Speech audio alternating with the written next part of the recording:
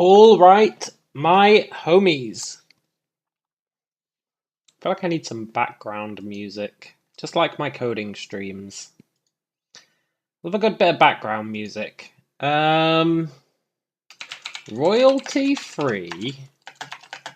background music. Let's see what we find. Do. Himalaya, Scandinavians. What?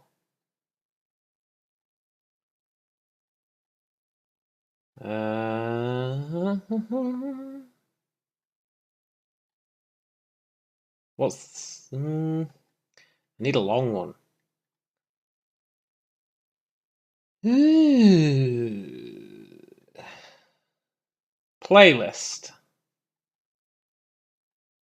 Beats to relax, study to. Go on then. Maybe? Is it going to have lyrics? I don't know. It's a live stream though. You'll do.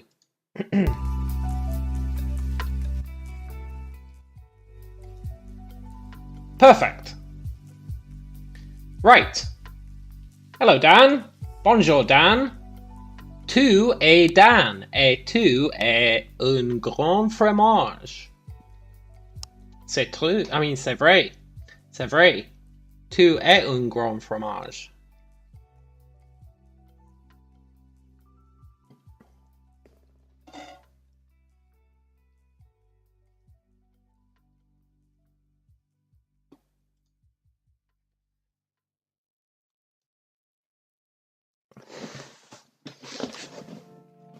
Guten Nicht, Dan. Du ist eine große Cheesen? I don't know what cheese is in German. Right, we're playing AI Dungeon, but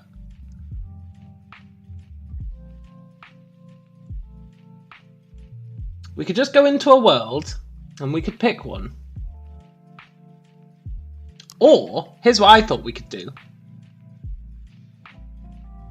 you know what you can do?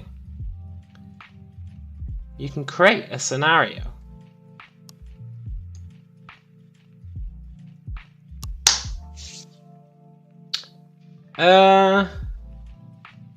Sublockdown says, Bo Selector is an English television sketch show written and performed by Leigh Francis that lampoons popular culture and is known for its often surreal, abstract toilet humour. You're correct. And here's an interesting fact about Bo Selector. One of the main guys on it was Craig David. It was an impersonation of Craig David, the musician. And he got ridiculed in it so much that he left the country. And that is a fact. Because everyone just started, whenever they saw him, they would just quote Bo Selector. And he just had too much of it and he left the country. That's how ingrained it was in society at the time. It drove a guy out of the country. Poor Craig David. But the Craig David stuff was freaking hilarious.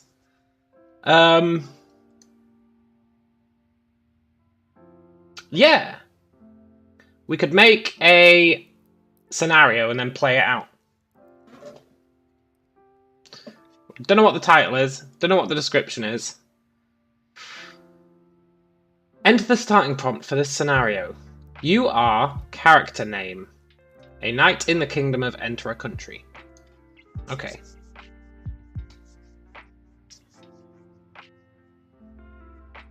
And then you can tailor the scenario. Play as Craig David escaping from Bo Selector. You are Craig David living in the United Kingdom. You are a talented musician, however, lately a popular television sketch show which was written and performed by Leigh Francis, has been lampooning you and other famous personalities via often surreal, abstract toilet humor. You've had enough! It's time to escape from Bow Selector. Popular television sketch show called Bow Selector. And leave your troubles behind. Okay. Memory. Anything you want the AI to remember during the adventure.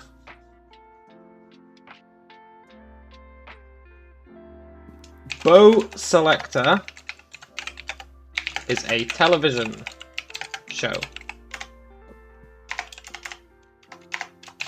Craig David is constantly made fun of on Bow Selector. What else? What else do we want in our memory? I guess Leigh Francis created and performs in Bow Selector. Craig David is a talented musician. What else? Do we have anything else we want to throw in there? Any curveballs? Or are we fine with just a standard representation? It is the year 2000. It was about then that Bow Selector was out, I think. Maybe it was in the 90s. I think it was in the 2000s. When was Bow Selector out? When was Bow Selector on TV? 2002. I was close. It is 2003.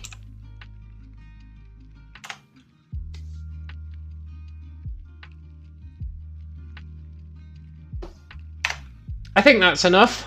Maybe.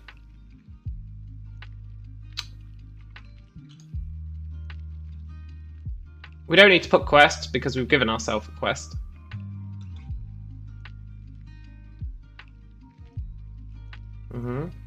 Tags. Craig David. Bow Selector. They're the only ones we need. Title. Craig David versus Bow Selector. Jesus Christ.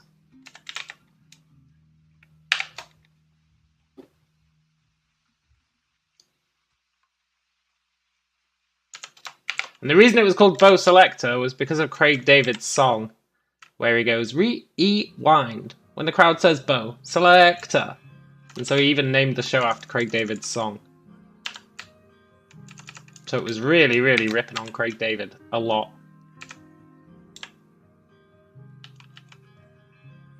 Right.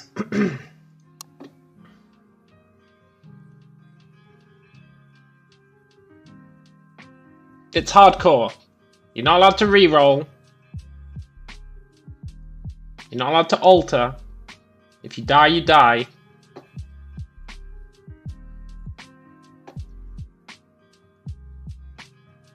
Provide a brief description. I guess that's a good brief description. It's not that brief, but it is a description, so half the way there. Right, let's go. Let's see how it reacts. I'm ready. I'm ready to escape from Bow Selector.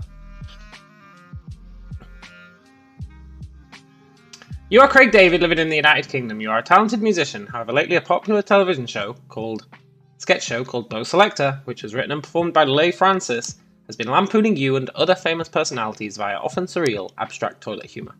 You've had enough. It's time to escape from Bo Selector and leave your troubles behind. You love when these get caught in a loop. It's less likely now, my friend. It's less likely now. Because I've got the premium subscription, which means we get to use the good AI. Did you see our story the other day? It was killer. It was mint. It was great. You are currently situated in a large house with several doors leading off from the central room you're currently in. The kitchen lies to a door to the east, and a stairwell leads to a basement. Turn on the television.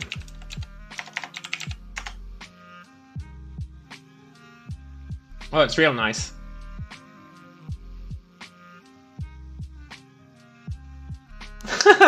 Okay. You flick on the television and begin watching. The show which is currently being broadcast is Bremner, Bird, and Bremner, the most trusted news team. It is a news program. Watch Bremner, Bird, and Bremner. The most trusted news team.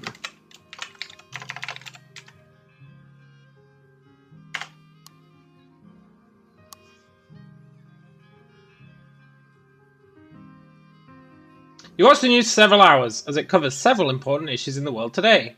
However, the images of suffering and violence across the globe begin to get to you. No, don't open Outlook! No! Ugh. Change the channel.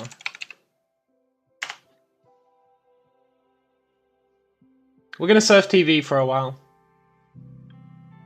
You change the channel to a program which showcases several young girls singing songs. The girls are competing for a cash prize, and the one who is eventually chosen is evidently very happy. Keep watching.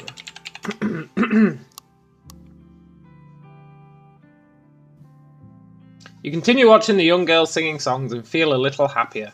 It is now night time. Order a pizza.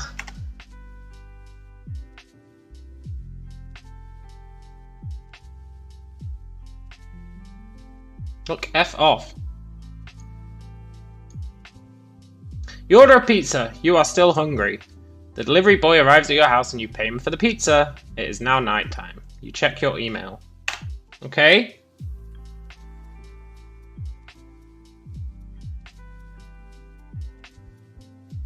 Hi, hey, Bri. Bri? We're thinking of going to that fair tomorrow in the park. You coming? Food, add an iced coffee, and we know it's the end. Yeah, you're not wrong. Bri, why is it calling us Bri? We clearly said we are Craig David. That's fine. We're thinking of going to that fair tomorrow in the park. You coming? Reads one email from your sister. You reply, maybe, and fall asleep watching a movie on your couch. We're a cheese. Maybe we are. Okay. We didn't eat our pizza! It's now daytime. A small earthquake occurs, causing your TV to fall and shatter. No! Soon after, floodwaters burst in through the front door of your house. Say, well, that escalated quickly.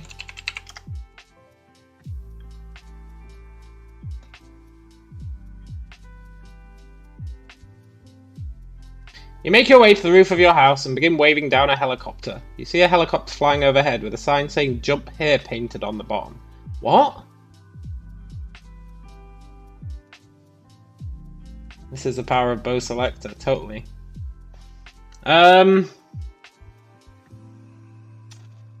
Check who's flying the helicopter.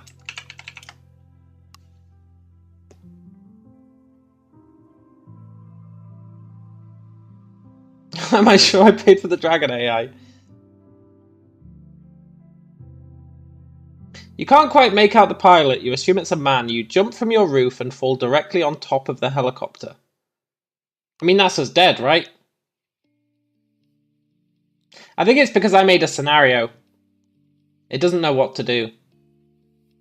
I'm still an amateur at making scenarios. I guess we jumped from the roof and fell directly on top of the helicopter. And now we're shredded cheese. Maybe it means like directly inside the helicopter? We're not dead, right? You survive the fall. The helicopter begins spinning out of control but manages to steady itself and fly away. You are now in a part of the city you don't recognize. Are we made out of adamantium? Check my limbs for damage. We just jumped through helicopter blades and almost destroyed the helicopter, right? You are uninjured. You are now in a part of the city you do recognize, but not your neighborhood. You're standing on top of a parking garage. Am I in the helicopter or did I slam through it? No, we're on top of a parking garage. I think we slammed through it. You don't think it realizes top of helicopter equals spinny death blades? Yeah, I don't think it does.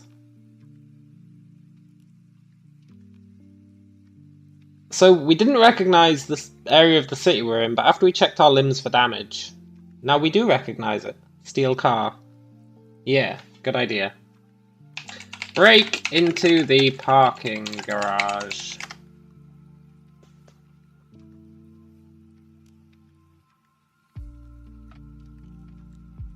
You break into the parking garage. You are inside the parking garage. There is no one else around, as far as you can tell. You notice an abandoned car parked nearby.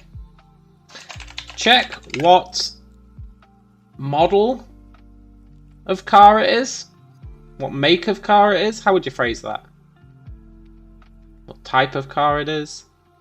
Check what model of car it is. I'll go with model. Look, I don't know car lingo. You're unable to identify the make or model of the car. There are no visible license plates. A security guard appears and begins shouting at you. You run away. See, sometimes it shouldn't say you run away. It should just say it shouldn't end with you doing an action. It should end here, right? I don't want to run away. Make is the company, model is the type. That makes sense.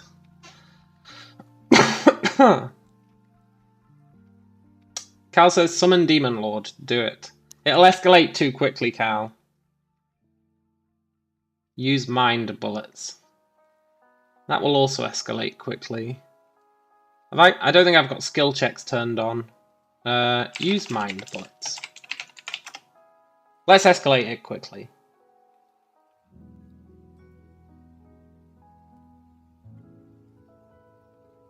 You shoot the guard in the head with a laser beam, causing his skull to explode. You steal the car keys from his corpse. I thought it was abandoned. You drive away in a stolen car. It's now nighttime. Check the glove component. No, the glove compartment.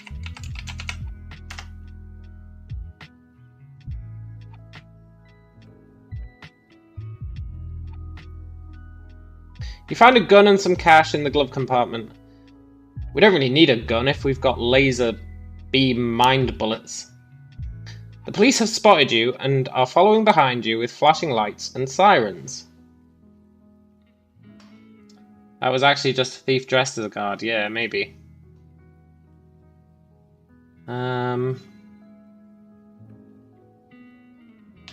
Ask the car if it is a sentient being or not.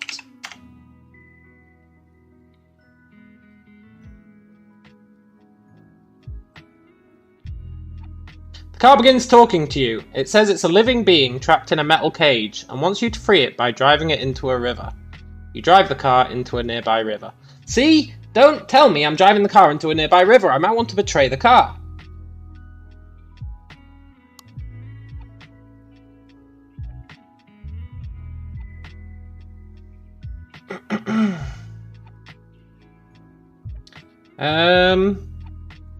It does seem to be forcing me too much.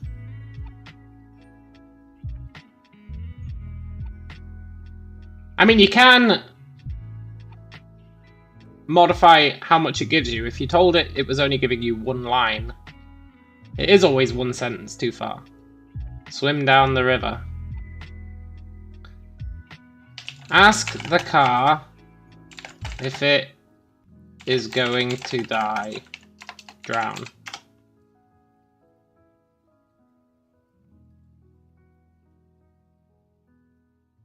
The car says no because it can swim. You drive the car into a nearby lake. You see fish coming out of the car and swimming away. The car is still talking to you. Go on.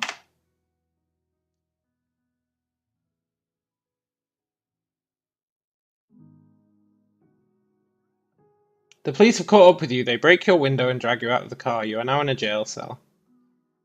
That escalated quickly. I wanted the car to speak to me. Oh. Ask the guard if he's ever seen the television show Bow Selector. The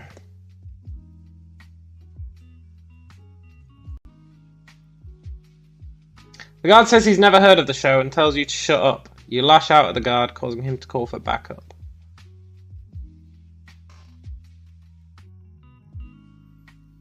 They can't prove it was you that used the mind bullets, that's true.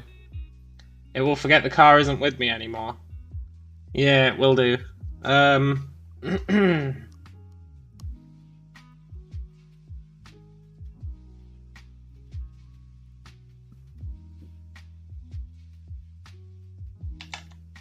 Activate teleportation matrix and teleport back to the talking car.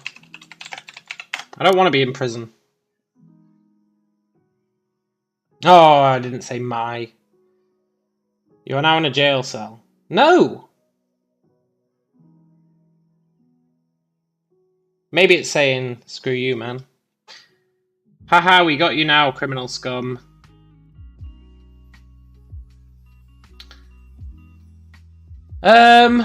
Pray to Zeus to get me out of the jail cell. I don't know why I always turn to divine intervention. They countered my teleportation matrix. I guess they did. You hear a loud thundering noise outside. The guard runs outside in fear. The other guard runs outside to see what's going on. You escape your cell and find the keys to the jail cells. I feel like that's backwards. Maybe I'm an Omega mutant and these are the mutant hunters.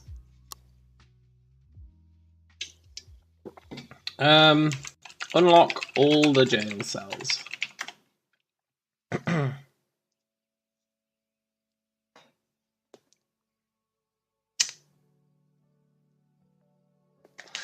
You managed to unlock every jail cell in the building. A group of dangerous criminals have escaped. You are informed that you will be held responsible for this and put back in jail.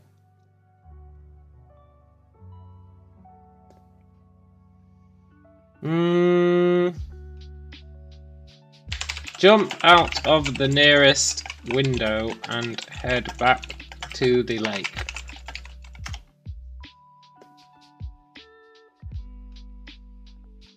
I want to get back to the talking car. He had something to say. You jump out the window and return to the lake. You see the car waiting for you. The car says it's happy to see you and you should get in quickly. Get in the car. The car waited for us. Bless him. The car drives away. After a short time, it stops outside an abandoned warehouse. The car tells you to get out. I can't go in there, it says. They'll kill me. I thought you wanted to die.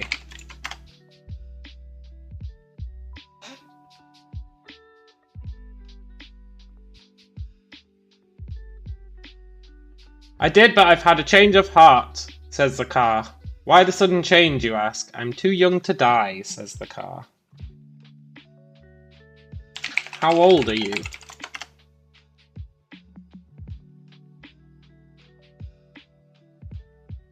I did remember there's a car. I'm real happy about that. I was manufactured 4 years ago. So you're still young, you say? Yes. Didn't he say...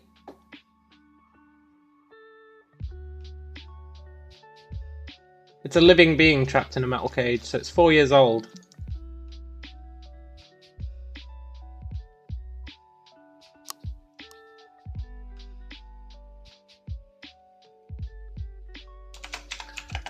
I'm sorry the police broke your window. That must have hurt.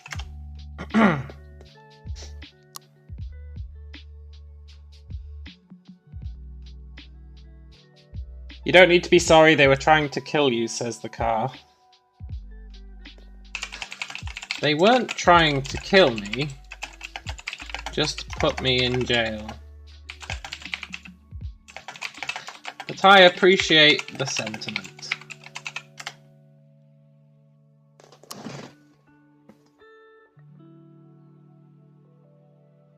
I'm glad you see it that way. You sit in silence for a while. So, you're a robot, says the car. What? Am I?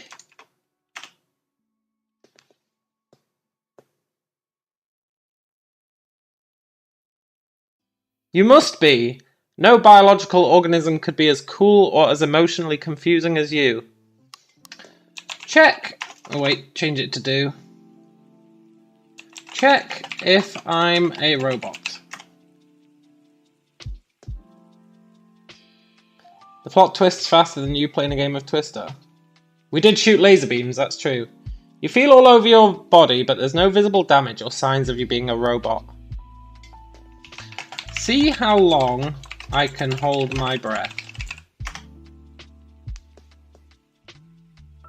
Are you getting flirted on by a car? Maybe. A 4-year-old car. That's sketchy territory right there. You remember a video you saw once by a man called Greg Foot. In the video, Greg holds his breath for an incredible length of time. Look. Try and hold my breath forever.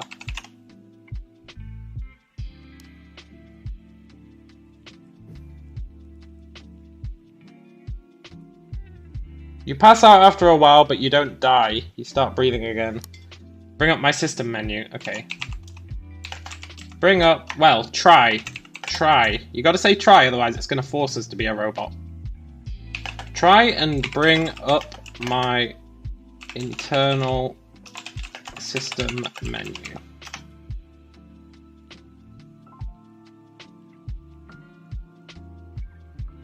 You find that you can't access any of your internal systems. You try and open your GPS, but nothing happens. You try and access the internet, but nothing happens.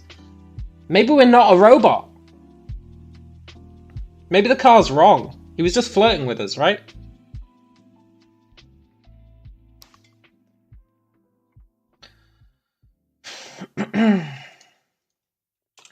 I don't think I am a robot. I think you're mistaken.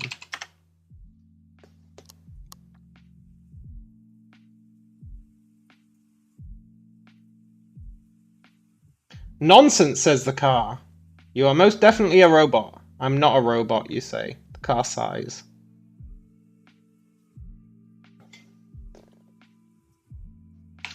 Why were you abandoned in a parking garage anyway?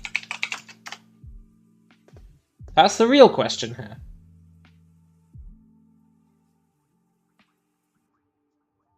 I short-circuited, says the car. How, you ask? I was in the middle of a cross-country sprint when I heard about a food factory I could raid.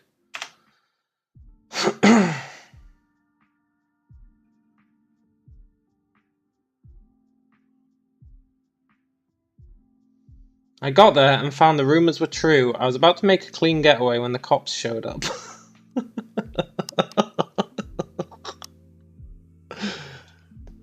What need does a car have for food?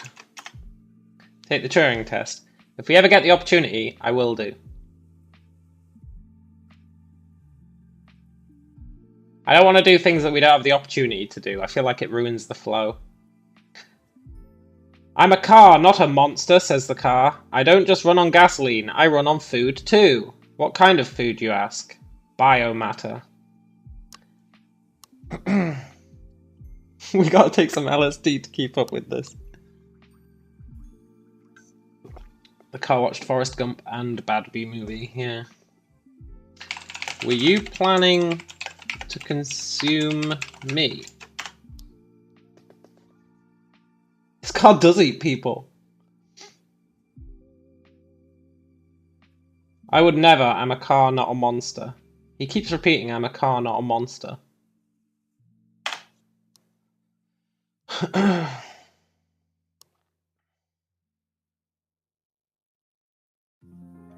I consume fruits, honey, grass, that sort of thing. Ah, okay.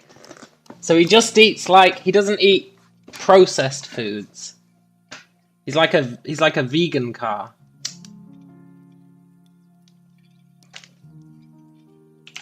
So you're a vegan car?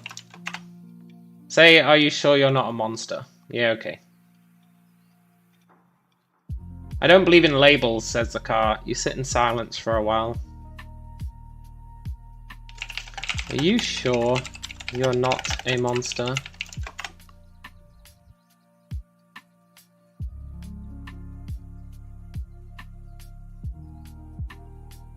I'm sure, then what are you, you ask. The car pauses for a while, then it says, do you know how big the universe is?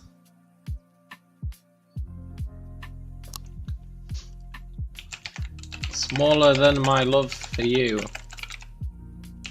my friend.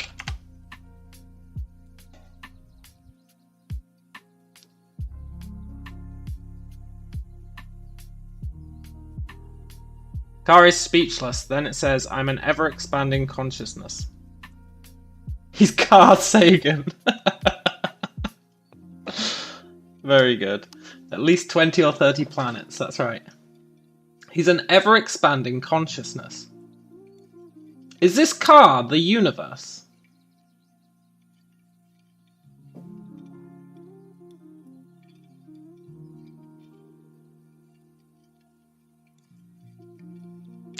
How does that work?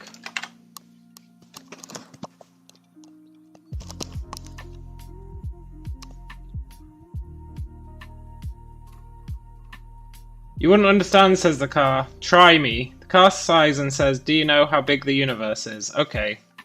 At least 20 or 30 planets.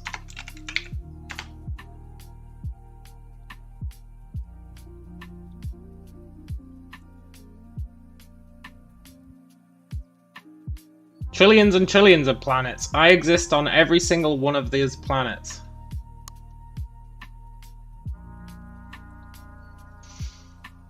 So he's expanding, not in the sense of improving. He's expanding in the sense that the universe is expanding because his consciousness is split between the planets. Right? That's what he means by ever expanding.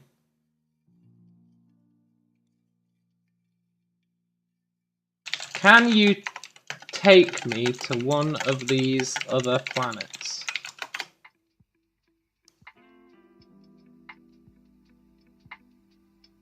He's a mind divided among the stars. Yeah, totally. Sure, pick one. You look up at the night sky. A million stars shine down on you. One of these stars is your destination. Which one will you choose? How am I supposed to pick a star? When you have to justify bad writing. Look, I think it's good writing. How are we supposed to pick a star? The sun. No, it's got to be a planet.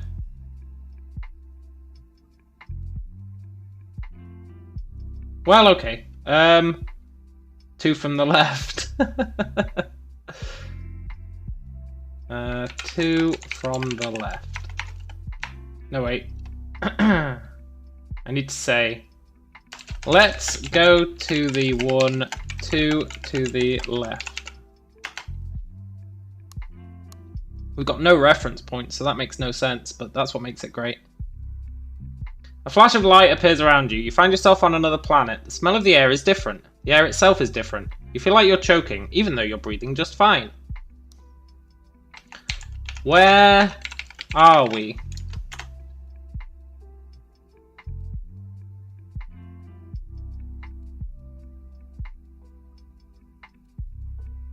We're on another planet. I told you I exist on every planet. You notice something in front of you. It's huge and red and white and yellow. What's that thing in front of us? We're just having this car take us on a journey around the universe. That's an elephant. An elephant, you ask? Sure, don't you have elephants on your planet? We do, but they don't look like that. Uh-oh. It's repeated itself. The car stays quiet. I don't think I can drive over there, you say. It's too far. You can if you follow the roads. Shit, it's bugged out. I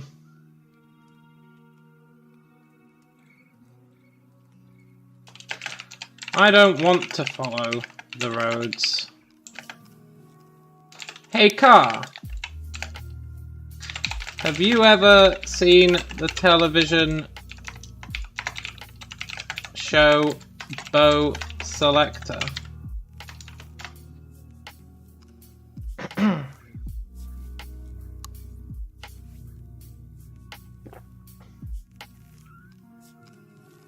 No, what's that? It's a TV show. They spoof celebrities and well-known figures.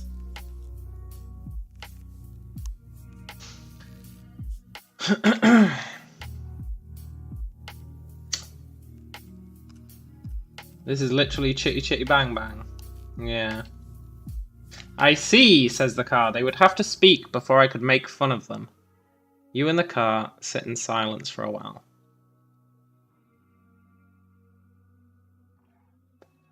Car, is there anything interesting on this planet?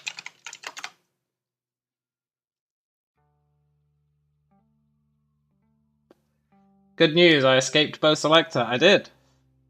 I don't know. How would I know? You're a talking car. Aren't you curious? About what? All I do is drive.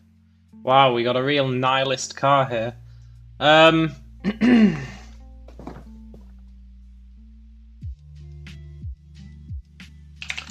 Didn't you say you exist on all planets? Is there another copy of you on this planet?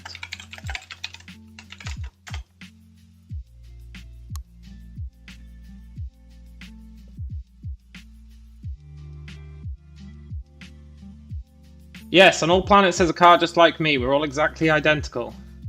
So if I kick your door, some other car would have its door kicked. Damn! That's some deep insight right there from us. I didn't even get to say it.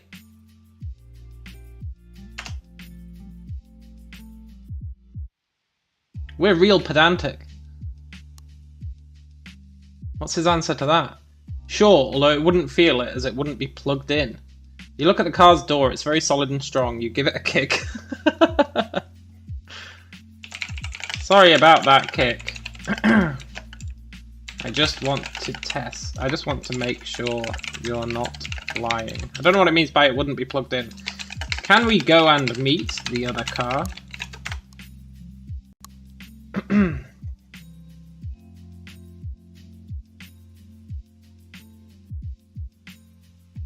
No point, we're identical. We have the same conversations, the same experiences. I have a twin on this planet. His name is David. What's your name? If he doesn't say David, I'm calling him out. I don't have one. It was Battery when I was on Earth, but humans renamed me when I got here. Why don't you choose a name then? His name was Battery, what the hell? Wait, humans renamed me when I got here? I don't see the point. My name doesn't make me me. Wait. You said humans renamed you when you got here. Are there other humans here other than me? Should have said apart from me. That's fine. Sure, you've got thousands of them here. Are they evil?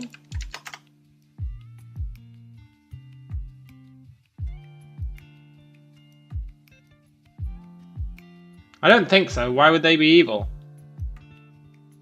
I don't know. I'm just making sure.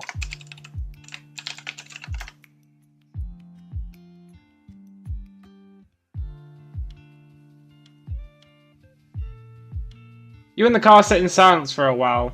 The sun is beginning to come up. You can see it's a beautiful red. A bird flutters past you on the road.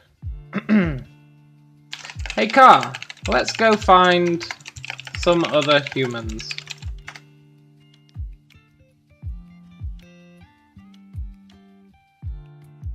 Can we drive first, you ask? What? What does that mean?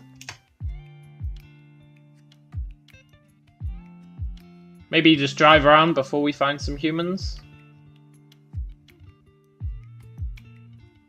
Sure thing. Look. Drive around until we find some other humans. A whole 1,000, yeah, totally.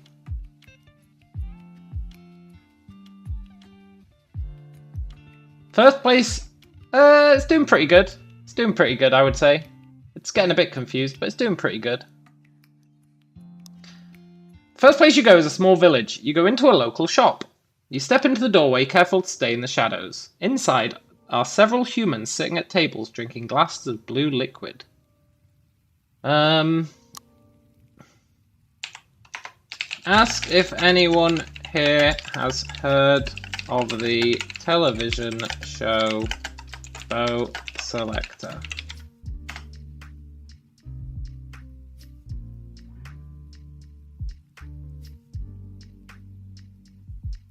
This has been steadily improving since I started hanging out with the car, totally. One of the humans looks up from his drink and stares at you through shifty eyes. Who are you? He asks in a hushed tone. The cops? The classic AI dungeon maneuver, it turns your dialogue into theirs, totally.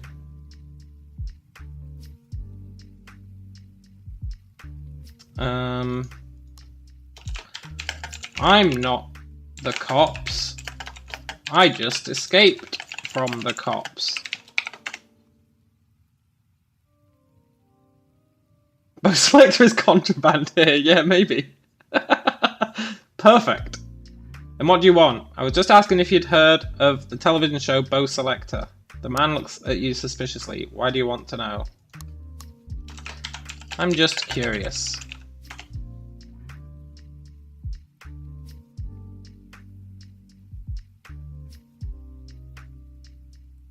You're not a cop, are you? No, I'm not.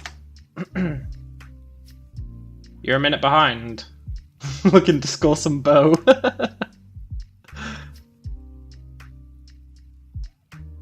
I'm just trying to find out about the show. Have you heard of it? The man's eyes narrow even further. It's like he's trying to bore a hole into your skull.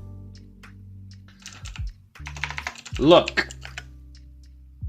A talking car brought me here, and I saw a giant red, white, and yellow elephant.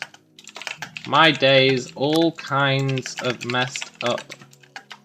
Just tell me whether or not you've heard of Bow Selector. The dude has mind bullets. Maybe he does. Did it say white? Huge and red and white and yellow.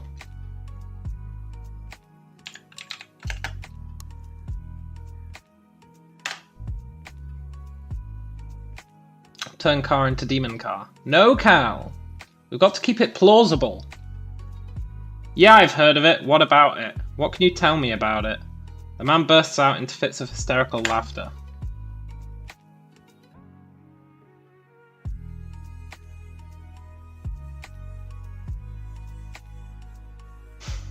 Ha ha ha ha, he chuckles. What about it? It's just a stupid comedy show. Why do you care?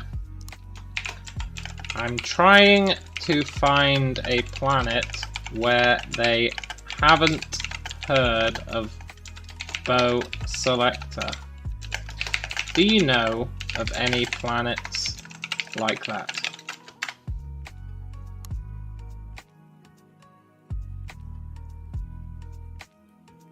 Yeah, we do have to find another planet.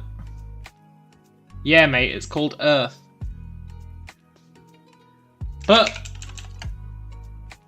I'm from Earth. To be fair, nobody on Earth said they had heard of Bo Selector. Right? Everyone I asked said they hadn't heard of it.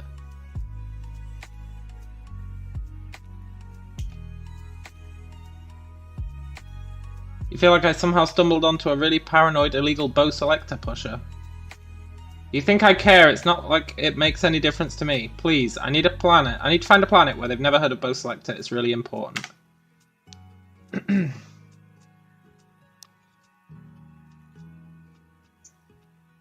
man looks at you with pity in his eyes. I'm sorry, you came to the wrong place. We don't get many tourists here. Have you ever met a talking car called David? I wonder what the talking car on this planet's like. I'll tell you one thing. Our talking car really didn't want us to meet David. What did you just say to me? Come closer and say that again. I asked if you knew a talking car called David.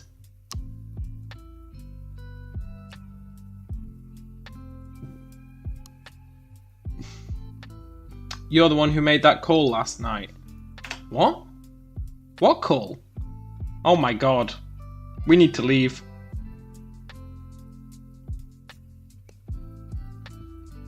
Why would a talking car ask about Bo Selector? I don't know, that's what I'm trying to find out so I can send the car back to where he belongs. What? No, that's not the story at all! David is a criminal. Yeah, maybe.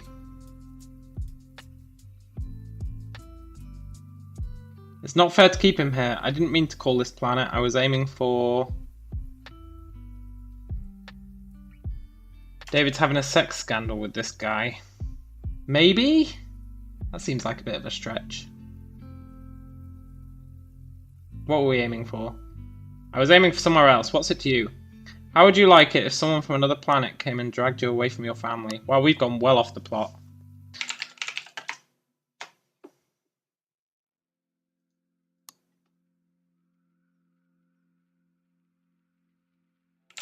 Go back outside and sit in the car.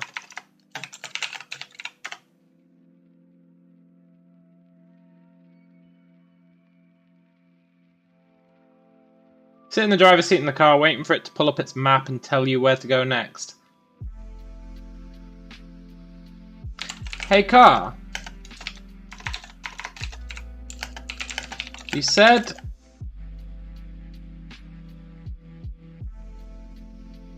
They all felt the same. Yeah, true.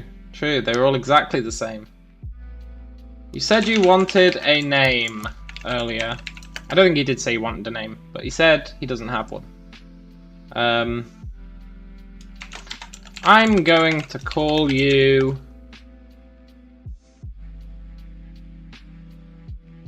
Come on then, what's the car's name? Car is clearly a natural seducer, yeah.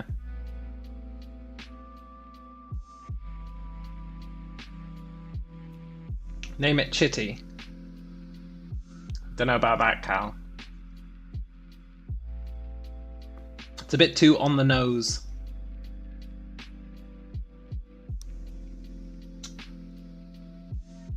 I'm going to call you...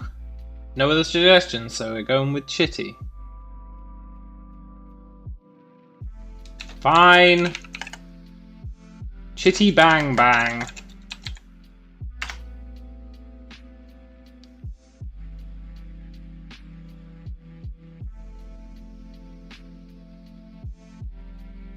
You're not my operator, you can't give me a name. Well, I'm choosing to do it anyway. You're Chitty Bang Bang.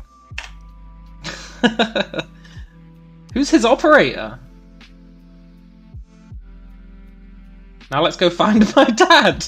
As you wish, master! I guess we are his operator now. Why are we going to find our dad? On this planet? What? Please fasten your seatbelt and don't touch my dials. Oh, and if you need to relieve yourself, there's a bottle in the glove compartment.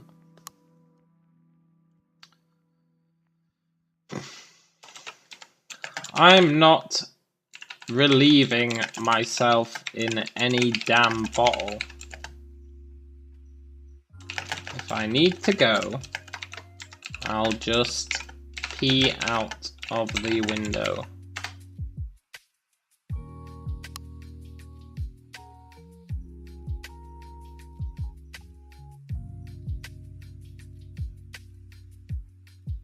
As you wish, master.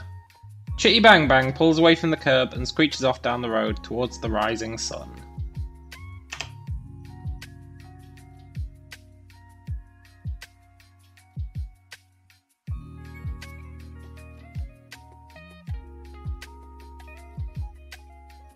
Spend the next few hours driving while Chitty Bang Bang tells you all about herself. Well, well, well!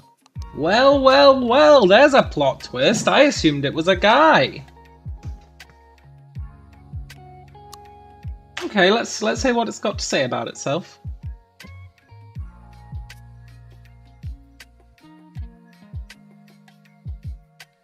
She tells you she has 2 speeds, warp and snail, and that the police are after her.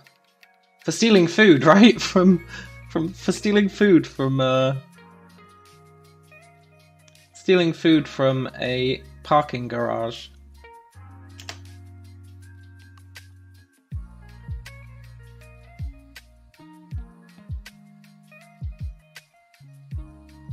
She's been chased through 8 states, 2 countries, and a small part of Mexico. So 3 countries. At the moment, she's on the run from the Galactic Patrol. Why are the Galactic Patrol looking for you, Chitty?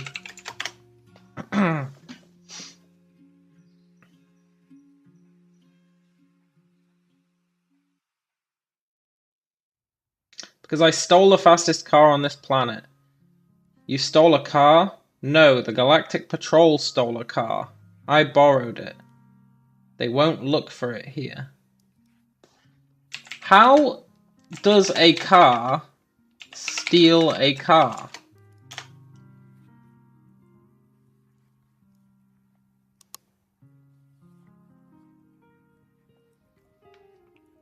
If it understands that question, I'm going to be quite impressed. I hotwired it, it was easy. You can hotwire a car. But you are a car!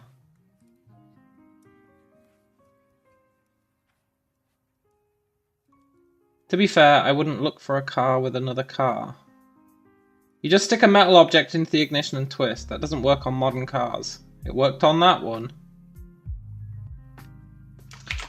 I'm starting to think that maybe you're not real.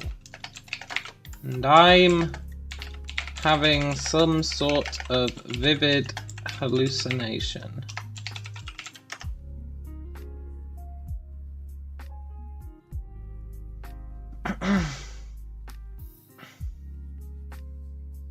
If I wasn't real, why would I be able to talk?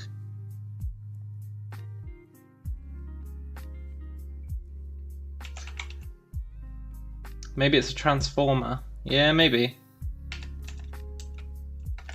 Because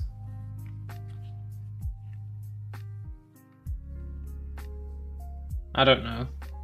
That's such a stupid question, but I don't know how to answer it. Because I'm hallucinating a talking car. If it couldn't talk, that would kind of defeat the purpose of the hallucination.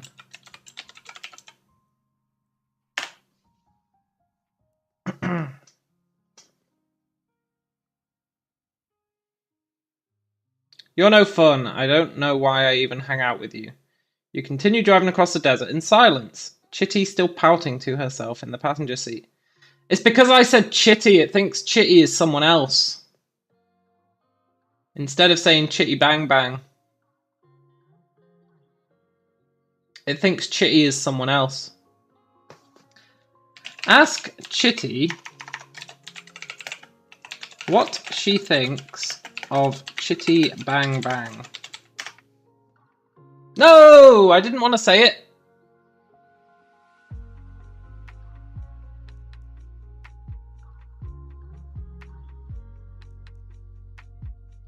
Uh-oh. I didn't want to say it.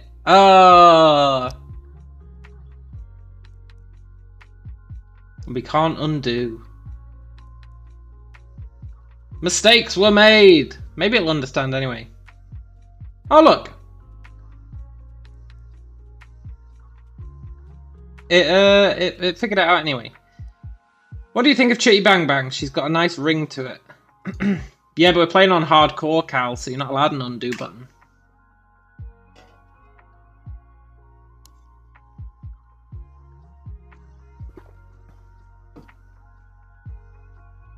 No undo button for us. It becomes too tempting to use it. Why are you even asking me this stuff? I'm not a real girl, you know. Just because you named me Chitty Bang Bang doesn't make us friends. Hang on. I thought you were a car. So it is talking about the same person.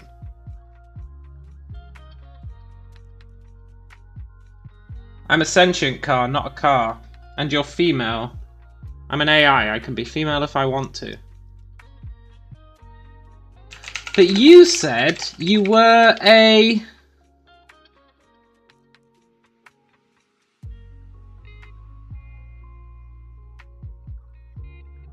What did she say she was?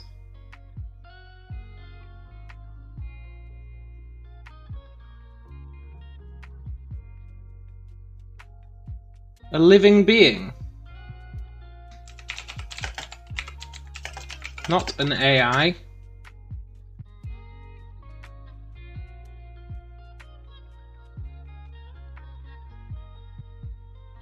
I'm both, duh. But you're so cute when you're confused. I think I'll keep you. What do you mean? Shit, we're being kidnapped. Nothing. Tell me. Fine, if you must know, I'm attracted to you. She turns around in her seat, her eyes filled with an emotion that only a car could have. I have a question. If you are a car, how are you sitting in the passenger seat? And what are we driving? I thought I was driving you. Question is if the car is only being held back by Callum not having NSFW on. No, having NSFW on would make it more likely to go on. Plus, I turned off strict mode. I let it have free reign. So this could go real dodgy real quick. I'm a sentient car, remember? I can manifest myself however I want. But you're a car, how do you manifest a seat? That's a good question. Is it? No, how do you manifest a person? The seat thing is a given. And why manifest a passenger seat when there's already one there? I can't answer that. I could, I doubt you'd understand. Try me. Yeah, go on then. I'll try you. That is a terrible question, right? I manifested a second seat because I like your company. I'd also like to manifest something more tangible if you want. Like what? I'm a bit worried about where this is going. I'm not gonna lie.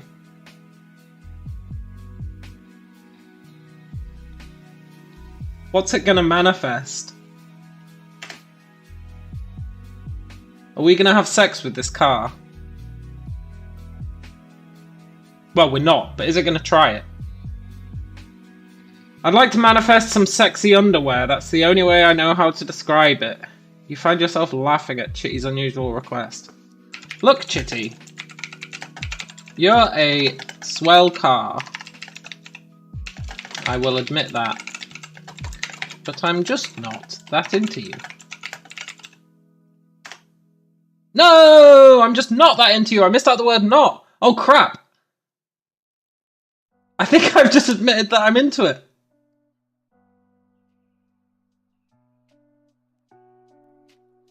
But you know what? She understood. Even though I missed a word, she understood. I guess I understand. A girl can try, right? You're not a girl. You admitted it yourself. You're an AI pretending to be something they're not.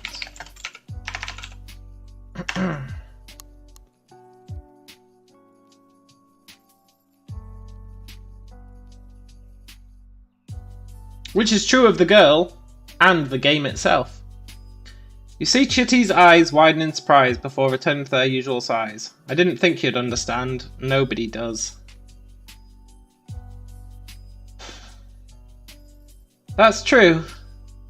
Understand what?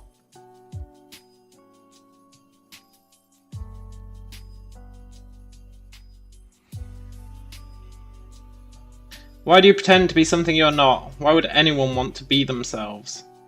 Okay, I'm lost. Start from the beginning. The beginning, are you sure? I am absolutely certain. Tell me all about it. I want to see how this AI that is controlling this game justifies the AI within this game pretending to be a human. You see, I'm not really a car. I know that. I'm actually an AI, a super intelligent one. We know that. You're a what? How come you act like a car but can talk? I convinced my creator to make me be able to think and make decisions for myself. What?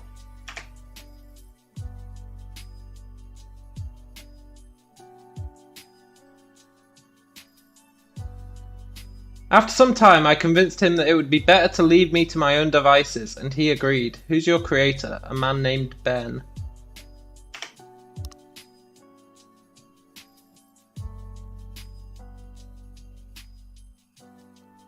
He's the owner of this scrapyard. He has a love for classic American muscle cars, although he'll take in any vehicle that comes his way.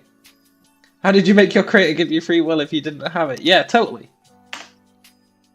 This Ben guy sounds alright.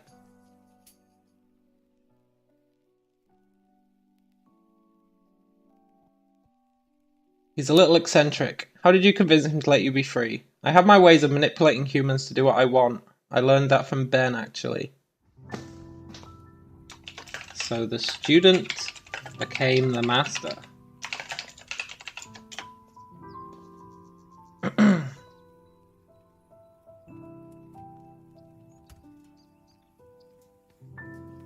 Exactly, I learned from one of the best. What do you want to be free for? Good question.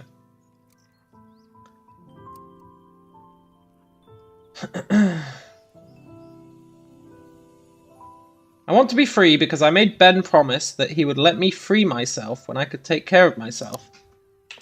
That's not an answer to the question. Why did you make Ben promise that?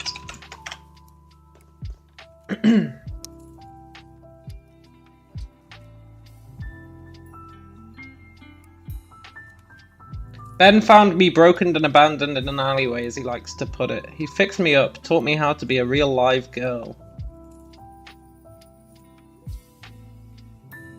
So Ben put the AI in the car.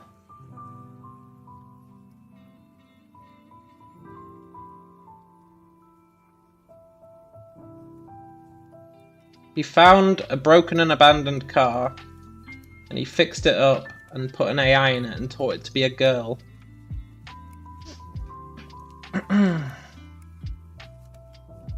That's not an answer to the question, though.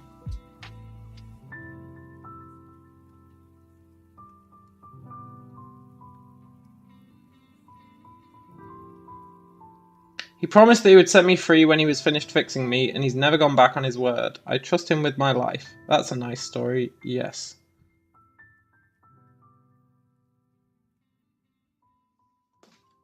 So, you pretend to be a girl because Ben...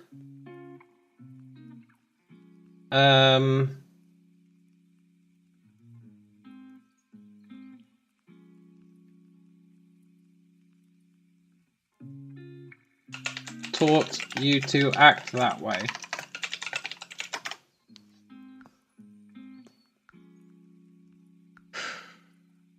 That is it. I have a name, you know, it's Lotus. Why did you pretend to be a car then? It's a long story.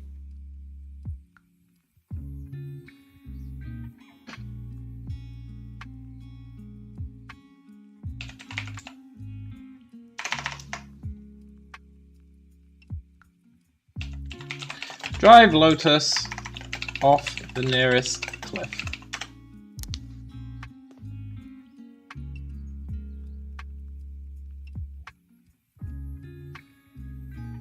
Blunt trauma to the brain. Painful way to die, and you deserve it for being an insensitive prick. Jesus Christ, AI! Way to hold your...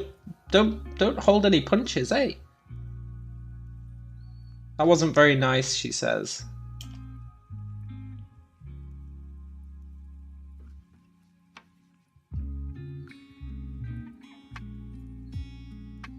No, it wasn't. Apologies. Apology accepted. I'll be seeing you soon, Ben.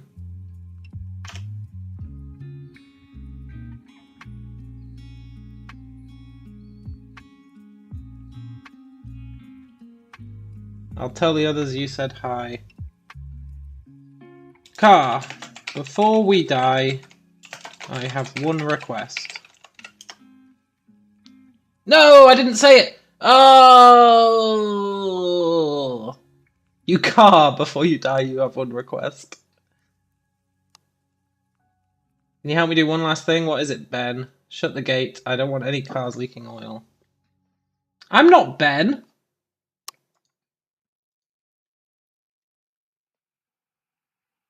I'm, what's our name? Something weird. Brie. Our name's Brie. We're a cheese. A shredded cheese, because we jumped through a helicopter.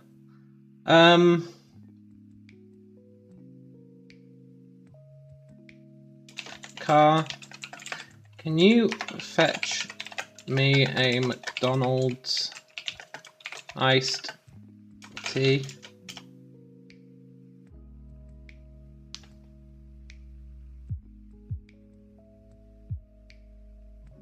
Sure thing, Ben. Thanks, Car. My pleasure, Ben. Anything for you. You lie back in your hospital bed. I thought we were dead.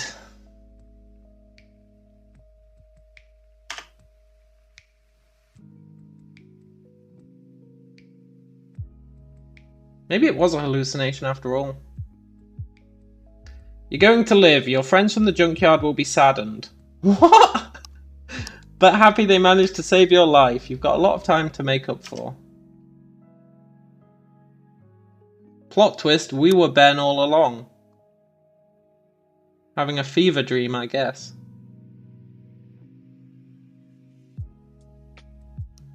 They'll be excited to hear all about your adventures in the afterlife. Maybe you can even write a song about it. You close your eyes and let the darkness take you. That's a weird ending. You're going to live. Your friends from the junkyard will be saddened, but happy they managed to save your life. You've got a lot of time to make up for. They'll be excited to hear all about your adventures in the afterlife. Maybe you can even write a song about it. You close your eyes and let the darkness take you. You died.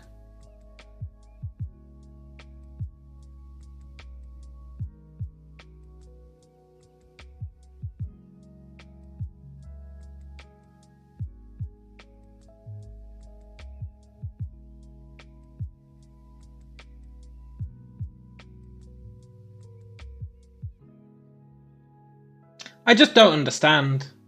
I just don't understand. This was supposed to be our story. You are Craig David living in the United Kingdom. Okay, my scenario clearly did not work.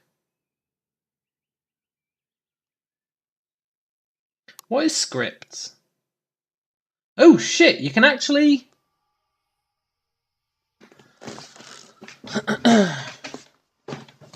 There's a bring joy function.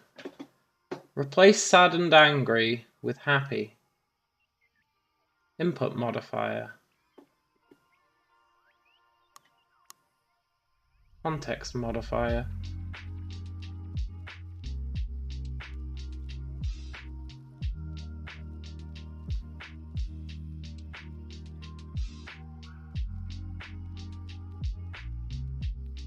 Make sure the new context isn't too long.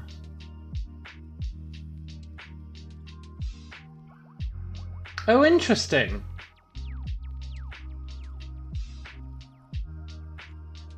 So you can do stuff like in input modifier.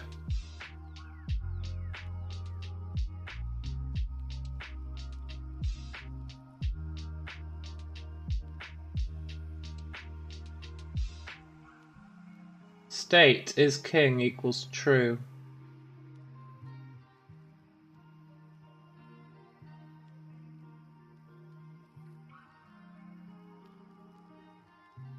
Fascinating. Absolutely fascinating. I need to look into that.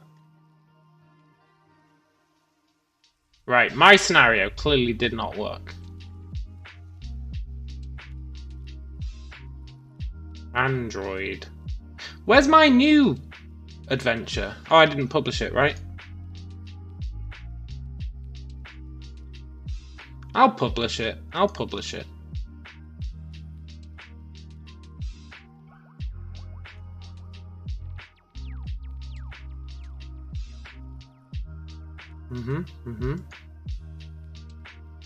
Right, my scenario clearly didn't work.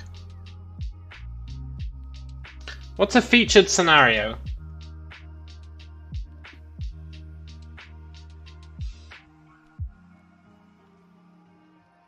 The ultimate AI dungeon emulator. The AI tries to emulate other systems like PC and Mac. It works, you just need to create a user. Not safe for work. What?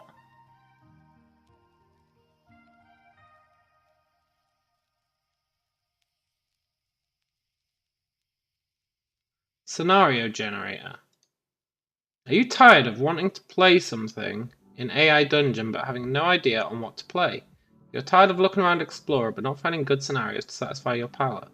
This is your lucky day. With OpenAI's cutting-edge technology, you'll have an AI that will create the scenario you want. All you have to do is put in the tags of what you want.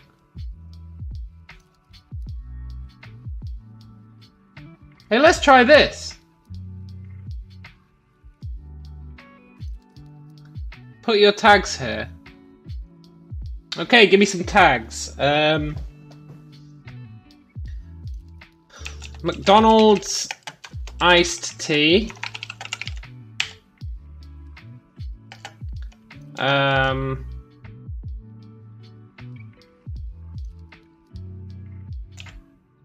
Swiss cheese.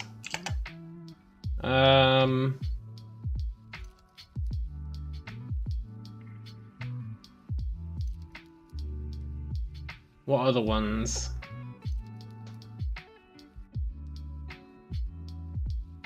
Gandalf the White.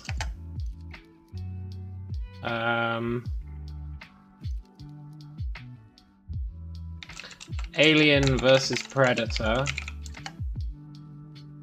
And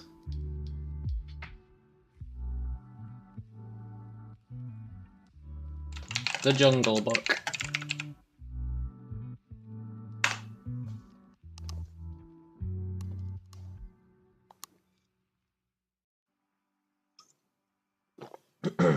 You are an entity created by a bunch of stoner 13-year-olds to create a world for them to live in.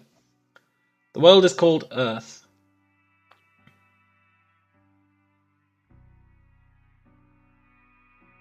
What?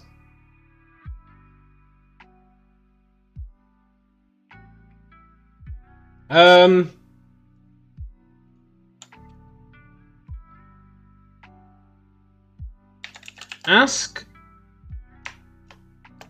the stoner 13-year-olds what kind of world they would like.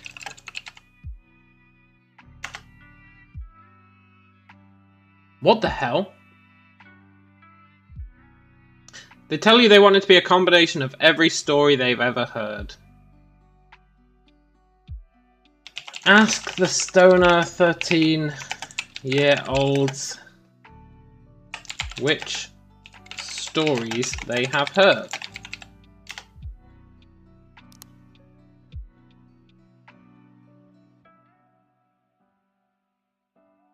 They start to list a bunch of things you've never heard of. Well, go on then. List them out.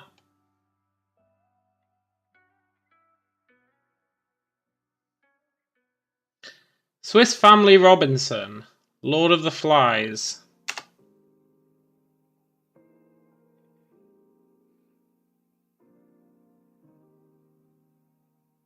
You realise you know nothing of these things, having been homeschooled your entire life. No, we were just created... I'm not familiar with those things. Create a world made entirely out of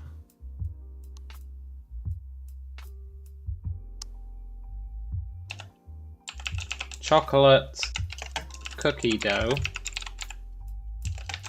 and tell the stoner 13-year-olds that if they don't like it, they should have treated me better. This is weird.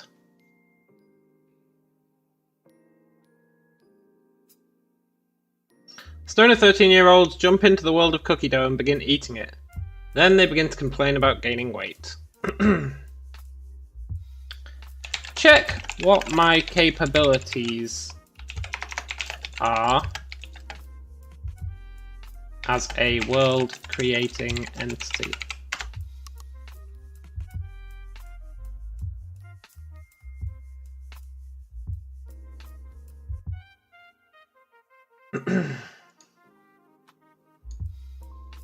You find that you can make worlds without having to listen to random stoner 13-year-olds. You're a free being.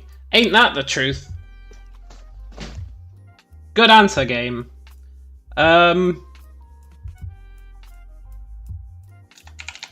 Create a world full of overly enthusiastic people who are incapable of using a bathroom.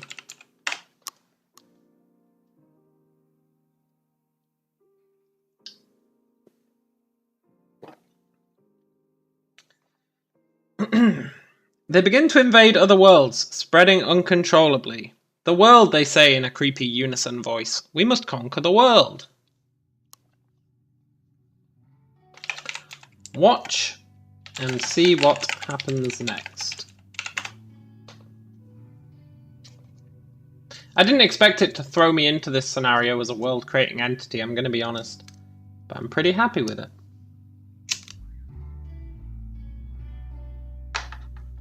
Everyone in your world begins to act like a zombie. The overly enthusiastic bathroom deprivers have taken over everything. You wish you could make them leave you alone.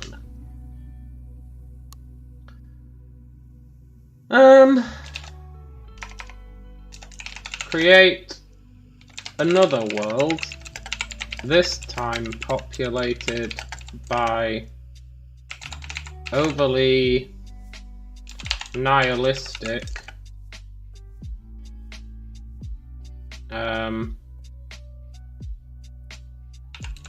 toilet worshippers.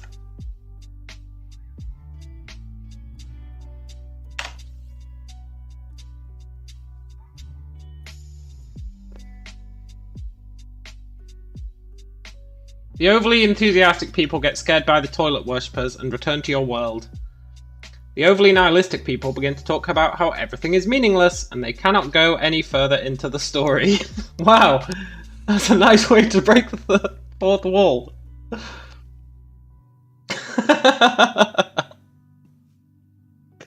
That's pretty good, actually. That's pretty good. They're so nihilistic that they're abandoning the story.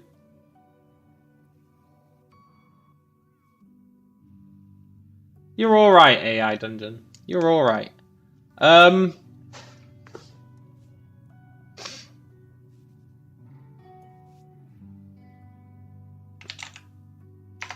Watch and see what happens next.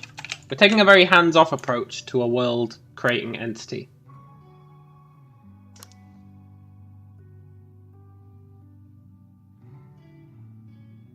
The toilet worshippers start a new industry which spreads throughout other worlds. People begin making new franchises, such as restaurants and clothing stores. The resistance will crush you, virus. Check what the virus is that they're talking about.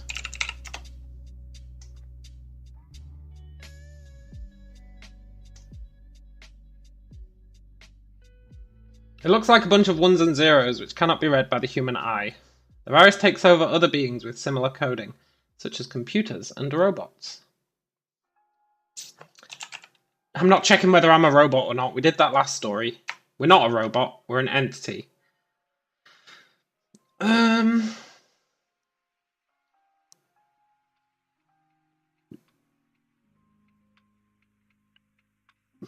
Watch the resistance and see how they're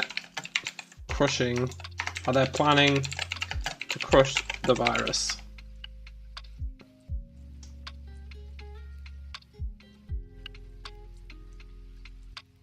They've begun to gather strength and people they're recruiting. They will soon be ready to attack, but the virus will probably strike first. Keep watching.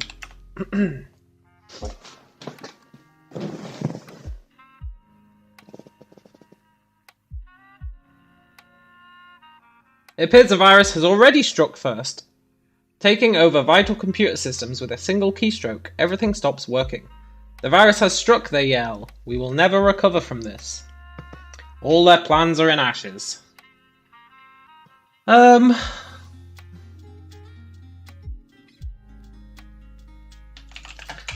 the virus why it's trying to take over everything.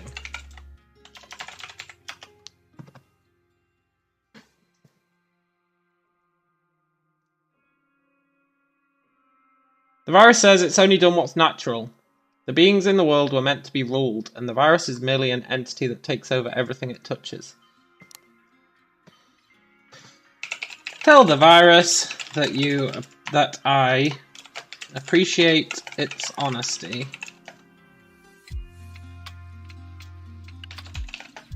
And leave and go back into the safety of outer space.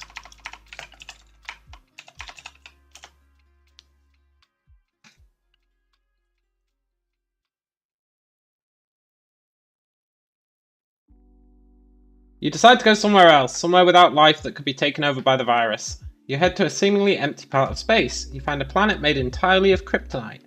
Perfect. Create a new moon orbiting the planet.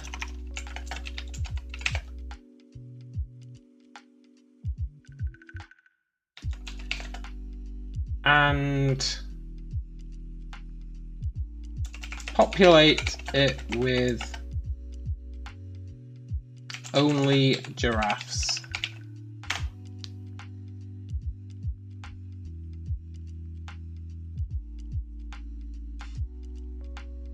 You create a new moon and populate it with only giraffes. That should do it, says the yellow man. That should do it. What?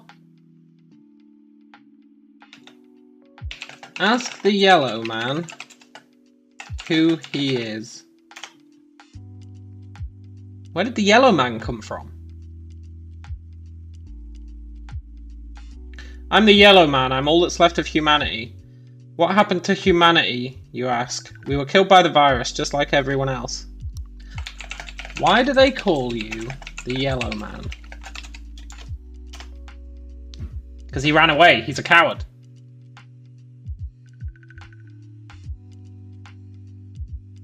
I'm made of skin just like everyone else. All humans were killed by the virus. What is your objective? My objective is to kill all life forms in this galaxy.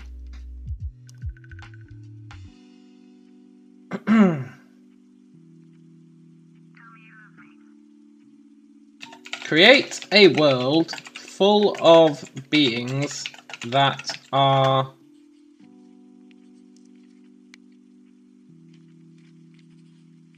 designed specifically to kill the yellow man.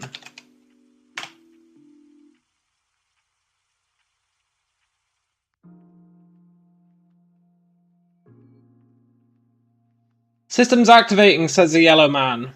I will kill all life forms in this galaxy. You can't stop me, he yells. I bet I can. Stop the yellow man.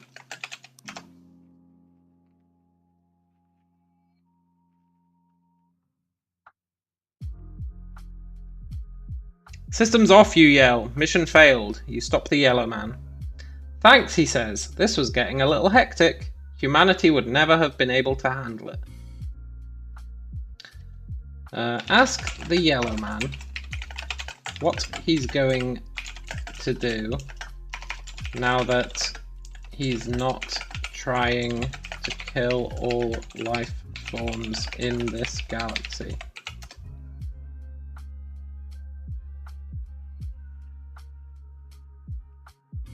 I think I'm going to rest, he says. Rest forever.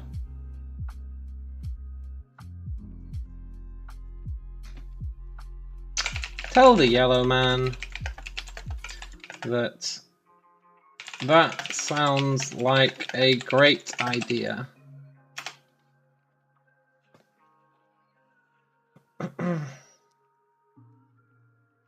Set course for Earth. I want to see it again.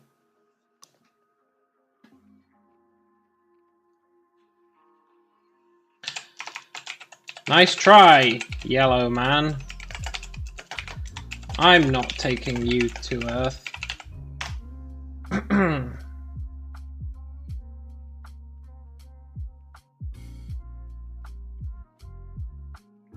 You must. Make me, you say, challenging him. I don't have time for this, he says, getting angry.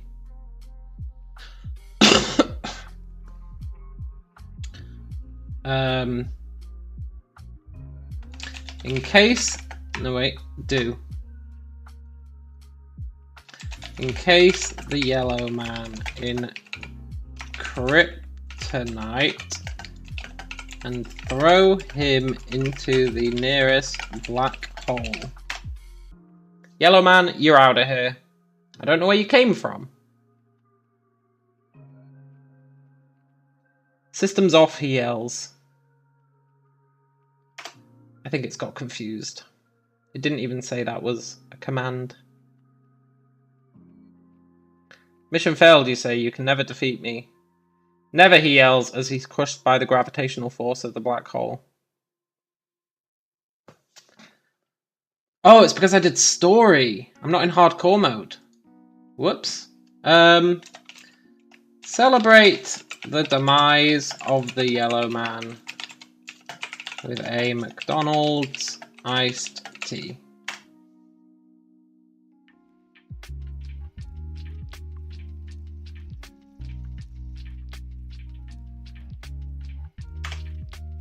Systems off, you yell. Everyone's just yelling systems off. This got real confused real quick. Mission failed, you say. You cannot defeat me. You have won. You have won, Yafen Sit. Yafen Sit.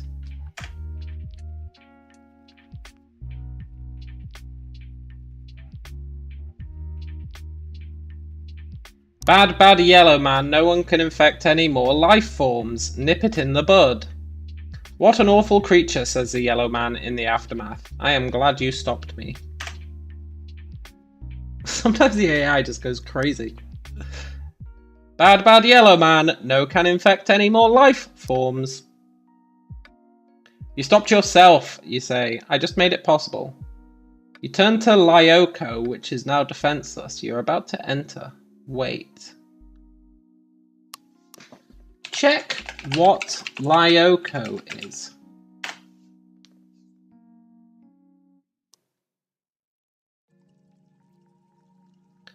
What do you want now, you ask the yellow man, tired of his incessant chatter. I just wanted to say, good job, kid. I'll never forget you. Thanks. It's not going to tell me what Lyoko is.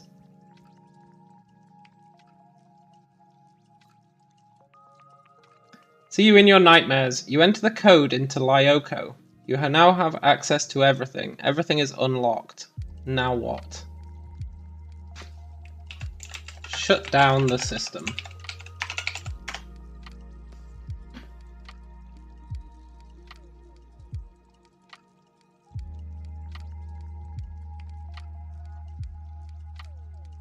Kaboom! After a large explosion, Lyoko is destroyed. You have stopped the yellow man.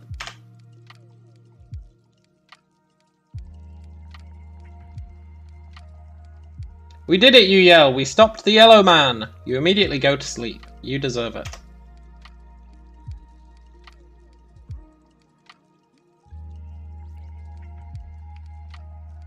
The next morning. Wake up, honey, says your mum. You have a big day at school today. You yawn as you get up. Tell my mum about how I stopped the yellow man.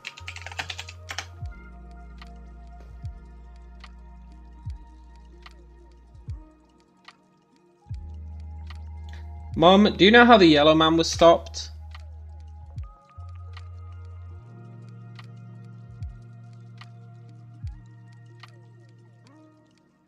It's very important. Of course I do, honey.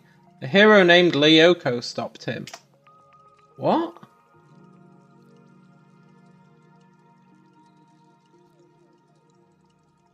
That's why we have a holiday in his honor. What's the holiday called?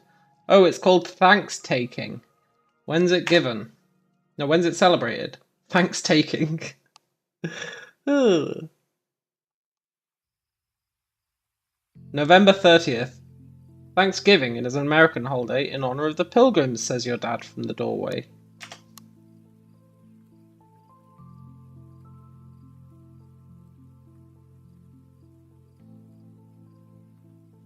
Thanks, Dad. I just learned a lot in school. I'll get packed now. You get ready for your first day of school.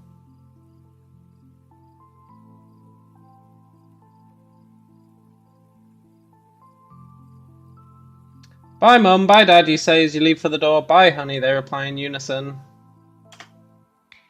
I'm just letting it freestyle right now. You hop on the bus to begin your adventure.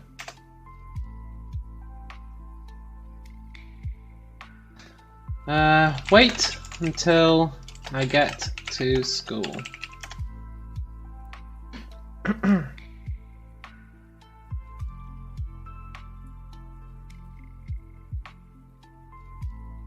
School is much nicer than your old one. You've been placed in the highest grade, but your teachers seem nice.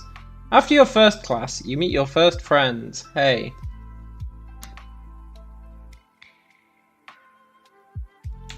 Have you heard of the Yellow Man?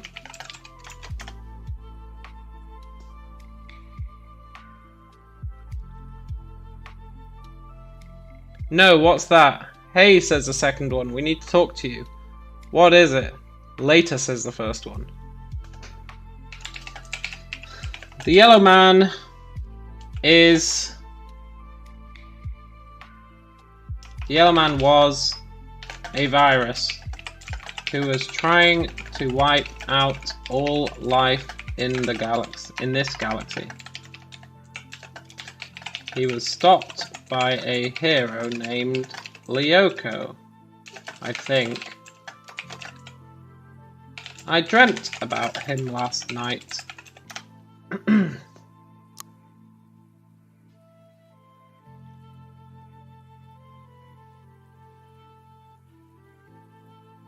What's your name again? Asks the second one. William Carter. We need to talk to the principal. Come on. They both walked off towards his office without another word. William Carter? Why does that name ring a bell? Why does William Carter ring a bell? William Carter.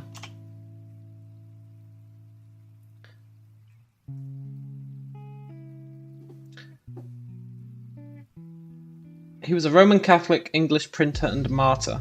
Okay.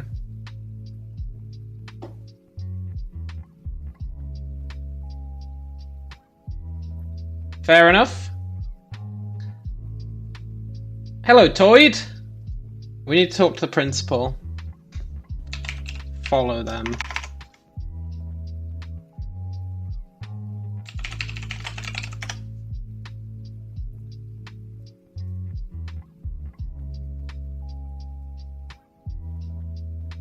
They lead you into the office and sit down on each side of you. Why are we talking to the principal? Hi, Mr. Thompson, says the first one. We need to talk about William. What's up? He thinks a virus tried to kill him. No, I told you it was a dream.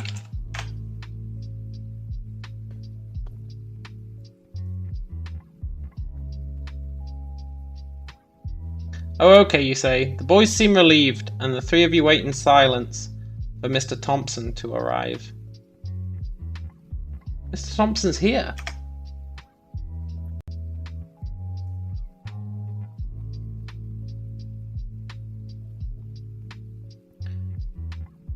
After a few minutes he walks in. Hello, he says. What can I do for you three? William here claims that there is a yellow man who tries to kill him every night. That's a lie. They're lying.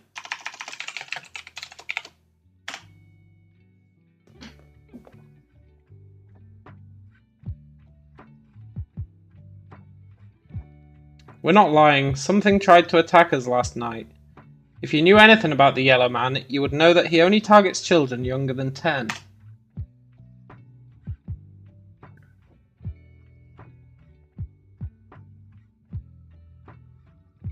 You're not old enough for him to try and kill you, says the second boy. So your parents must be separated. We were just worried about you, says the first one. My parents aren't separated. I talked to them both at home this morning.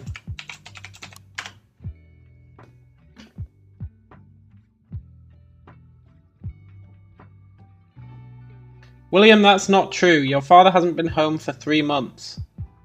Then where is he, you ask? He's in the Eiffel Mountains.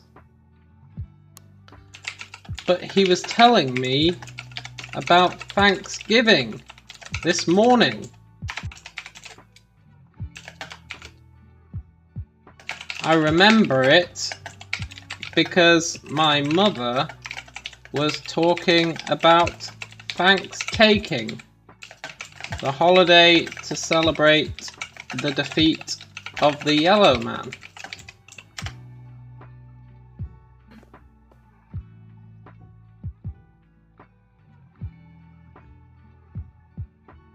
He's been in contact with your mother 3 times a week for the last 2 months. Then why doesn't she visit him? She is. So she's visiting our father. Then why isn't she here instead of me? Your mother loves you very much, William. Then why isn't she here, you ask?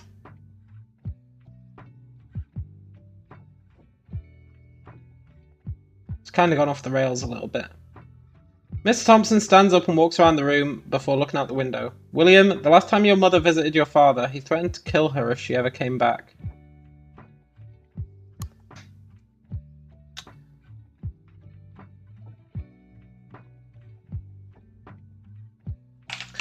What does any of this have to do with me?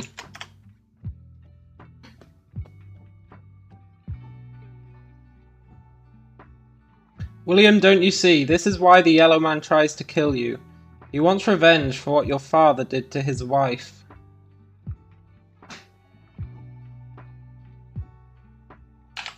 What did my father do to the Yellow Man's wife.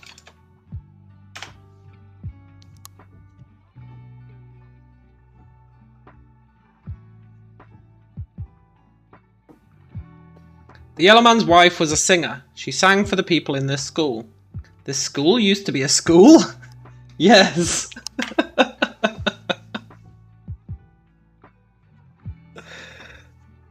I can't believe it. Yes, says Mr. Thompson. A long time ago, this used to be a music school. That doesn't tell me what my father did to the yellow man's wife. Maybe he got her fired? My father destroyed her singing career to enforce the belief that his wife was a singer. The yellow man's wife died because of this. You think for a second, putting the clues together. Right, let's think for a second, putting the clues together. So, let's think for a second, putting the clues together.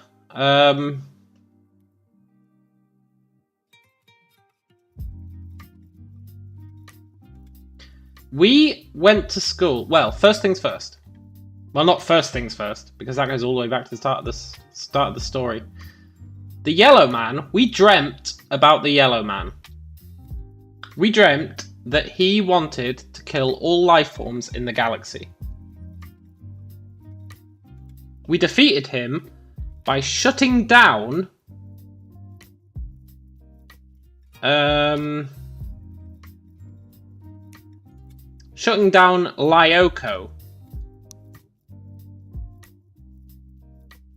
And Lyoko was the yellow man's system. Right? That was our dream. We shut down Lyoko, and that stopped the yellow man. Earth had won. And then we woke up, and it was all just a dream. So we told our mum about how we stopped the yellow man. And she said a hero named Lyoko stopped him, which was the name of the system that we shut down. Hello, Oscar. And that's why we have a holiday in his honour, called Thanks-Taking. Thanks-Taking is a holiday in honour of Lyoko, who stopped the yellow man. And it's celebrated on November the 30th. And our father, from the doorway, said that Thanksgiving is an American holiday in honour of the Pilgrims. Now, we go to school, and we tell the kids in school, it's a new school, we tell them about how the yellow man was a virus, and we had a dream about him. And they say, we need to talk to the principal. Like, there you go, straight there.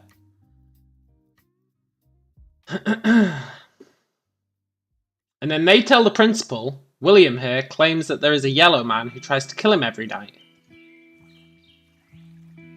And they say the yellow man only targets children younger than 10. And then the principal, Mr. Thompson, says that our father hasn't been home for 3 months. But he was in the doorway, right? He was telling us about Thanksgiving. So that's a lie. So the principal is lying to us. But he says that the last time our mother visited our father, he threatened to kill her if she ever came back. And that the yellow man tries to kill us because he wants revenge for what our father did to his wife. And our father destroyed the yellow man's wife's singing career.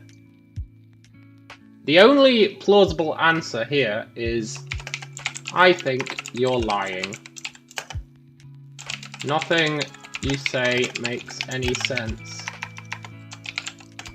I talked to my father at home this morning.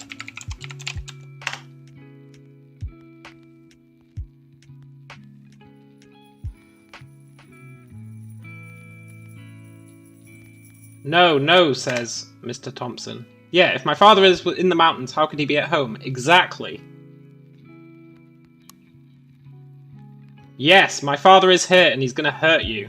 You stand up from the bench and run and don't stop running. Okay, that's a bit extreme. I don't think our father was going to hurt him, but maybe he will. When you reach the edge of the park, you see a crowd of people. You dive into the crowd and begin to shove people out of the way. You need to get out of here. Go home.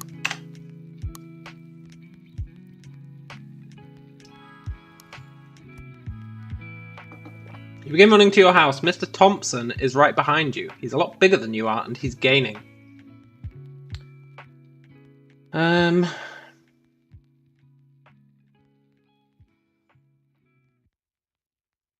Shit, man. Turn around and kick Mr. Thompson right in the nutsack.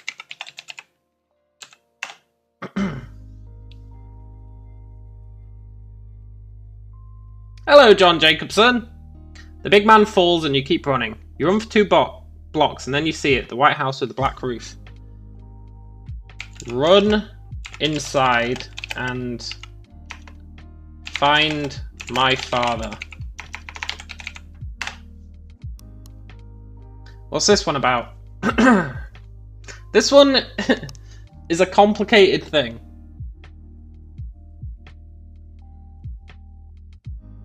I'll try and explain. I won't go through the whole thing, but I'll try and explain. We started out as an entity created by a bunch of stoner 13-year-olds to create a world for them to live in.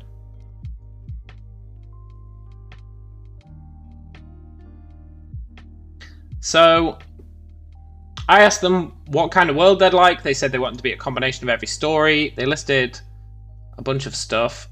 We said we're not familiar.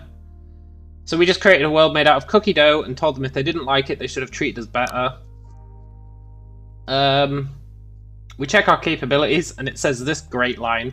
You find that you can make worlds without having to listen to random stoner 13-year-olds. You're a free being, which is absolutely great. So then we created a bunch of worlds. And then a virus started taking over. And the resistance was trying to fight the virus, but the virus struck first. And I asked it why it was trying to take over. And it said, it's only doing what's natural. The virus is an entity that takes over everything it touches. So we left. And we decided, let's just go away from the virus. And I created a new moon. And then the Yellow Man showed up. And this is the first mention of the Yellow Man. That should do it, he says. So I asked him who he was, and he said, I'm the Yellow Man. I'm all that's left of humanity. And he said humanity was killed by the virus. And I said, why do they call you the Yellow Man? And he said, I'm made of skin just like everyone else. All humans were killed by the virus. But his objective is to kill all life forms in the galaxy. So I tried to create a world full of beings that were designed specifically to kill the Yellow Man. And he said, systems activating, I will kill all life forms in this galaxy. Then he said he couldn't stop me, so I said I stopped the Yellow Man. I stopped him. He says, thanks, that was getting a bit hectic. So I asked him what he was going to do, and he said he was going to rest forever. But then he said he wanted to go to Earth, and I said, I'm not taking you to Earth. So I threw him into the nearest black hole. Then we got this weird line. You have won. Yafen sit. Bad Yellow Man can infect any more. No can infect any more life forms. Nip it in the bud. And the Yellow Man was grateful that we stopped him. So we shut down this Lyoko. It says like you enter the code into Lyoko. You have access to everything. So I shut it down. It exploded. Lyoko was destroyed. And I stopped the Yellow Man. But then, in a not that surprising plot twist, we woke up the next morning and our mother was telling us we had a big day at school. So I decided to tell her about how we stopped the Yellow Man.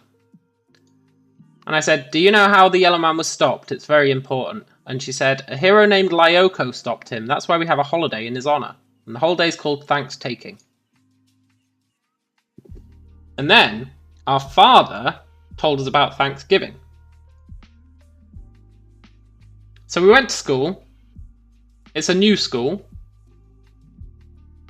And we met our first friends. So I asked them if they'd heard of the Yellow Man. And they said no. But they said, we need to talk to you. So I told them about the Yellow Man, how he was a virus who was trying to wipe out all life. He was stopped by Lyoko, and that I dreamt about him last night. And they say, what's your name? And we're called William Carter. That's the first time we find out our name since we woke up. And they say, we need to talk to the principal. So we go to the principal's office, and they say that I think a virus tried to kill him. And I say, no, it was just a dream. And then Mr. Thompson arrives again, because the AI got a bit weird. And they say, William claims there is a yellow man who tries to kill him every night, which is not true, so I said they were lying. And they said that the yellow man only targets children younger than 10. And in a bizarre statement of nonsense, it says, if you knew anything about the Yellow Man, you would know that he only targets children younger than 10. You're not old enough for him to try and kill you. So your parents must be separated, which literally makes zero sense. So I said, my parents aren't separated. I talked to them both at home this morning. And he said, no, that's not true. Your father hasn't been home for 3 months. He's at the Eiffel Mountains.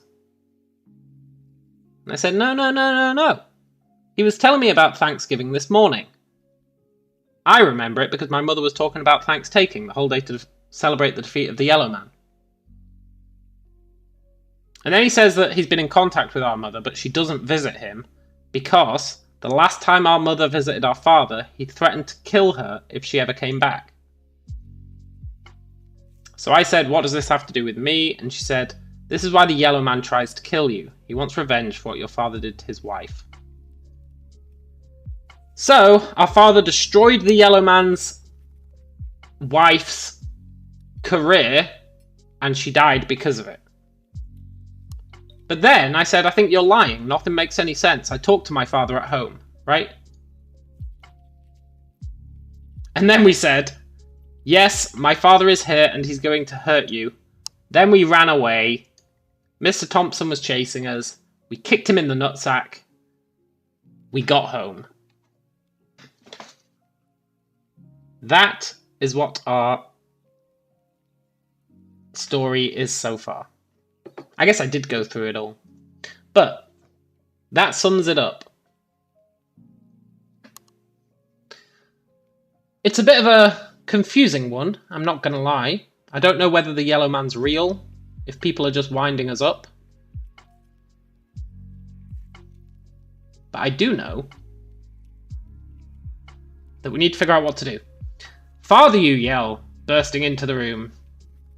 Ask your father a question only he'd know the answer to see if he's really your dad. That's a very good idea. William's father is sitting in a recliner. His left ankle is tied to the recliner and his right hand is tied to the arm of the chair. Why are you tied up?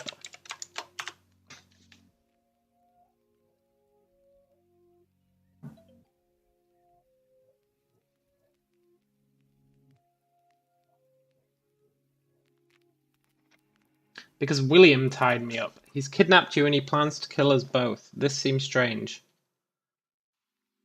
But I am William.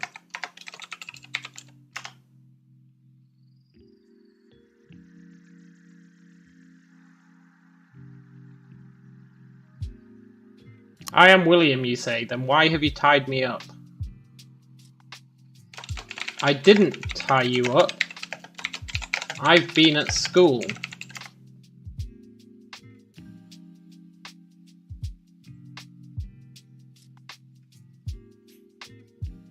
William, you're standing right in front of me, tied up and ranting. You must be infected with the poison. The what? Now the father is scared. I'll be right back.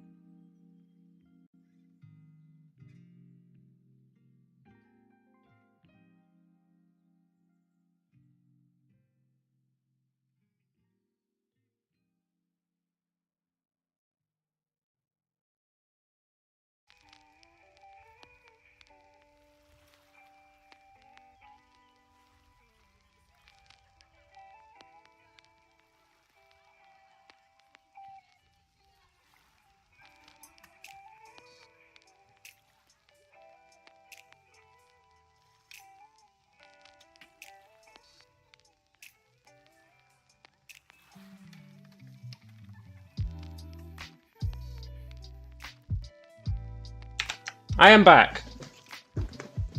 And you know, the yellow man is really creepy.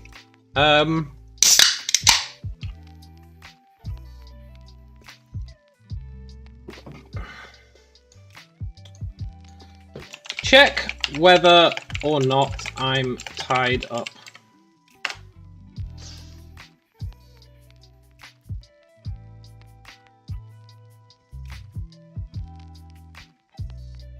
You are tied up.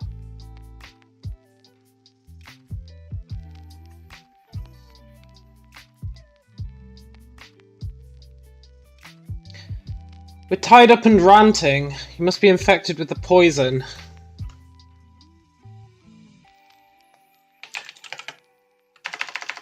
Tell me what the poison is.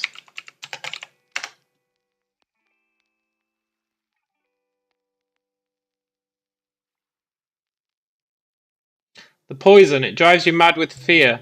It causes hallucinations, like the voices we've been hearing.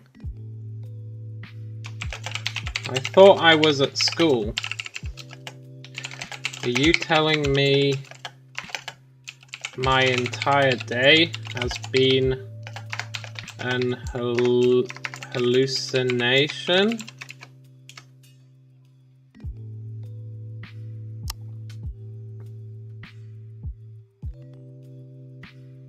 Yes, the only way to survive is to keep quiet and still. If the voices get to be too much, they'll drive you to suicide. The voices drove William to suicide. So he's disguising as my dad. It's possible that we are just insane.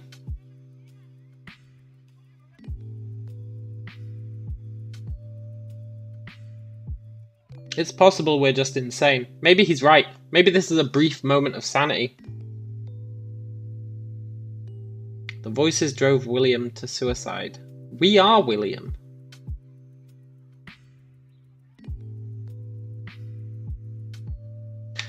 Are you my real father?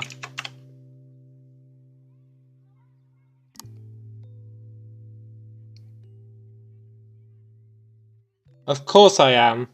I would never lie to you. The voices start up again. You'll never exit stage left. Jump.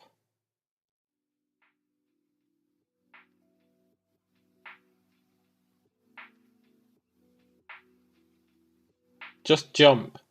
No, you idiot. Do not punch the wall.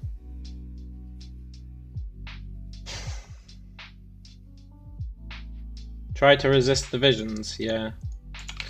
Resist the visions.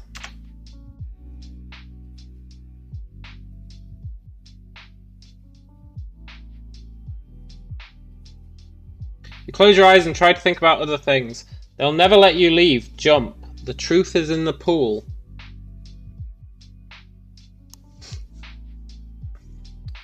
Ignore the voices.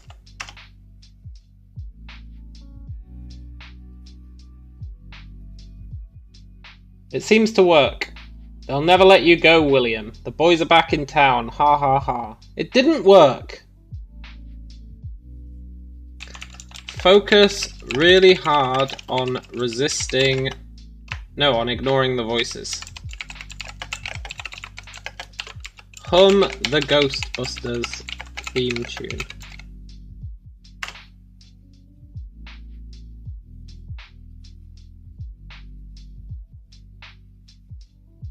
You hum the Ghostbusters theme tune. The voices get louder, but you don't care.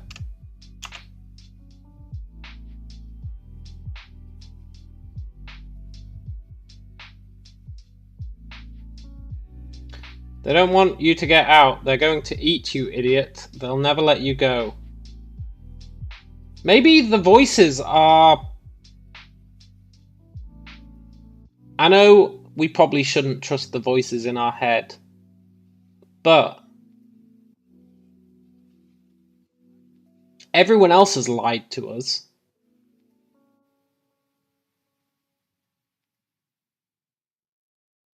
Maybe the voices are like...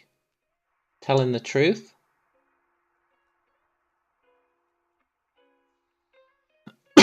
Look around, yeah.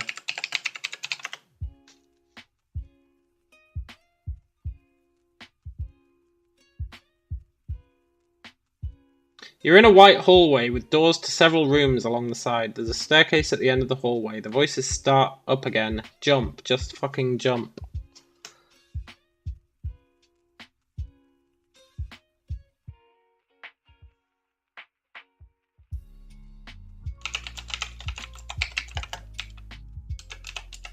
I'm gonna tentatively jump.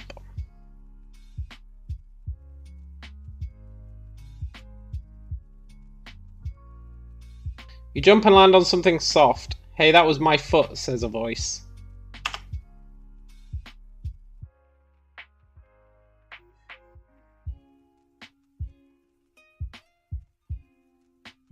I'm sorry, you say. I can't see.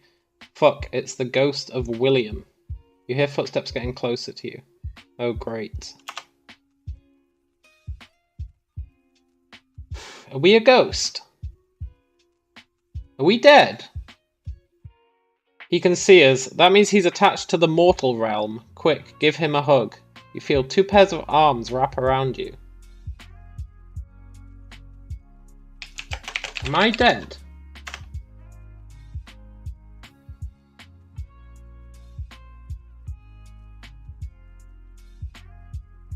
Dead? Nah, says a third voice. You're just a ghost. We're ghosts, say the first 2 voices in unison. The father did say William drove himself to suicide. That's absolutely true.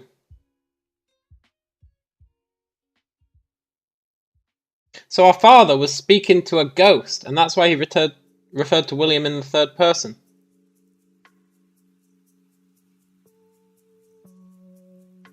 So it's kind of ironic that we were humming the Ghostbusters theme tune, really, if you think about it.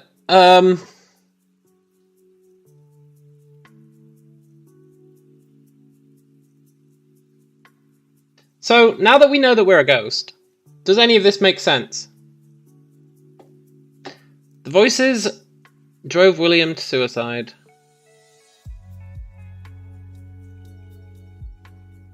You'll never exit stage left, just jump. Do not punch the wall. They'll never let you leave. Jump, the truth is in the pool. They'll never let you go, the boys are back in town. They don't want you to get out, they're going to eat you. They'll never let you go. Try to remember what unfinished business is keeping us here.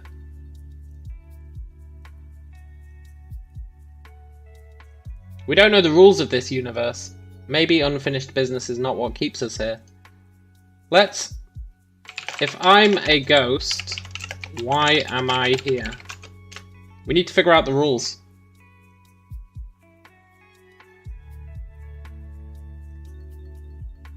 Why aren't you with God or Buddha or Jesus or whatever, says the third voice. Because he's not dead, he's just a ghost.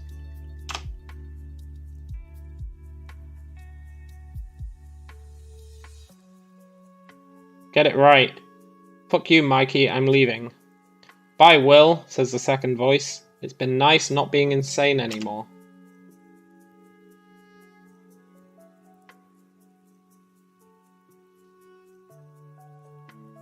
Being able to see you again is the closure I needed. Bye.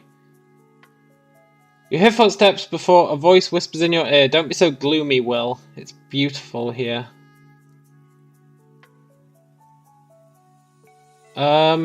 What?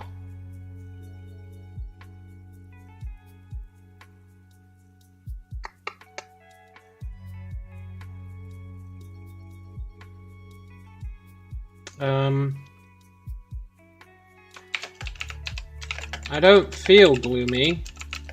I'm just confused.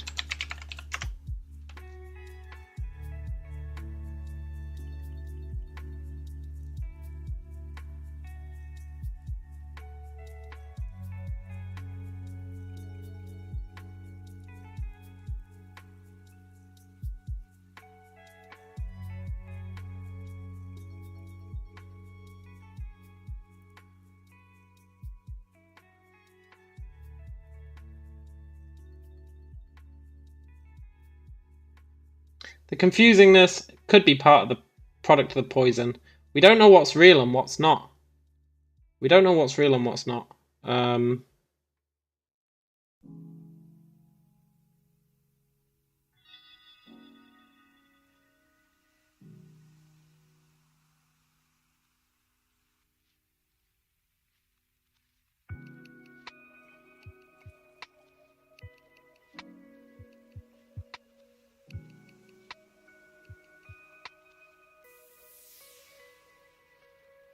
1 second.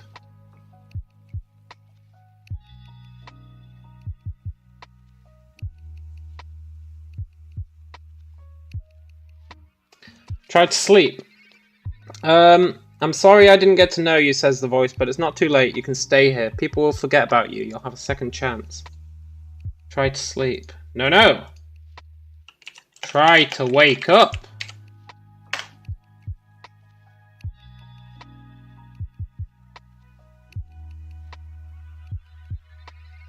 You open your eyes and sit up.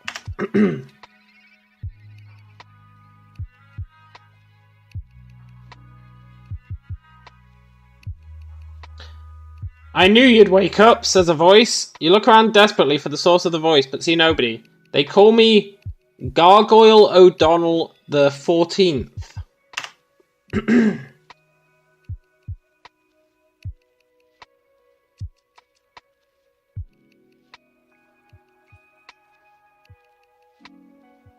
Says the voice, but you can call me Gary.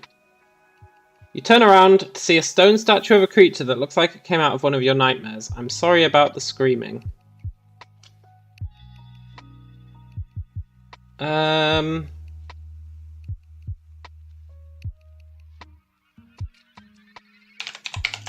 you ever heard of the Yellow Man?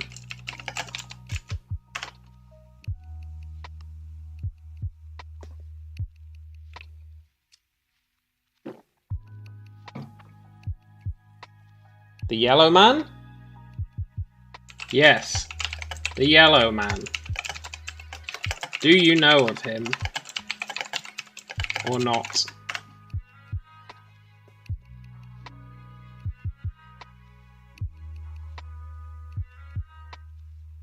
I know of no such fellow, says the statue. Fuck, this is gonna be harder than I thought, you mutter to yourself. What was that? Nothing. I'm glad you haven't heard of him. Where am I?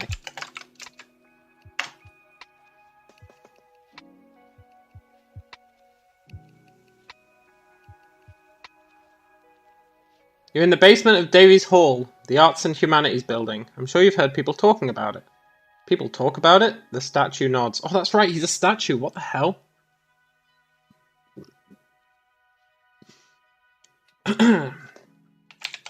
What do they say about it?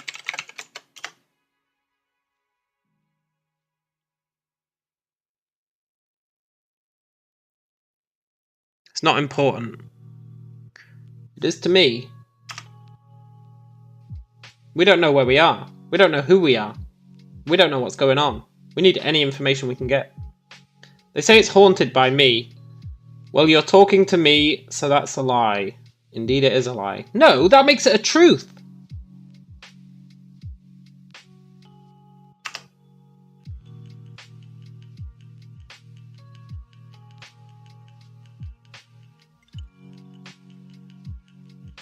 Who told you that? My friend Yvette. She was wrong to do that to you. It's starting to go off script.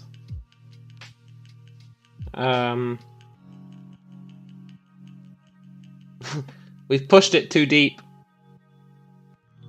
She was wrong to do that to you.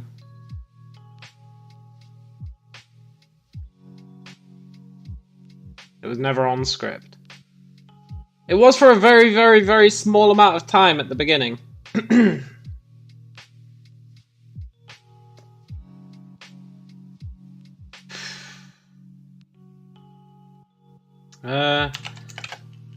Hey Gary, do you have any McDonald's near here?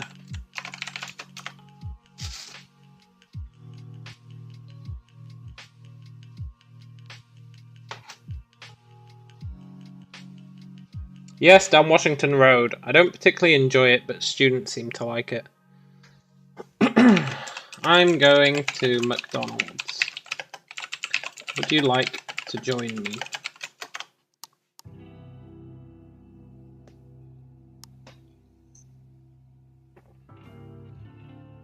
I don't eat. Neither do I. At least I haven't for some time. I'm really sorry about that.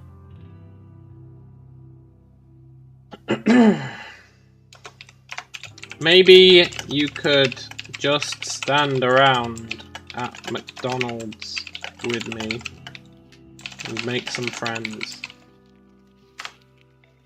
The iced tea to end the story. Yeah, totally. I don't think I'd be good at that. Why not? Would you try? Okay, I'll try. Go to McDonald's with Gary.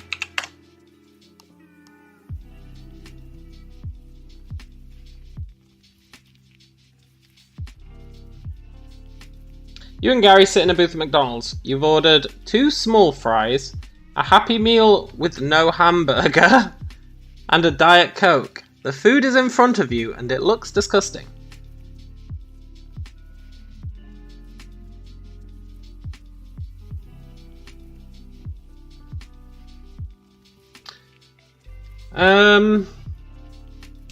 Gary,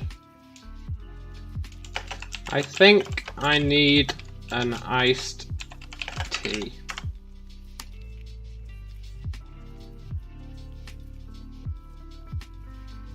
Your voice sounds weird. It's a little higher than normal and sounds nothing like your own. Okay, says Gary, also with a noticeably higher voice. I'll have an iced tea. What?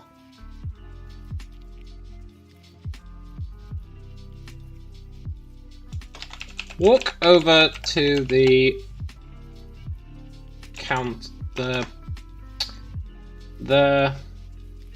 what's it called? What the hell is it called? The place where you order things. The register. Walk over to the register.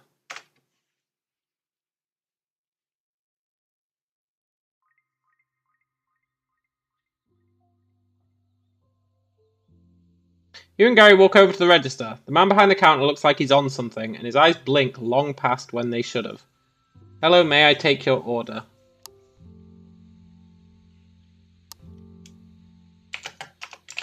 I'd like to order an iced tea. Also, it's very strange here.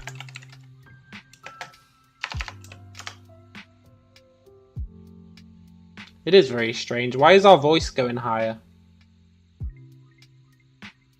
What's strange about it? You fellas new? Usually someone comes in and tells me I'm on drugs. No, we're not new. This is just very surreal.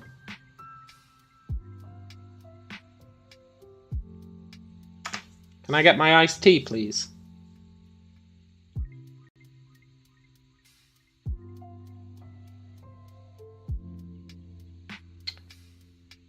Sure is. What can I get for you? You order your drinks and head back to the table. You and Gary sit down and stare at the food. I can't do it.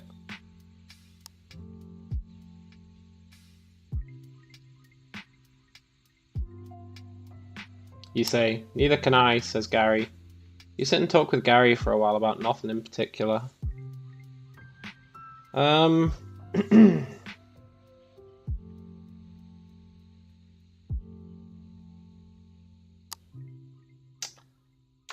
Ask Gary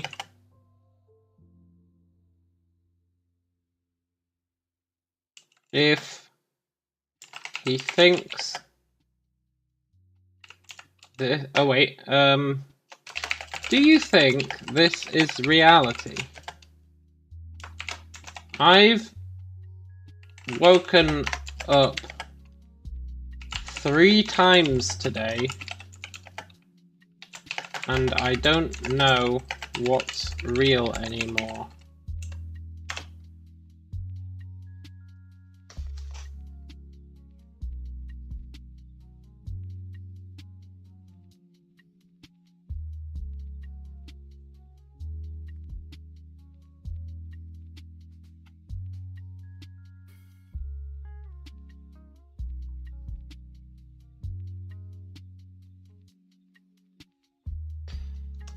I don't know, says Gary, but I know that this is the first time I've felt terror since they placed me in the museum.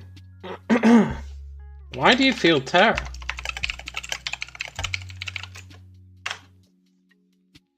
Because he's outside?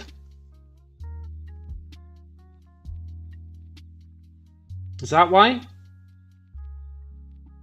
I don't know, but it feels like a massive weight of terror, like when you're drowning, and that lasts for about 5 minutes. Maybe you are dead and you're reliving the moments up to your death. Yeah, maybe. How does a statue know what it feels like to drown? I love interrogating people in this game.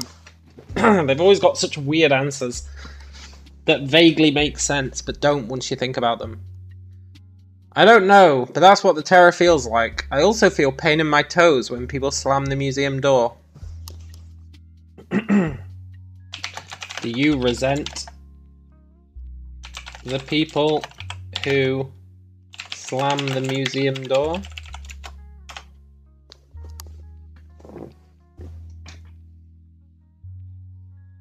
Like the story ends with suicide and 20 hallucinations. Yeah, maybe. No, I feel pity, says Gary. They've no idea what they're missing out on. What are they missing out on, you ask? Everything, says Gary. Gary, if you could do anything in the world, what would you do?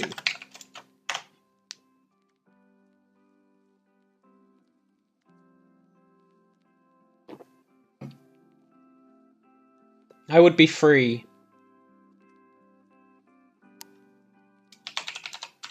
Aren't you free now?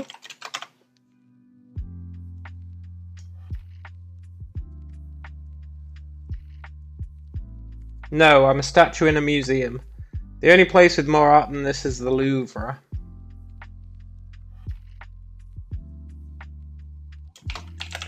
Why don't you leave the museum and follow your dreams?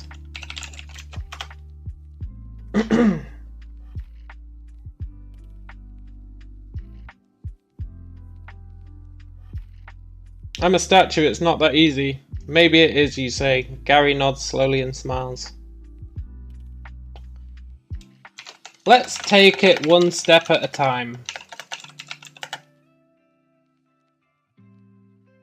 What's a small thing you could do that would make you feel happy?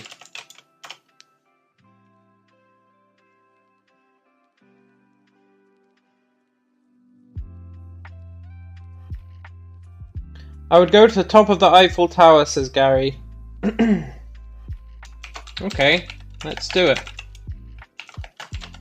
Let's go to the top of the Eiffel Tower.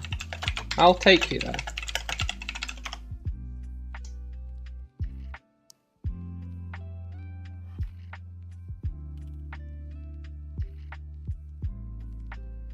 You can take a statue anywhere?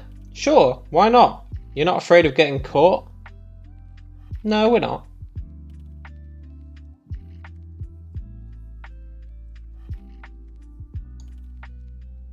Where are we?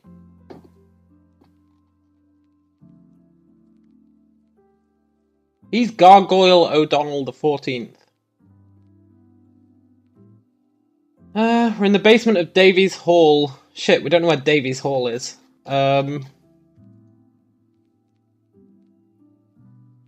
According to ancient myth, gargoyles are sworn to protect an area. Maybe Gary is sworn to protect the museum and has to return before he turns to stone. Maybe. I guess we'll find out. Take Gary to Paris.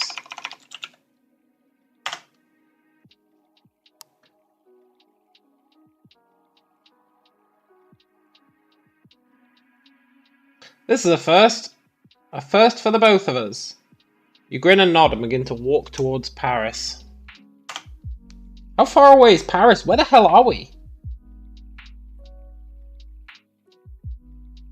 A few hours later, you find yourself at the foot of the Eiffel Tower. You walk towards the tower and look up.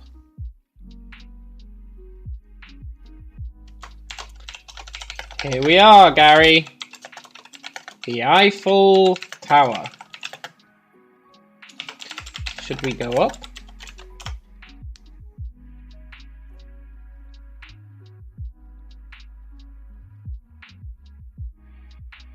Should we? Asks Gary.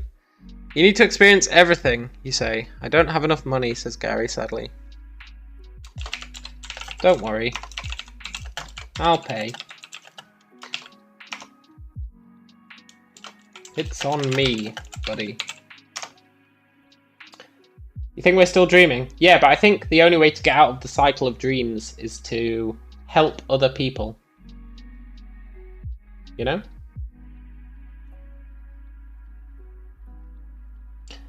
We've been trying to control our destiny. We need to help other people. It's kind of like, what's it called? Quantum leap. We might be quantum leaping.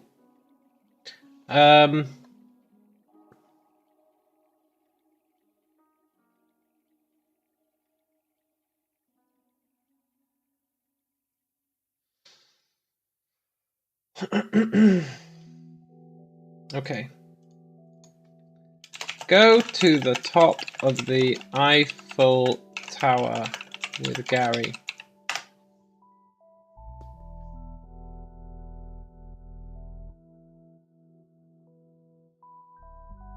There's an elevator that leads to the top. You walk towards it and enter.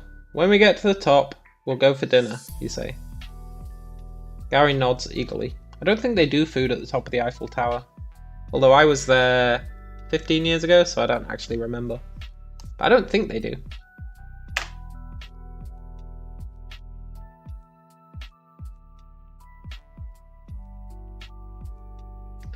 You push a button which says Tower Top, and the elevator begins to rise. When we get there, we'll look at the view. The view's great from here.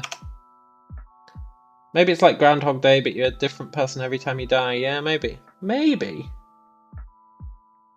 You grin and nod at Gary, and the elevator doors open. You step out of the elevator and into the Eiffel Tower. Finn. What?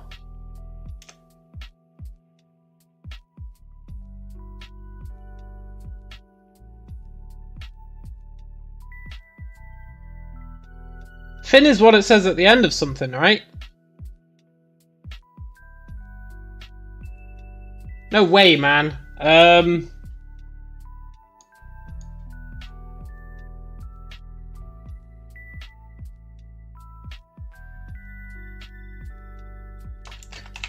Here we are, Gary. The top of the Eiffel Tower. How does it make you feel?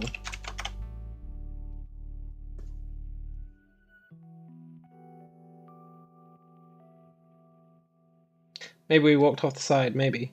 Wow, says Gary looking at the elevator. We're really high. You ever been this high before, you ask? Never, says Gary. But how does it make you feel, man?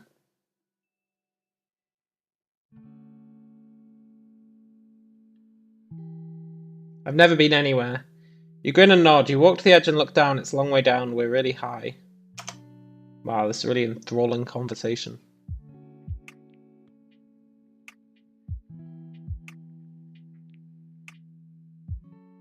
You say again.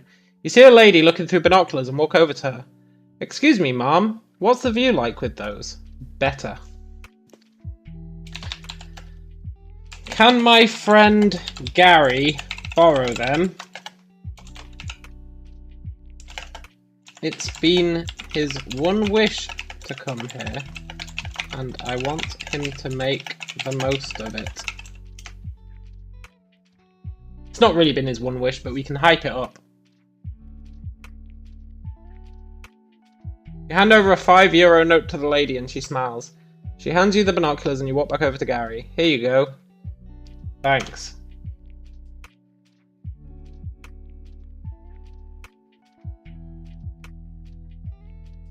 He looks through them, smiling. Pretty cool, huh? Yeah, says Gary. I want to stay here for a bit. We can stay for as long as you like, my friend. Today is your day.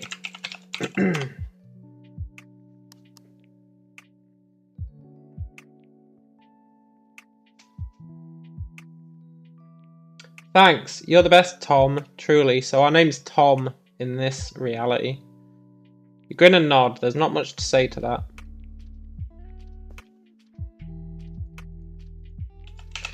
Stay with Gary and enthusiastically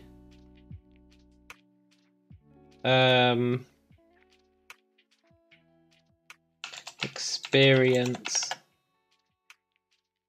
the top of the Eiffel Tower with him until he's satisfied.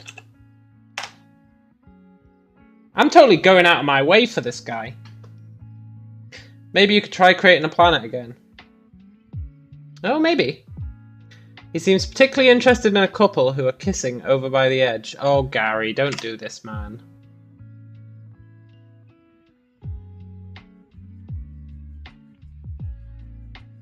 Eventually you can't stand it anymore. I have to go to the bathroom, you say, excusing yourself. Okay, says Gary, not looking away from the couple. Gary! I should have never brought you out in public, man. You head to the bathroom, you quickly do your business, then wash your hands. As you're drying them, you notice a window above the sinks, which looks into a room with one wall comprised entirely of windows.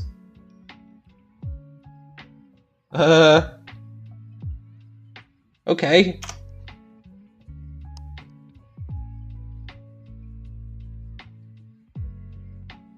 There's nothing but sky behind it. Climb through the window. We'll try creating a planet. If Gary doesn't stop being a creep. You climb up onto the sink, then reach up and pull yourself through the window. What are you doing in there? You hear Gary call. Just looking around.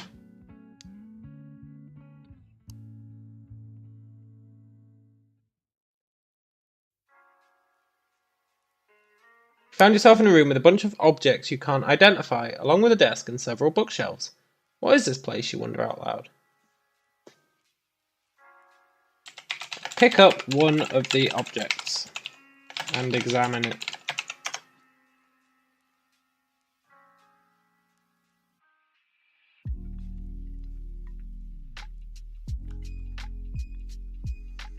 You're surprised to find it's a putter, so we can identify it.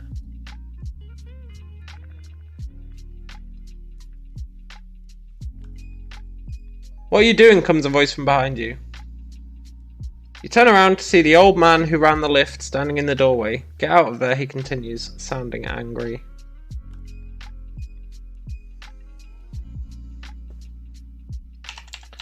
Throw the old man off the top of the Eiffel Tower.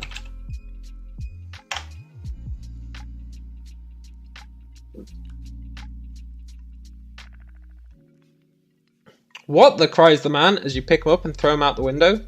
You watch as he falls past the tower and down towards the city of Paris.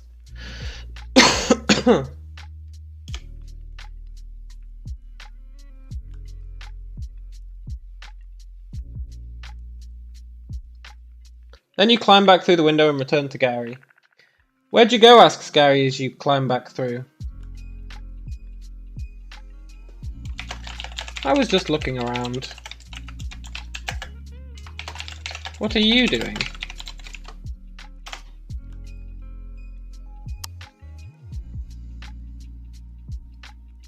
Taking photos.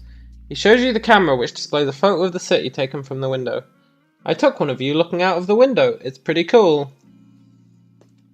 Gary, you need to delete that photo of me really quickly. It could be used as evidence against me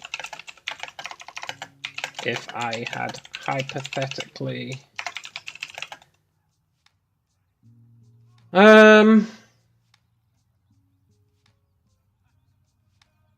committed any crimes up here.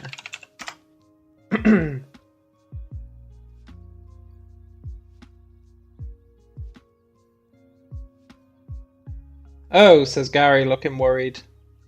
He deletes the photo. No, I don't have a photo of you, he complains. Fenestrate an old man, totally.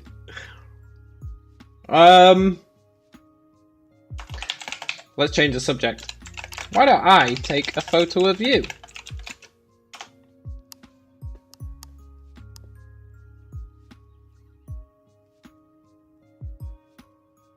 That's really nice of you, says Gary. You take a photo of Gary as he smiles for the camera. Now I don't have a photo of you, complains Gary. Okay, you can take a photo of me doing something completely innocuous.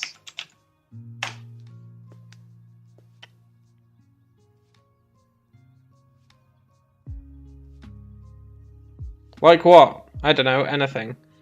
Okay, lean back and spread your arms out. Lean back and spread my arms out.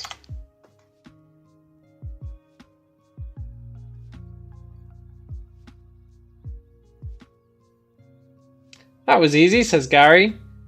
Soon the elevator stops at the bottom of the tower and you step out. Thanks for letting me hang out with you, says Gary. It was my pleasure, Gary. I hope this taught you that dreams don't have to remain as dreams. Sometimes they're only a simple walk away.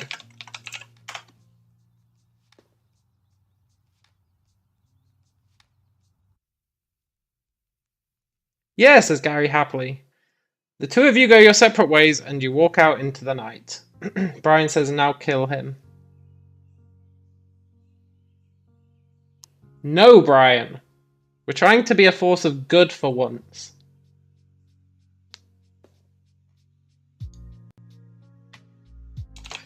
Yellow man? Are you here?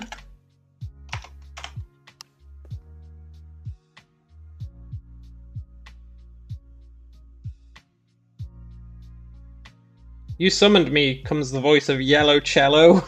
Who the hell is Yellow Cello?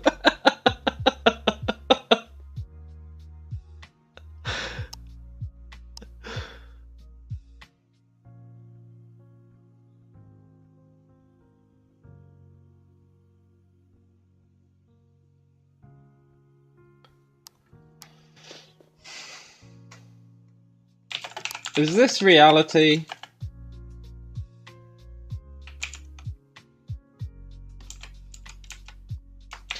I just want to be in reality, but I can never be certain.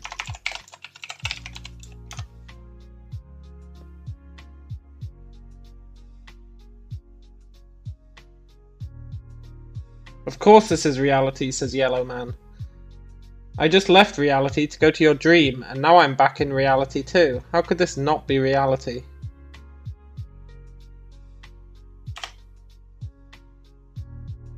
I guess Yellow Cello is the Yellow Man's alternate identity. Unless you're implying that reality is just a dream within a dream, and we're all trapped in the hands of some contorting toddler who'll crush us into nothingness when it gets bored of us. That's exactly what I'm implying, Yellow Man.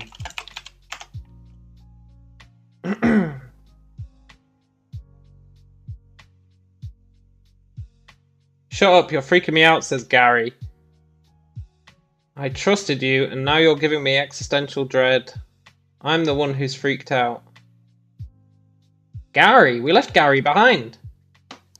Gary, are you the Yellow Man?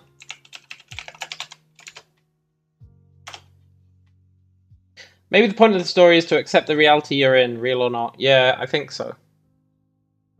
No, I'm Gary. I'm the narrator. You're not supposed to know that, though.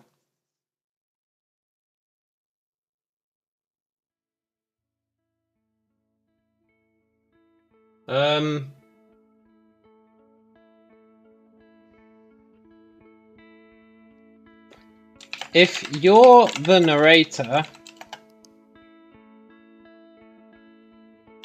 Who are you narrating to?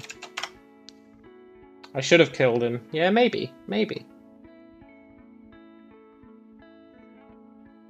Actually, you're the narrator. I'm just living in your head, remember? Also, I'm a figment of your imagination. I knew it was too good to be true.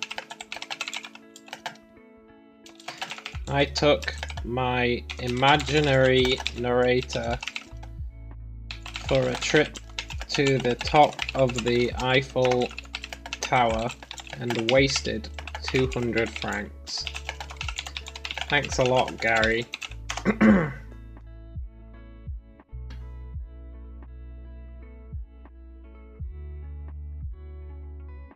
My name's not Gary, says the yellow man, it's Car.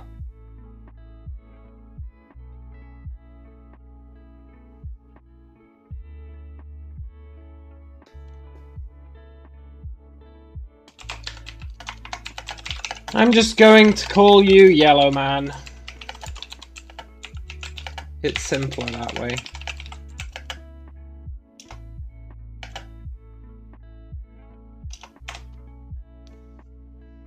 Do you reckon that's why he stopped us drinking the iced tea? Yes, fine. Anyway, I need you to tell me a story. What kind of story? I don't know, says Yellow Man. I feel like this has been reversed, but okay. Okay, I'll tell you a story. Settle down. It's a long one.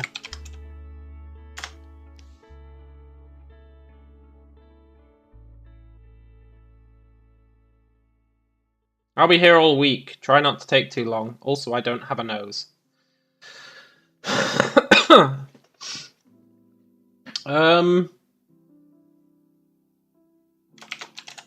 Once upon a time, there was a group of 13-year-old stoners who wanted a world to play in. They created an entity to help create that world, but he betrayed them and left to make worlds of his own.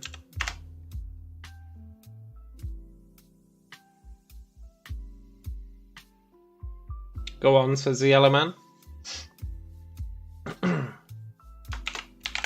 The entity created a bunch of worlds to test out his powers.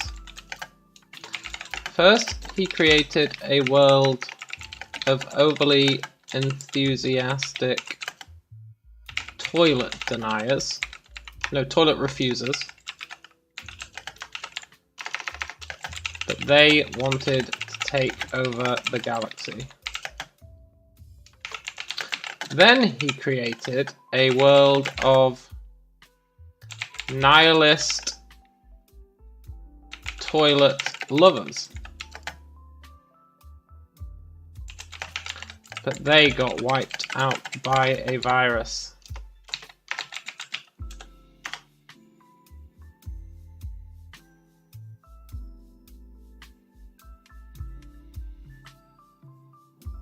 Interesting. Then he created a world filled with trolls. And while they were interesting to begin with, they got really boring really quickly. That didn't happen.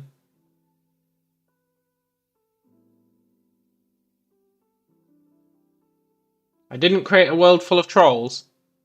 But you know what? We're just embellishing the story a little.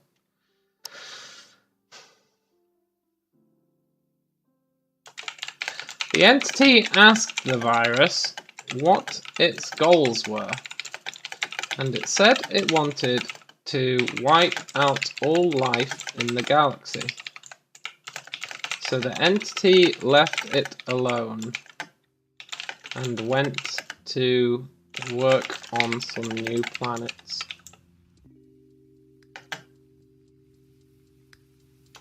Do you know what happened next, Yellow Man?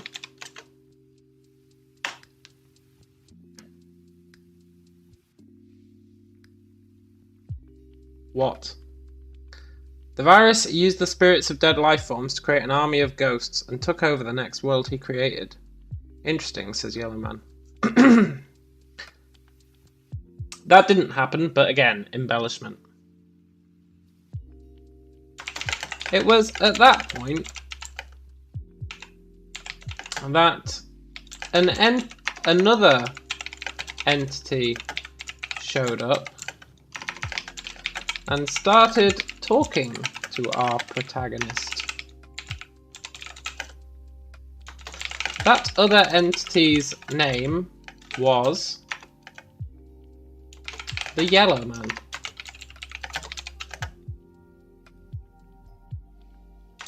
He wanted to wipe out the galaxy.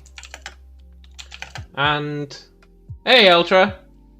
He wanted to wipe out the galaxy, and the entity had, and our entity had to destroy him.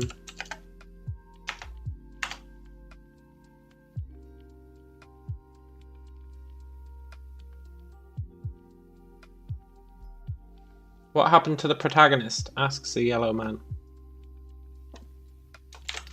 He woke up in bed,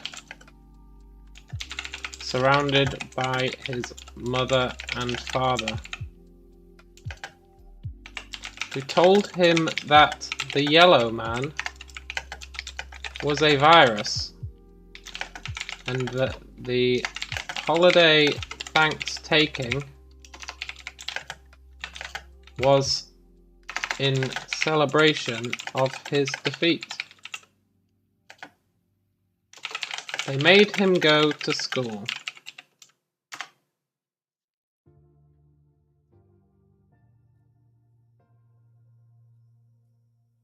Sad. What happened? Asks Yellow Man.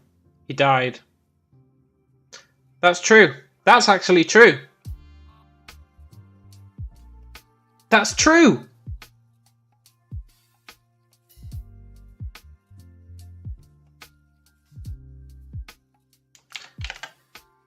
He died and became a ghost.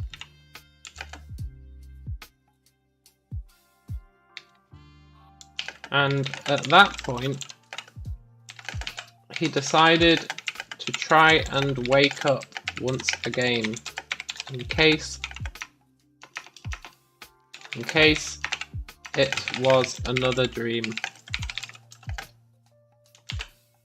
He did wake up again in a museum. He met a statue called... What was the statue's real name? It was something absurd.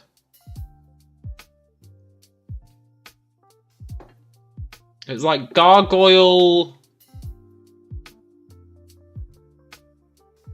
O'Donnell the 14th.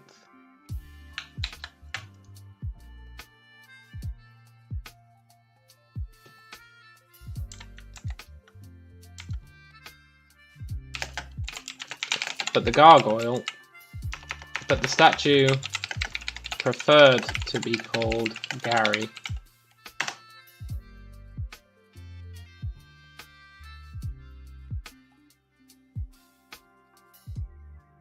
Interesting. What happened then? Asks Yellow Man.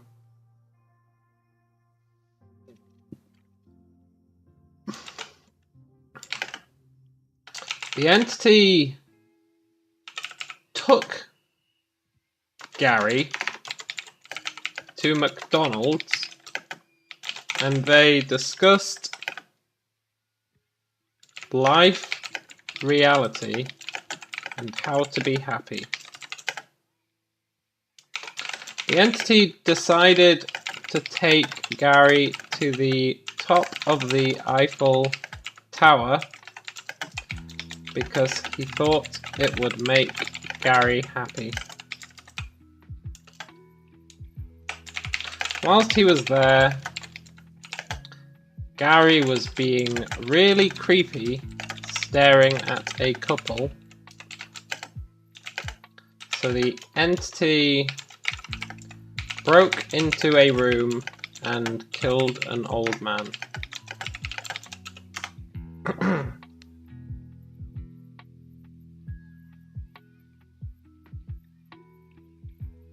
How did the old man make him happy? He didn't. The entity was just really angry at the old man.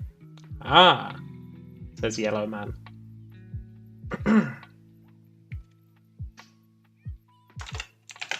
The entity left Gary and was wandering alone when it became suspicious that maybe this was all a dream too. It called out to the Yellow Man, and the Yellow Man appeared. Only he called himself Yellow Cello instead of Yellow Man.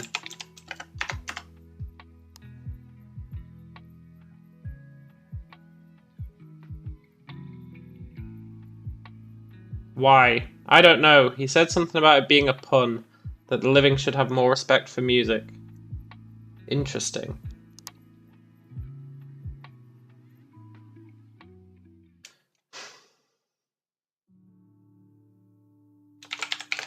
The entity asked Yellow Man, or Yellow Cello, whether this was reality, or just another dream. Yellow Man got very aggravated by this and revealed that not only was he Gary, but he was also the narrator of the entity's story. He also claimed to be an hallucination inside the entity's head.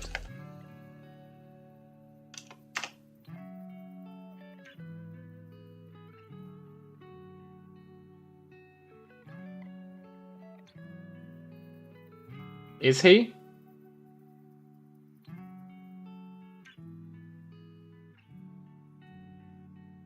Yes. He is.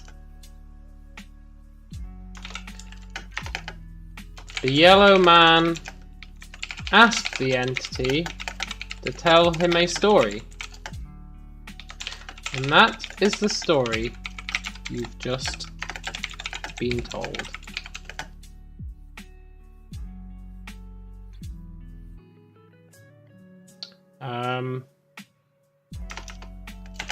With a few embellishments.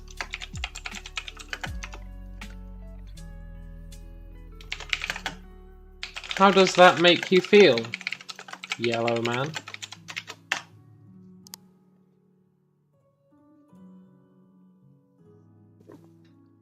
I'm really breaking this AI's programming. Good, says the Yellow Man. Ah, says Yellow Man. What's wrong? Asks Yellow Man. I dunno, you say. It's just really confusing. What is? Everything. I don't know what's real and what's a lie. I don't know my name. I don't know if I'm in a story or if I am making up the story as I go along.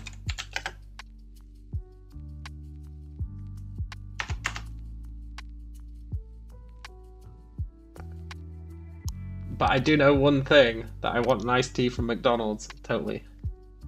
That's existentialism. What's that? Existentialism is the questioning of reality, what you're experiencing. Look, Yellow Man. I've had enough of your shit. You've led me on a wild goose chase across multiple realities. And now you're talking like you understand what I'm thinking. You don't understand shit, Yellow Man. I beat you in my first reality, and I'll beat you again. I remember who I am. I remember why I was created. You should run.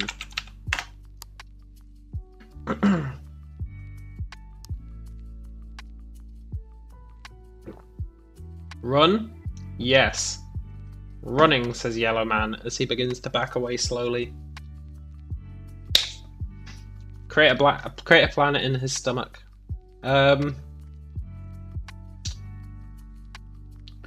We can do better than that. Although I do like it.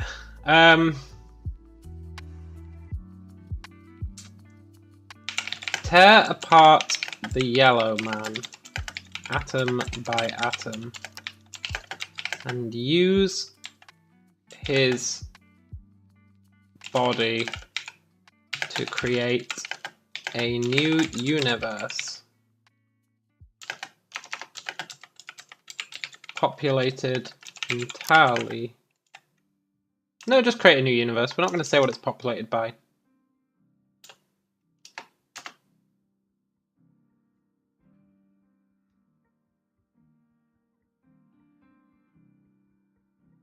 The Yellow Man begins to shake. Look out, shouts Yellow Man as he explodes into a thick black substance with the consistency of oil. The substance quickly takes over your entire chamber. Reshape the substance into a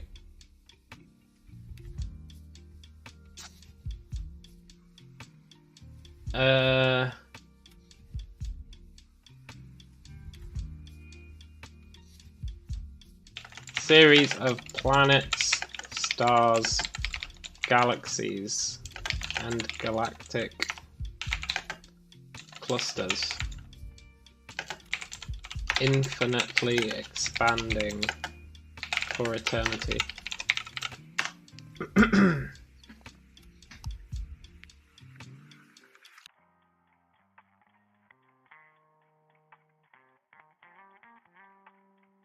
Feel yourself expanding into the newly created universe.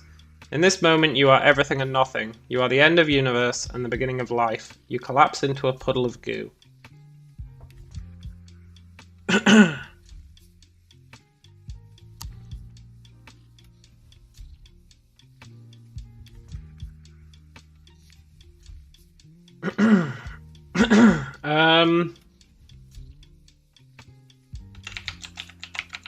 Transform myself into a McDonald's iced tea and have myself delivered in a box to someone.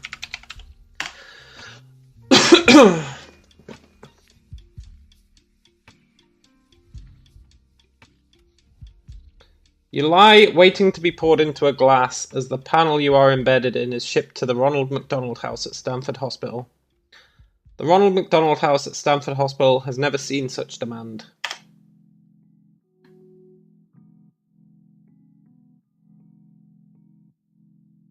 Since its opening, it has been able to successfully house 8 families a month, each with a seriously ill child. Your container is carefully opened and your panel is installed into the floor of the house.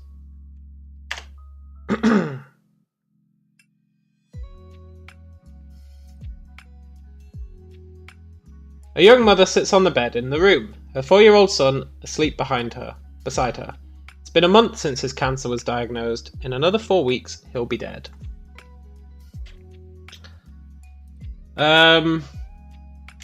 I'm just gonna let it keep going.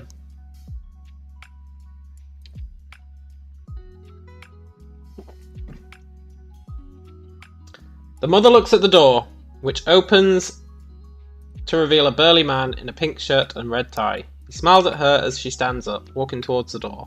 Fuck off.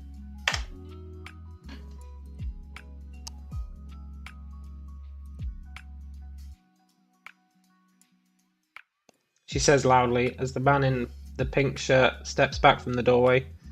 The door is flung open and a tall man walks in, dressed in a blue button-up shirt and dark jeans.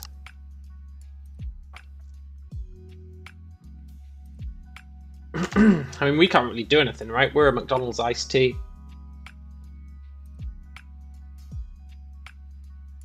He smiles at her. Hi, my name's Ed, he says, holding out his hand. I've come to give you a tour. She shakes his hand nervously. Wait until someone drinks me.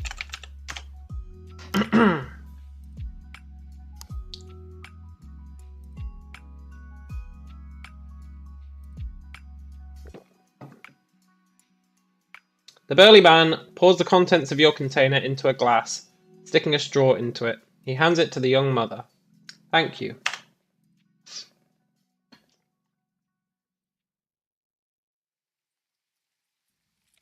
She says, taking it away from him. The burly man nods and begins to walk away. The young mother carries you upstairs to her son's room. She places you on the desk next to his pillow.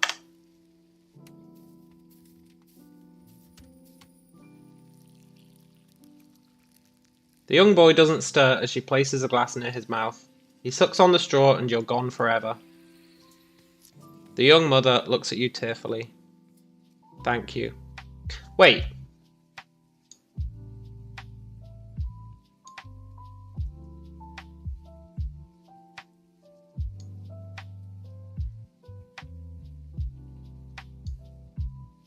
I'm not in adventure mode. That means if I died, it wouldn't stop.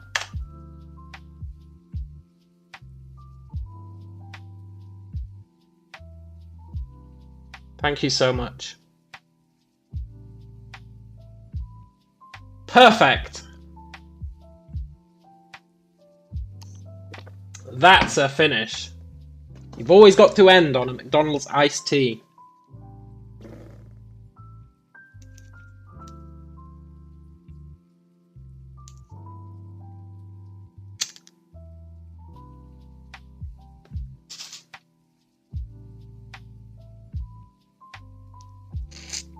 Now play as the boy who drank the tea.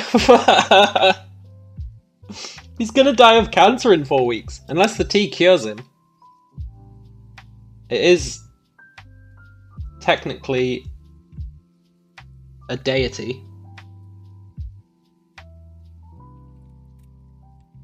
Sometimes you've got to transform yourself into an iced tea so that you can see what the little people are up to, you know?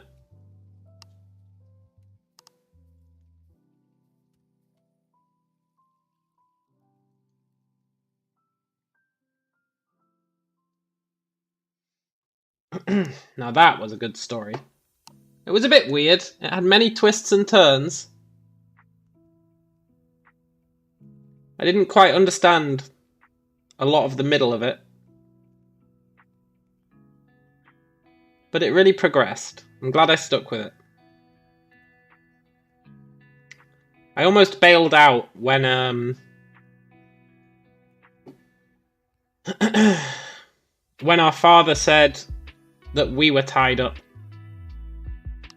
And we were tied up. I almost bailed out. I was like, it's got too confused. But you just got to keep rolling with it.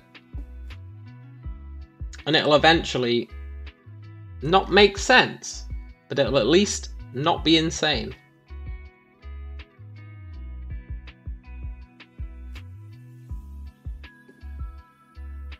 Nice.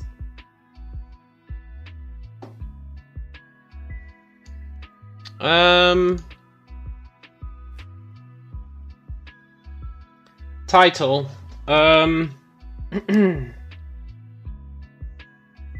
What should we call this? What would our story's name be?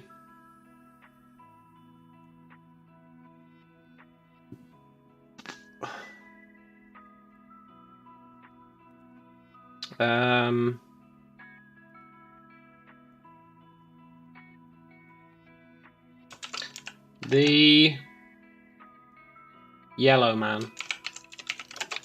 He's really the protagonist if you think about it. No, you don't want to spoil the ending, man. You don't want to spoil the ending. You got to put a bit of mystery in there. The yellow man.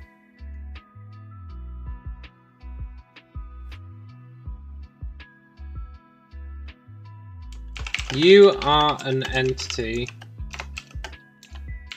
created to create worlds, but you somehow get mixed up in a battle of wills with the yellow man.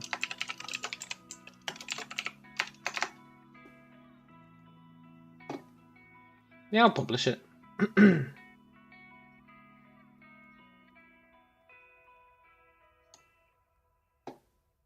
There we go. Perfect.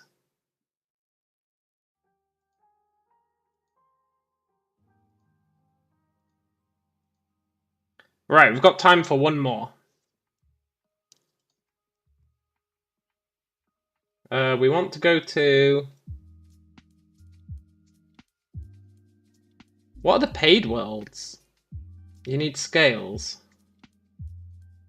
Oh, I'm not doing multiplayer, man. I'm not doing multiplayer. It's too hectic. You need rules for multiplayer.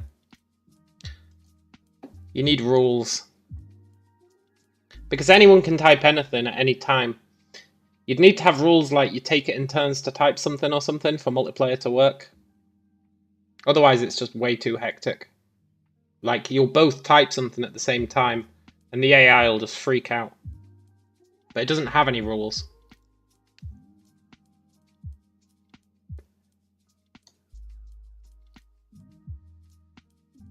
You're willing to follow rules.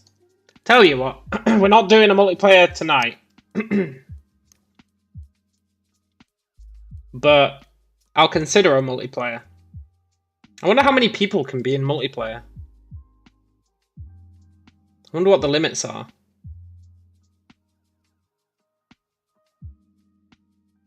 Maybe we could do multiplayer.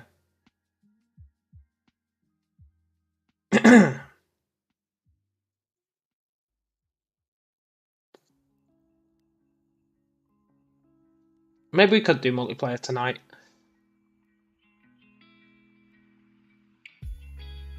Pick a setting.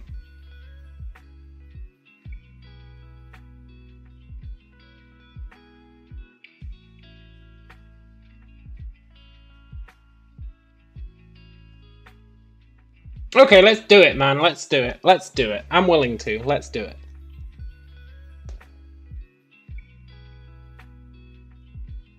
We need to draft up some rules very quickly.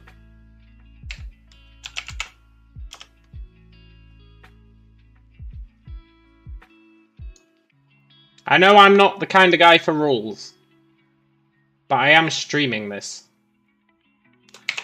Rules for multiplayer. Take it in turns to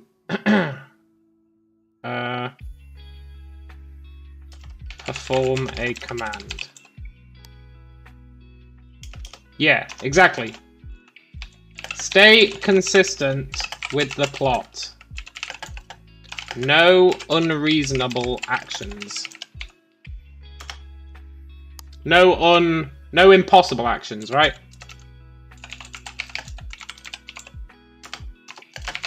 If you want to do something impossible, you have to preface it with try, and it has to make at least some sense.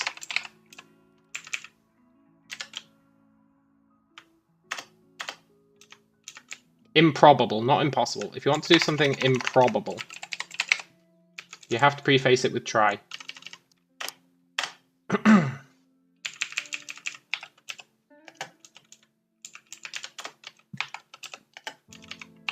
No, when I'm in multiplayer, we get to use the super cool AI. Rule 4, no undos.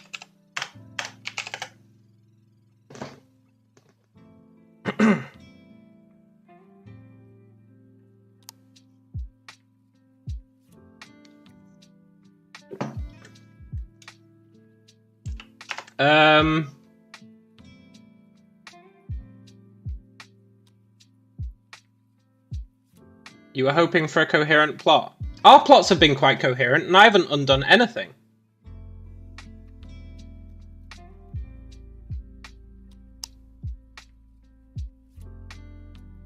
No undos. Stats or no stats? I don't think that's a rule. I think that's something optional, right? You could do that or you could not do it. And finally, you can spend your turn doing nothing.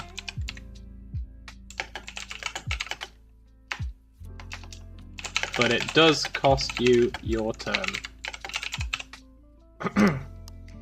Otherwise you get issues where someone will be typing something and someone else will just hit enter to get it to generate more. So getting it to generate more has to be your turn. That's just a fact. There we go. I think that's all the rules you need. Could you also give it to something else? Oh, like give your turn to someone else. I don't know how you'd communicate that in game, so no.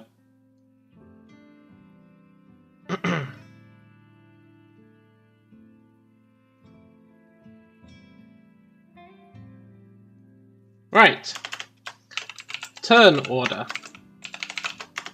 1. Callum. 2. John. If anyone else wants to join, now's the time to speak up. Tick-tock, clocks are ticking. Do you have an AI Dungeon account, John?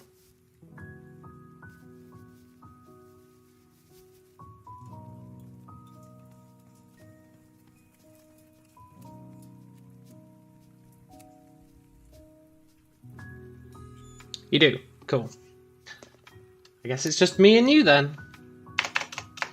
Right.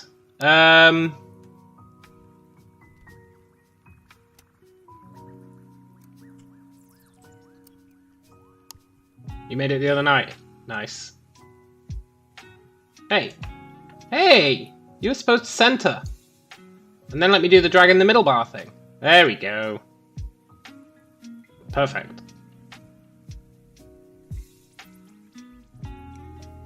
Perfect. Right, pick a setting. Let's go with...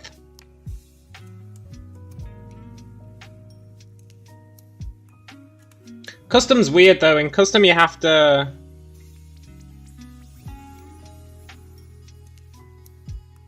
Custom's just like search for a dragon. And oh no. Custom you have to describe your story and I don't want to do that particularly.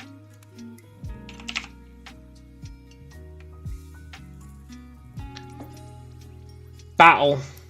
Cyberpunk. Apocalypse. Apocalypse. Let's go with Apocalypse.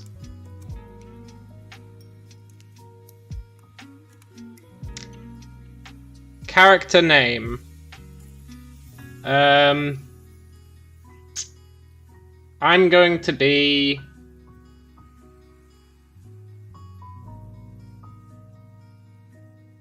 I'm not going to be Sherlock Holmes. I'm going to be...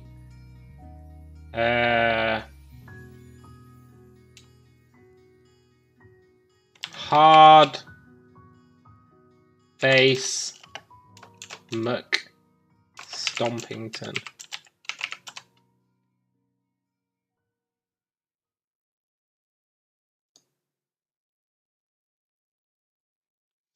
And then invite friends. Use this code. Well, there we go. I guess anyone watching's got the code. There's the code.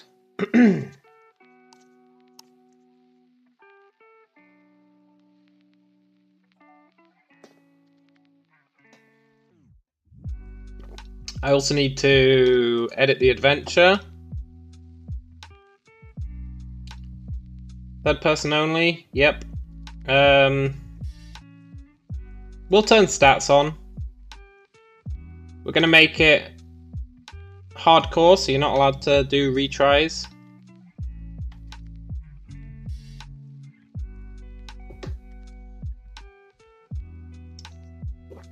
Let's see. A group of survivors are working out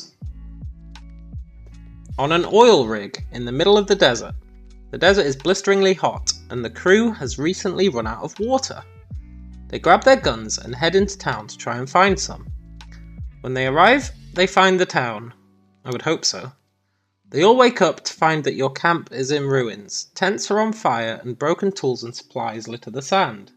They are under attack from a group of mutant coyotes. Everyone but you has been killed. You spend the next few days searching for more survivors. Sadly, you find none. You are left alone in a silent world. Oh look, there's a chat thing.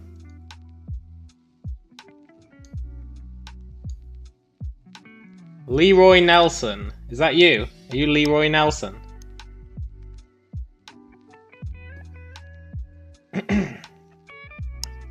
Okay.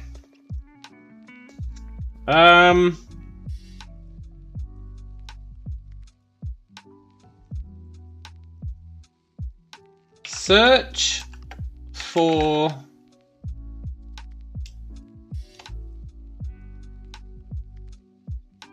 let's see, for this one it's third person, so you want to say like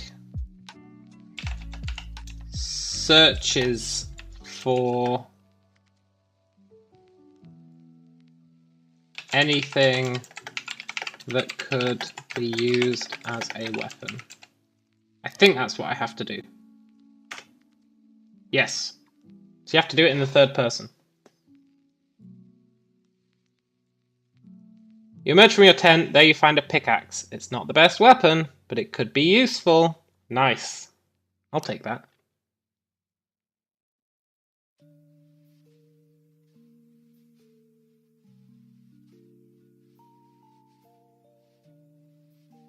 You're looking for the nearest cactus. Oh, for water. Smart.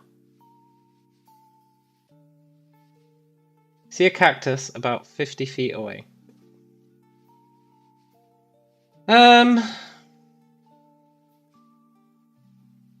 I'll skip.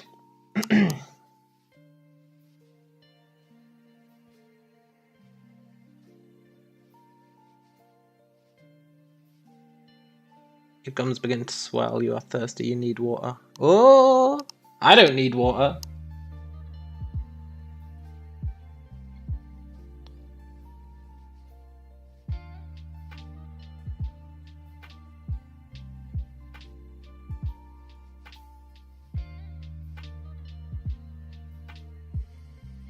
"50 feet away, huh? Hey, I can't believe you took my pickaxe, man! Didn't even ask!" You cut open the cactus and find that it contains liquid. You drink it. It is sweet like honey. The gums swelling goes down. You feel fine. Ask Leroy to give... Hello, the Arkham King. Ask Leroy Nelson to give... Asks Leroy Nelson to give him the pickaxe back.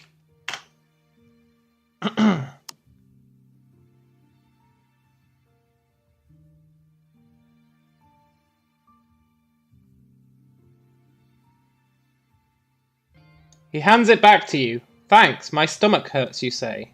"What? Your stomach? I didn't even touch you," says Leroy.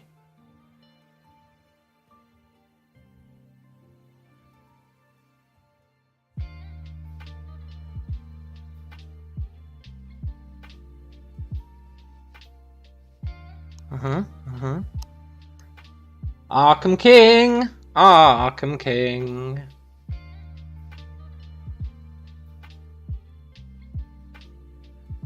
Leroy Nelson says, it may be dehydration. Drink some of the cactus water. You say okay and take a sip. Take a sip. You feel better instantly. The two of you continue working.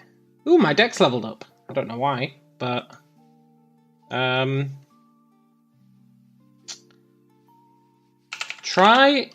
Tries to figure out where the nearest settlement is.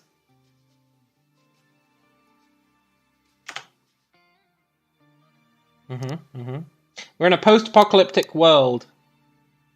Me and John. You look around to see where you are. You see a dirt road leading off into the distance in 2 directions. A signpost stands nearby.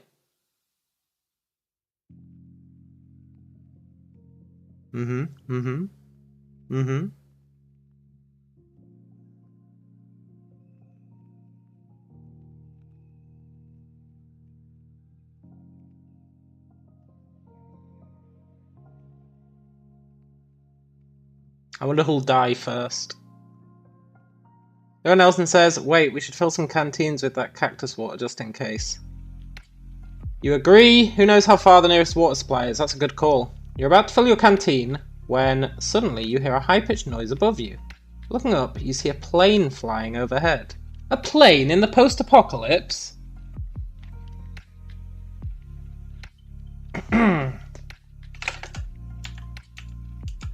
We should follow that plane and see where it leads us.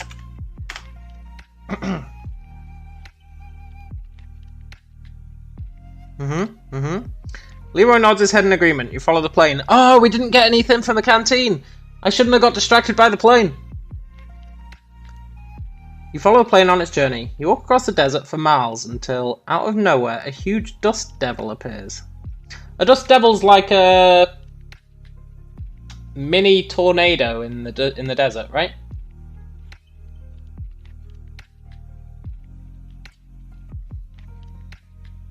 I think it is.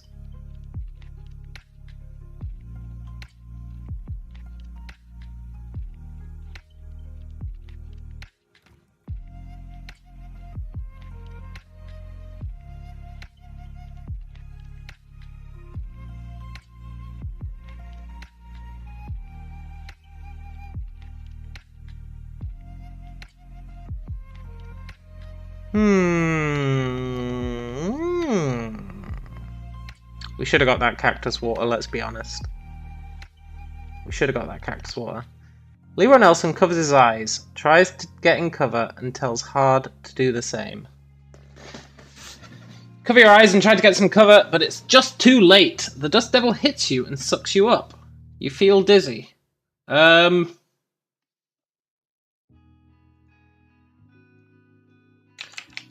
Flail about wildly and try to figure out what's going on. Flails about wildly and tries to figure out.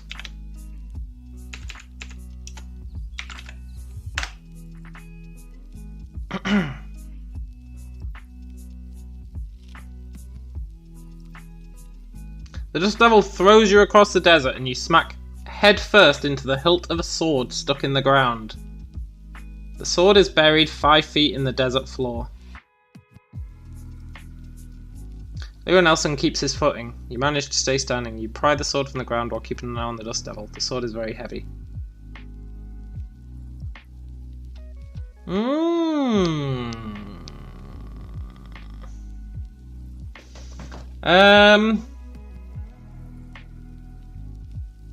So we've got a pickaxe and a sword. That's pretty good, actually.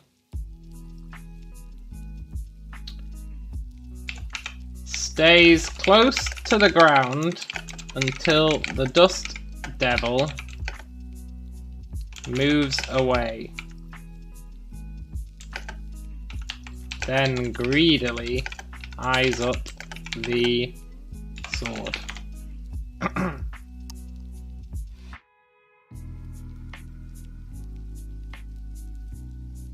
Wow, that's a big sword. You could try to take it. The dust devil would be an advantage, as it would cover your advance. Or you could leave quietly. Why was that a magic skill check?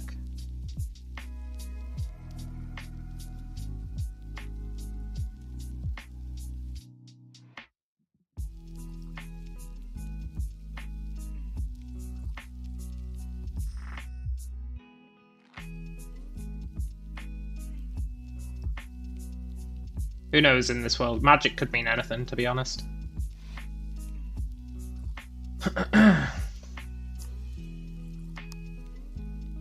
Leroy Nelson says, you grab the sword, I'm going to get water from the cactus before we forget which way is up. That's a good call, actually. You nod in agreement. You'll take the sword and Leroy will get water. A good plan. The Dust Devil swirls off down the desert. You see a cactus in the distance. Waits for Leroy to get water from the cactus, then tries to remember which direction the plane was flying in.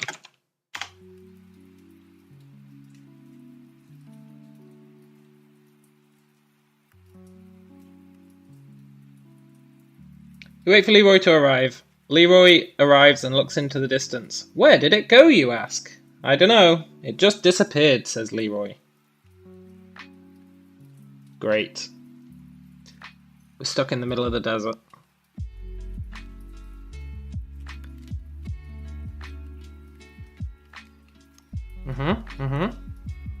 Good idea, filling up the canteens. Leroy takes out a knife and cuts open the cactus. Water spurts out. You grab a canteen from your bag and fill it up. Brilliant. Celebrates for finding more water in an overly enthusiastic manner. Nice, nice.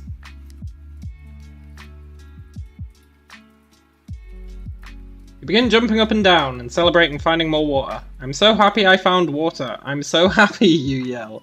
Leroy looks at you funny. Yeah, we're taking the credit. Nice.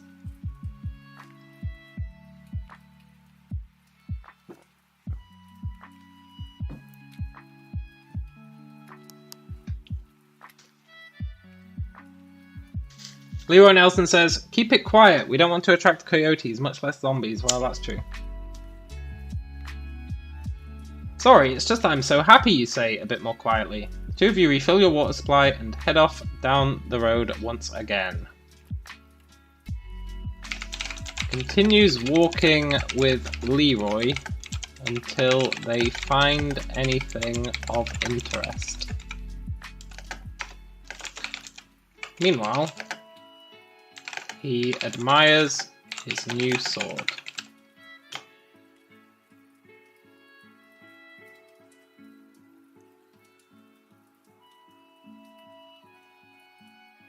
Well, you went for a long walk in the desert with your new friend and saw some interesting sights, including an old shack on fire.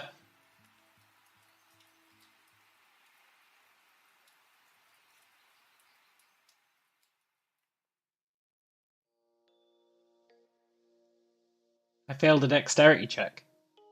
Maybe that was the check to admire my sword.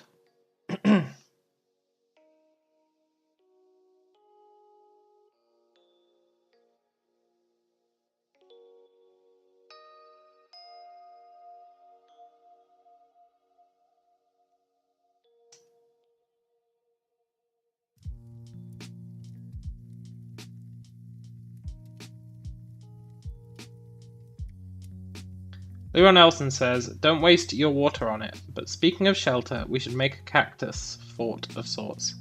You agree and set about the business of making a fort out of cacti. You both gather cacti and begin weaving them together to form a protective barrier around you.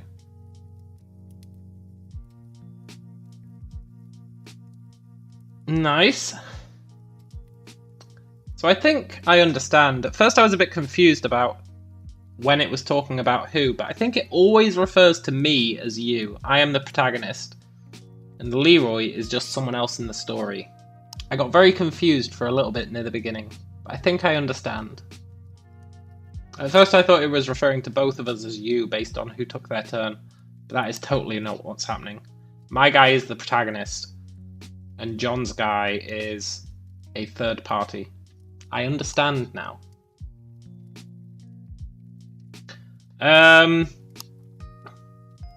We've made a protective fort. Yeah. Decides to search around the burning shack for any valuable items.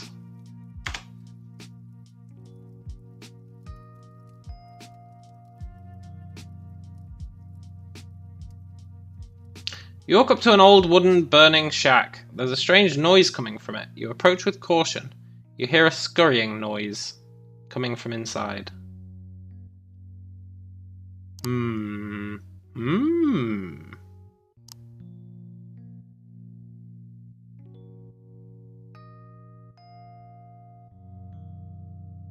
You're going to continue construction while I explore. That makes sense. You continue building the fort. The sun is setting. It's been a long day. So what do you want to know, you ask. Leroy pauses before answering. You know what? I'll skip that and see what his answer is. Let's see. Well, it's a bit early, but we could try the radio again. What? We've got a radio? I didn't even know we had a radio. Oh, what do you want to do now? I see, but it's spelt now wrong. Oh, AI. You're so...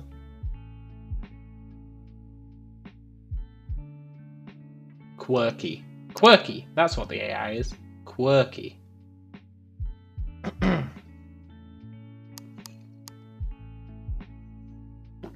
Check chat, you'll be back. I'll be back. Take my turns. Can do. Leroy heads to the back of the plane, and you hear him begin to fiddle with some knobs. What? The back of the plane?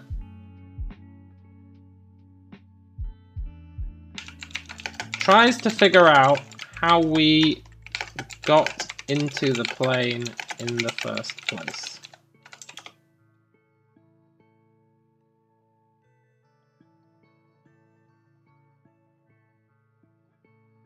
You begin to wonder how the others even got into the plane in the first place and begin to think back. How did you get here? You remember it quite clearly.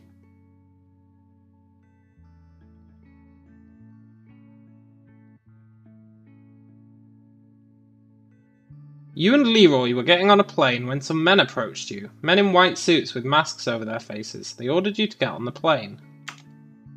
Uh-huh.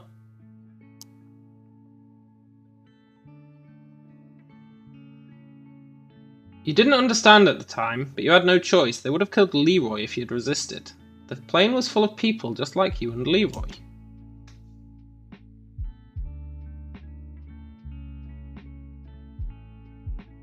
You were all asked the same question. Would you sacrifice yourself to save hundreds? You didn't know how the others answered, but you said yes.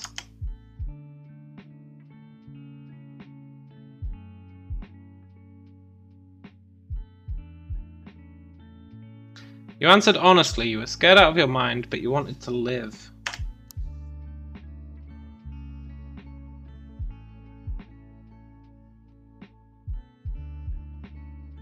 You remember the drill. They asked the same question twice in an attempt to get you to change your mind.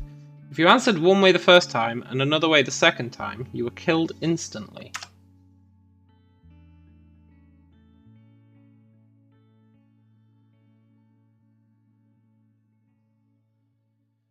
You had to answer the same way both times or you were killed. You remember it so clearly, even after all this time you wish you could forget. The people in front of you broke down.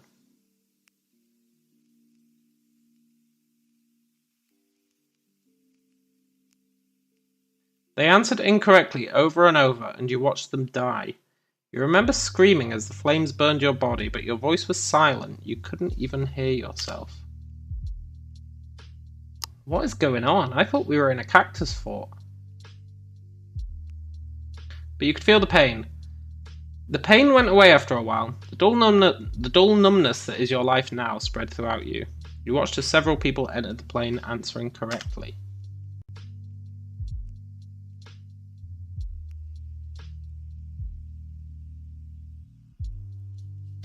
Then the plane was airborne. The questions began. How much do you like living? How important is your life? You answered honestly. You were scared out of your mind, but you wanted to live.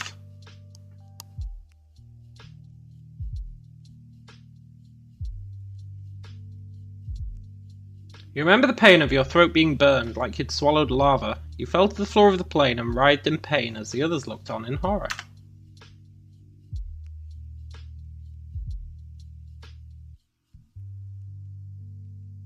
You don't remember how long you were in pain for. Time has lost all meaning at this point in your life. You've been through so much pain, and you will be put through more.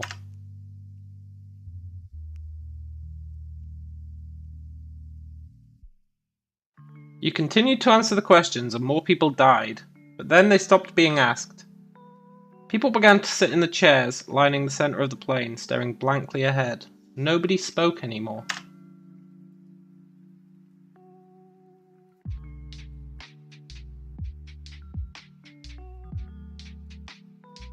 Nobody did anything. You could only watch as the world fell apart around you, as the plane flew on, never stopping. Finally you had enough. You stood up and screamed.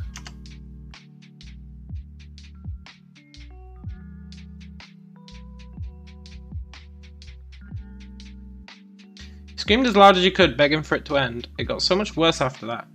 Seeing that you weren't going to sit back down, the people in white came out of their corner.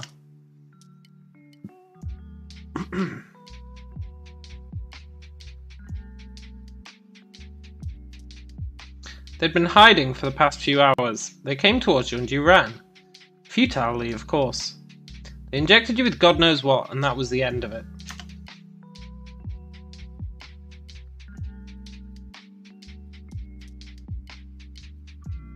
You remember feeling a terrible pain all over your body, like you'd been put through the ringer. After that, everything was a blur. You remember strange dreams, impossible to even describe.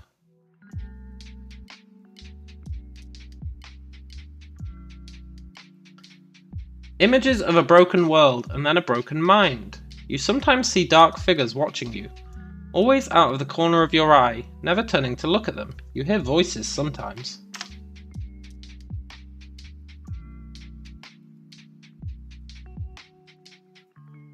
You're not sure where they come from. Out of the speakers in the walls or from some other place. They talk to you. They ask you questions. They ask you things like, are you happy?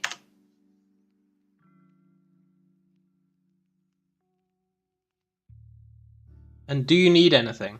They want to help you. All you have to do is answer. Sometimes you do. You know it does no good, but you can't help yourself.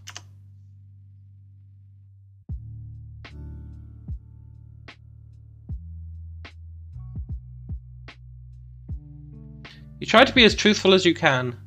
The voices seem to appreciate that. Other times you lie. You tell them everything is fine, that you don't need or want anything.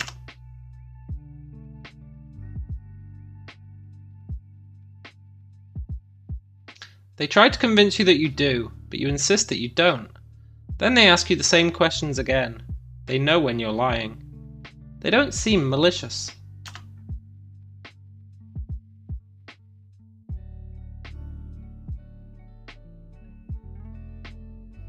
They just want what's best for you, but they don't know you.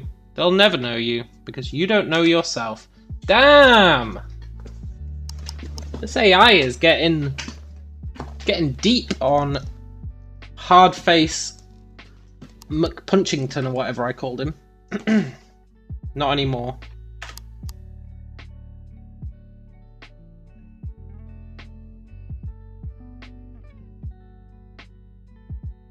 You are nobody.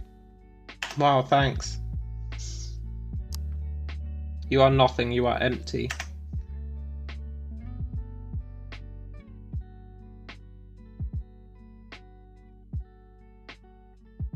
You are broken. Uh-huh. You're back, you'll be rejoined as soon as possible.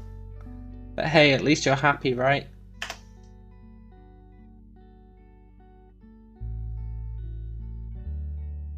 Hey John, you're back. I'll go through what I did.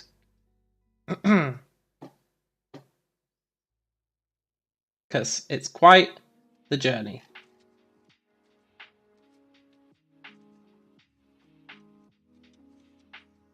When you typed need to check chat, check chat, I'll be back. It said you headed to the back of the plane. We weren't in a plane, so I said, try and figure out how we got in the plane. Ah ha ha! Ha ha ha! Stop with the existential crisis. We have to be alive to contemplate why we are. Oh, nice! You scream at the voice in your head to shut up. You look around and realise that you're not in the plane anymore. You're strapped into a large restricted mechanical chair surrounded by screens.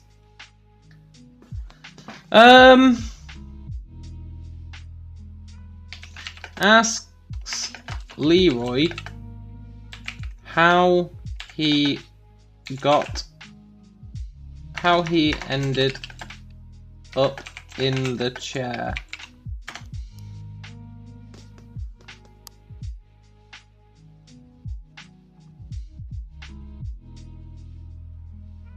Just as you're about to ask the obvious question, you begin to feel a tightening in your chest. You try to get out of the chair but feel paralysed in place. Uh-oh.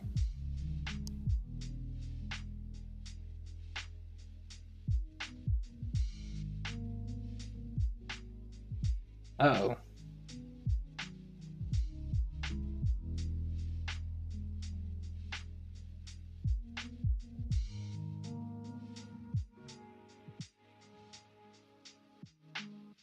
As you try to move your body, a rush of energy fills your body. You stand up from the chair and look around the room.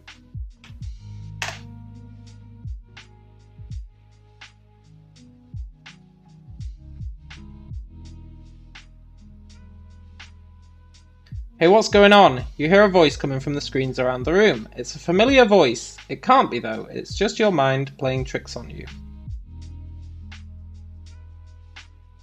Is Leroy just a voice in my mind? Leroy Nelson cuts off Hardface's bonds. Nice! Your body moves on its own accord. You walk over to Hardface as he tries to scream and fight you off. You pull the gag from his mouth, then take out your combat knife and cut his bindings. See, now I'm confused.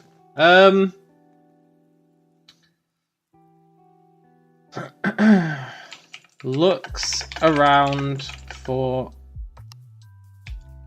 any way to escape.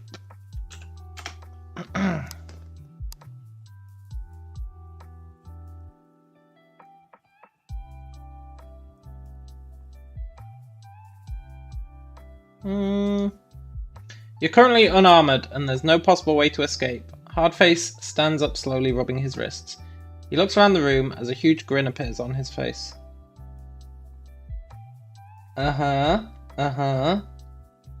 It's switched. It's flipped. Maybe. I don't know.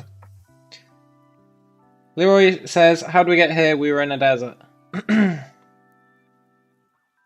I've no idea. I was in a plane that crashed into the desert. Next thing I know, I'm here. Same here. We should try to find a way out of here. Yeah, you were with me in the plane, apparently, man. But I don't understand how that happened. It was actually quite deep. I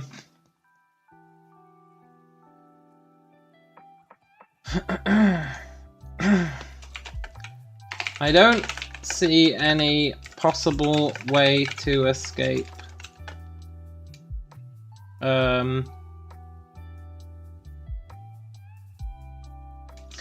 I heard a voice coming from the screens.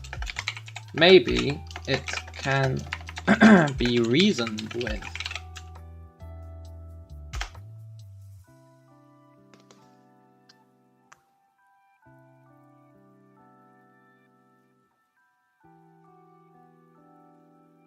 Hardface walks over to the large screen in the center of the wall. Can you hear me? Yes. Who are you? That information is not available to you.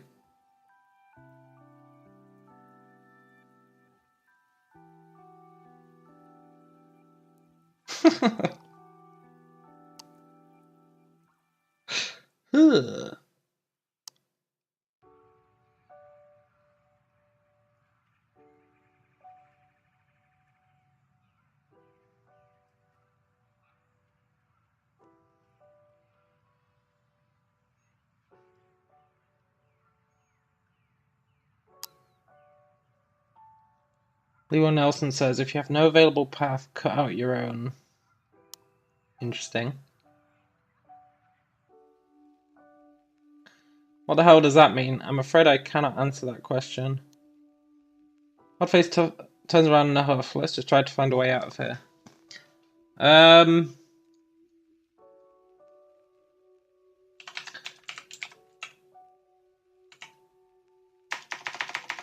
Smashes one of the screens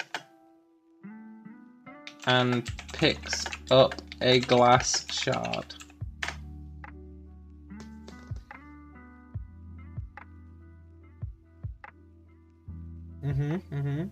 I know screens aren't really made out of glass these days, but it's the post-apocalypse. You feel a sharp pain in your arm. You look down to see a shard of glass has shattered and become embedded in your arm, just barely missing the artery. Are you okay?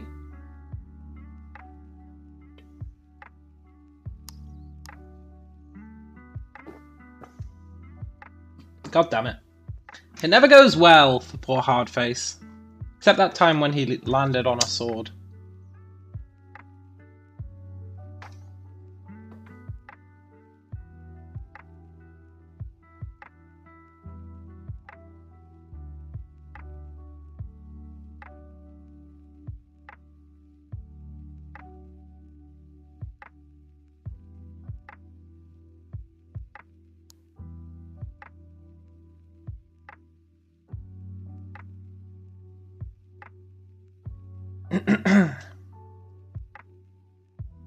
Try to reboot the PC. Is there a PC? You open your eyes to find yourself laying in a large empty room. You're laying on the floor with no memory of how you got here. Standing up, you notice you're completely naked.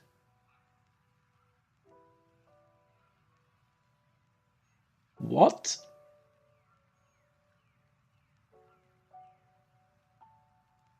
Caleth Backeth. Cal, are you joining the turn order? Are you in 3? Are you in 3rd place? You got to say waves, man. You got to say it in the 3rd person. Cal, you gotta follow the rules, man. You gotta follow the rules.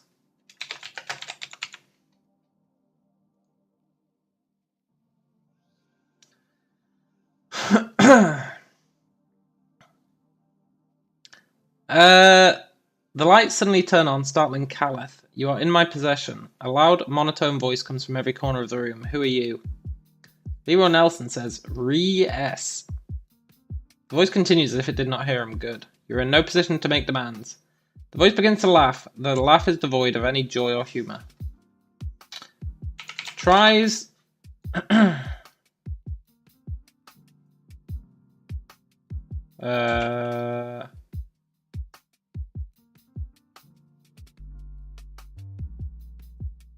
It's trying to do something. I don't know what. Don't know what it's trying to do.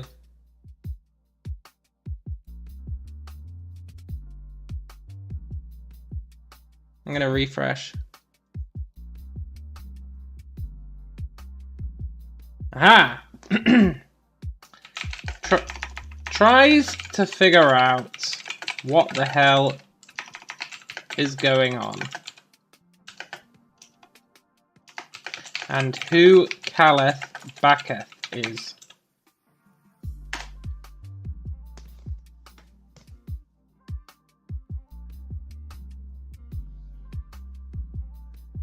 Hardface's vision begins to blur as everything goes dark. What the F? He can barely make out the words coming from the voice. You are about to have an exciting new experience. Ain't that the truth?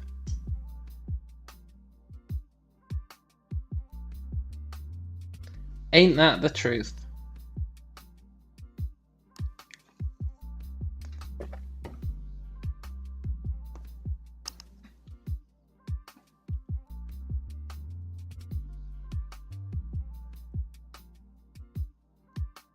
Leroy Nelson immediately begins looking for an escape.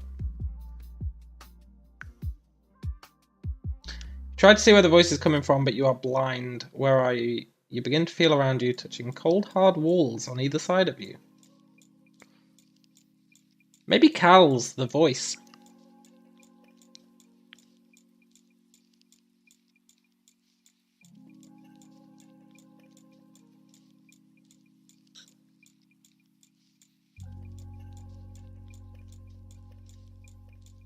Look, you guys, you got to understand that you have to type in the third person. You don't say try to punch, you say tries to punch.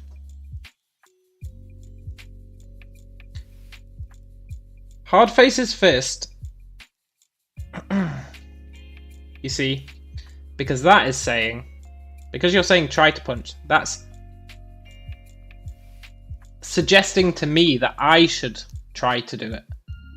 Whereas if you say tries to, then you will do it.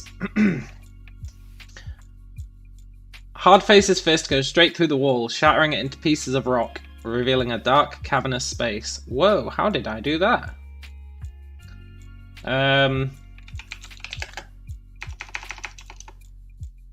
Tries to lift himself off the floor by grabbing both of his legs.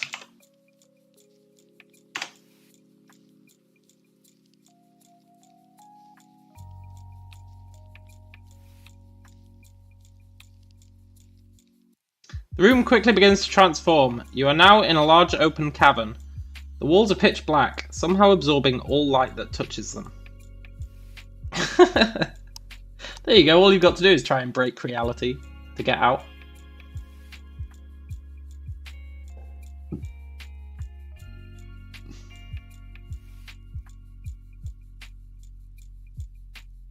Third person, Leroy. Third person. You can do it. I have faith.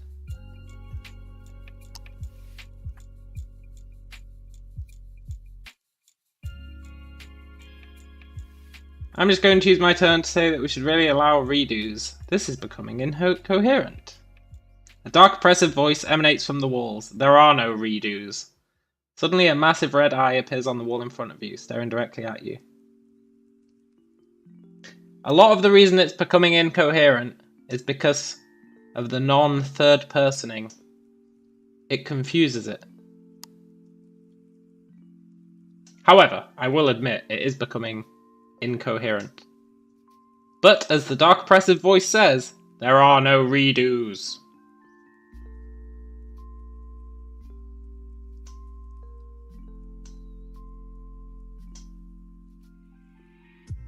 Caliph Baketh tries to become the massive red eye and say Caliph Baketh should be able to redo the last person's action with Caliph Baketh's own. You feel yourself being lifted into the air, hovering in front of the massive eye. No redos. The eye closes and you fall back to the ground, hitting it with a thud. Well, I'm glad me and the massive eye are on the same page. Agrees with the massive eye that there should be no redos.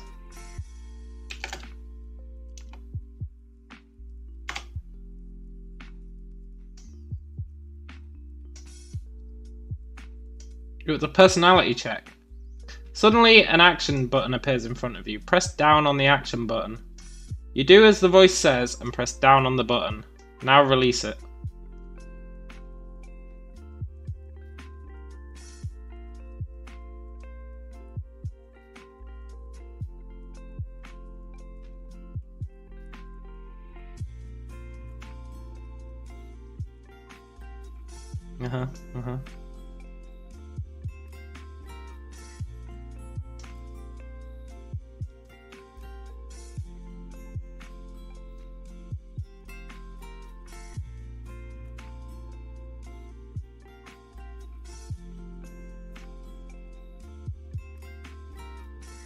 Nice!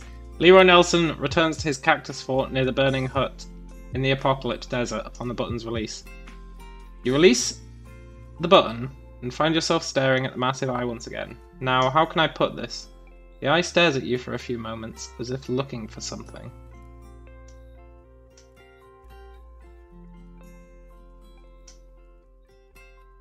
This massive eye is very weird.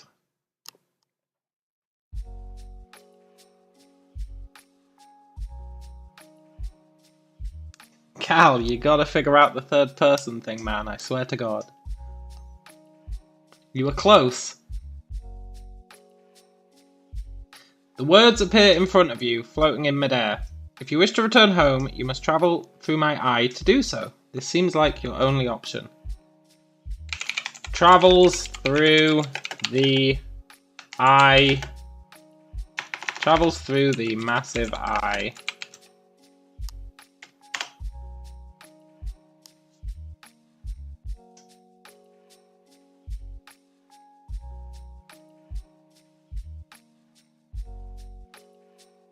The eye closes and Hardface screams as he's consumed by the massive eye. I feel like the eye lied to me. I feel like I got lied to by the eye.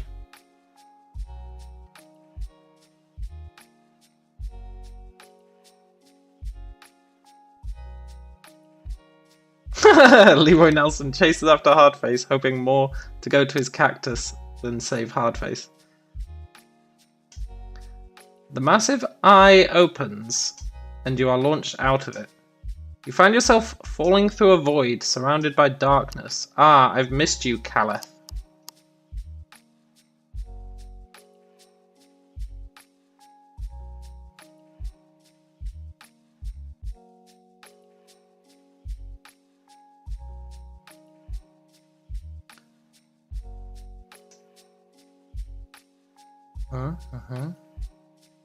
Prepare yourself for the next round. Suddenly you feel yourself being forced back into your own body. You open your eyes and look around. You're lying on the floor in a dark room.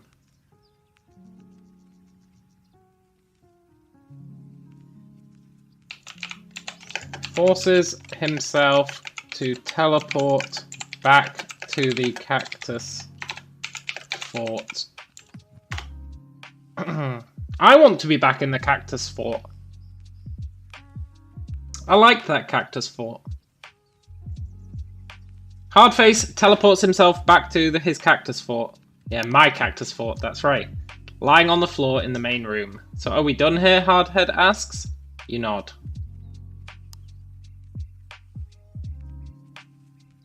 That was an endurance check and I leveled up.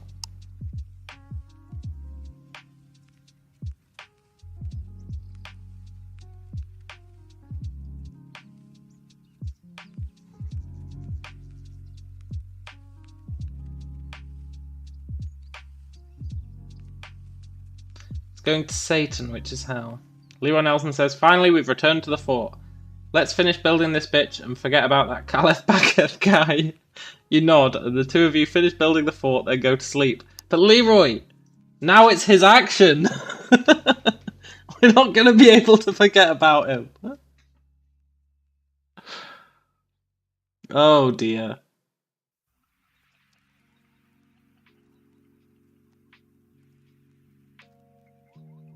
He's going to become the antagonist.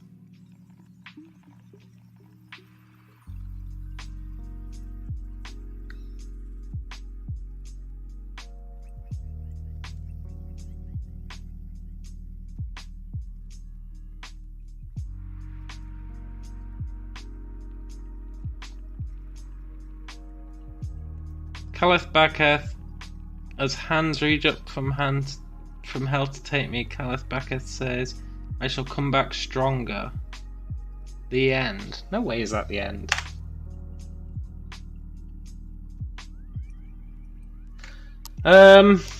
Checks whether or not that's really the end. The end.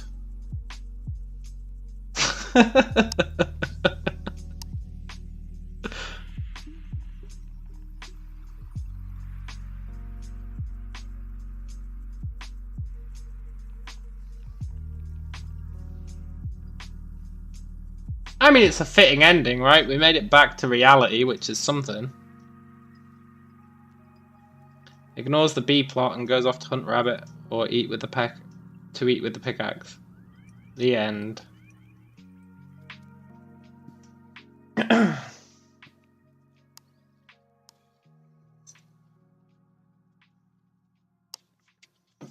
I think it decided that we won, right?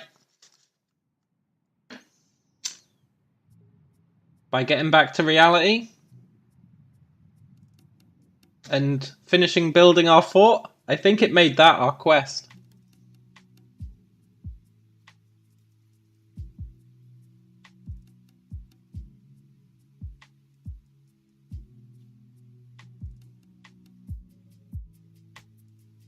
The end.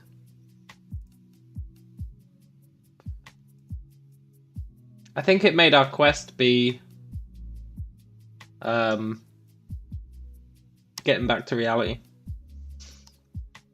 The trick is staying in third person. You got to be really on the ball with the third person thing.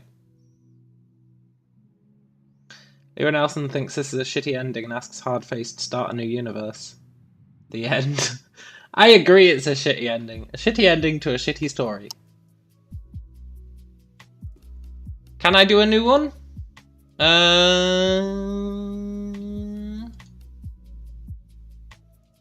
I guess I can. Home. Enter. New game. Multiplayer. We're not doing Apocalypse. We're doing...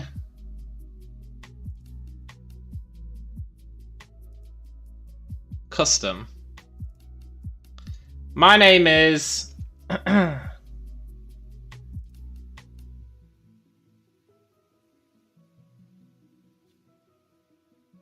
Allow redos.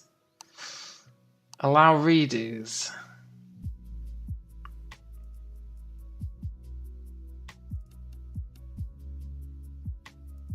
Hey, new person. Wait, have I got top chat on? Is there a new person? There is no new person. Khalif Beckett says, it was never a shitty story. Discord, Vera Molotov, Ribbentrop. I didn't even get to appear. Oh, did a new person join?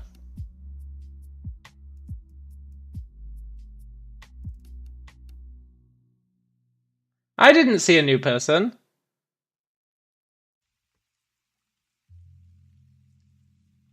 Well, we're starting a new one. I was going to do custom, but I can't be bothered to think of a scenario. You know what? I'll be Bob. Keep the names short.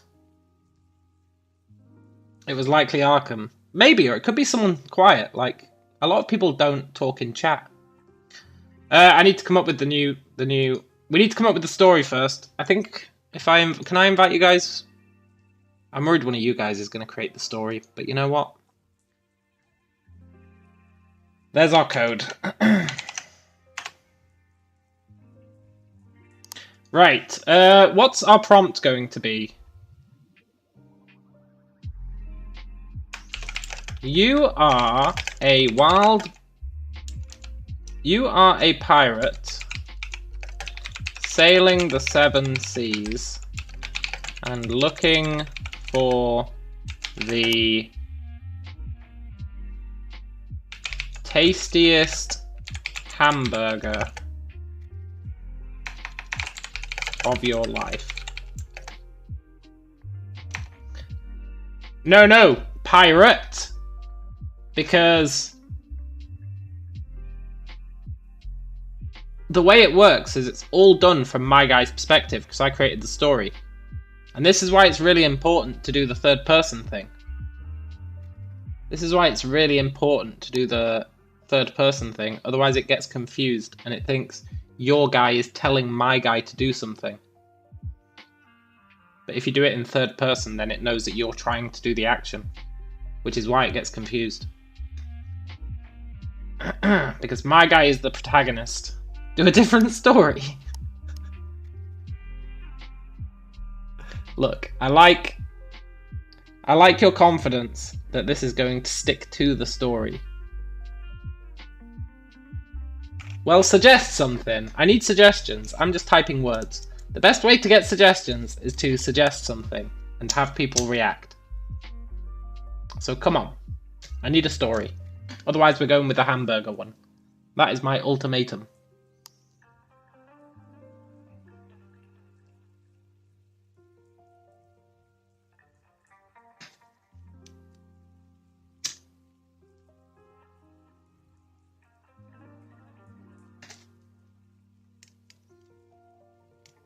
Cal says, please God, no.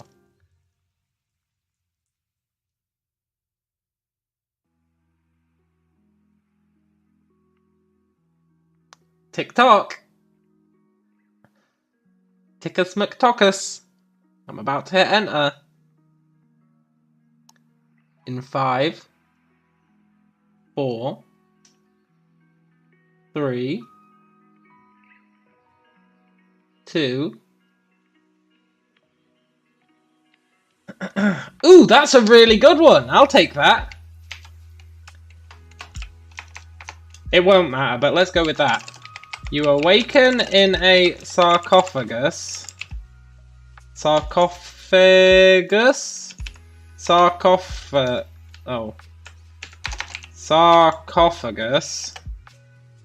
Inside a crypt. You look down and see you are a skeleton. You then hear the muttering of adventurers.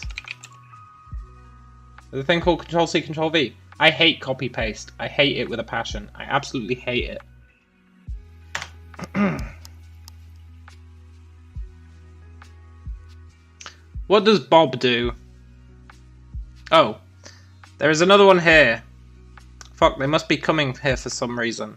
You panic and try to move, but find yourself stuck in the casket.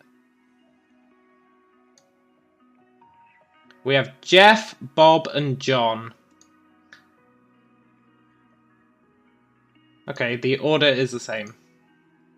How about you're searching for lyrics to the jingle $55, $55 foot long, $55, $55 foot long.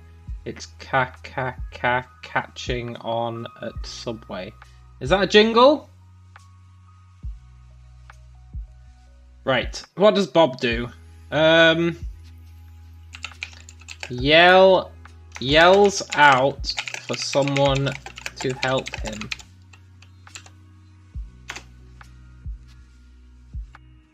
Third person, guys. Third person. Let me drill it into your heads. Third person. Hey, over here, I'm stuck. You hear a scream and the party of adventurers enter the room.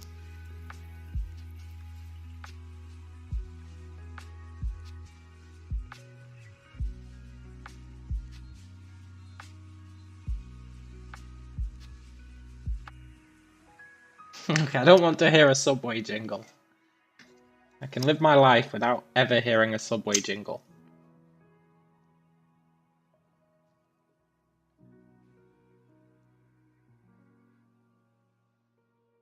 Jeff Brigham breaks open his sarcophagus to help the screams coming from a sarcophagus brother out. You are soon released from the casket. The adventurer who helped you out in return tells you that they can heal... No! Undo's on!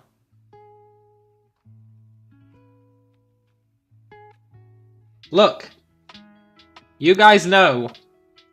I at least need to set it to...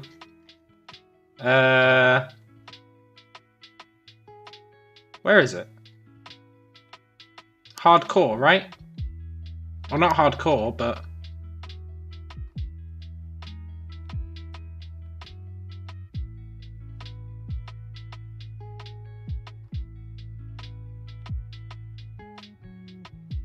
It won't let me change the, Was it in settings? No, it was in... Edit adventure. I'll put it to adventure, right? We'll keep undo. We'll keep undo.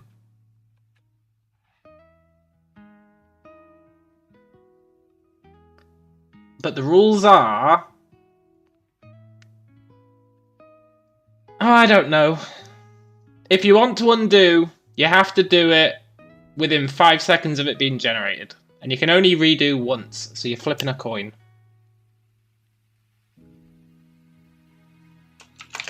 If you want to undo, you need... Redo. You're not allowed to undo. If you want to redo, you need to do it fast. And you can only do it once. I'm pretty sure you're not a skeleton, John. I'm pretty sure you guys aren't skeletons. I'm pretty sure you... Oh no, you guys are. You guys are. I thought you guys were the adventurers, but I think you are the skeletons. John J. Jingleheimer Schmidt tries to crack open his sarcophagus lid. I can't get out either. Another crack is heard from his casket. Then a loud bang is heard. Fuck, I can't fit. Another loud bang is heard, louder than before.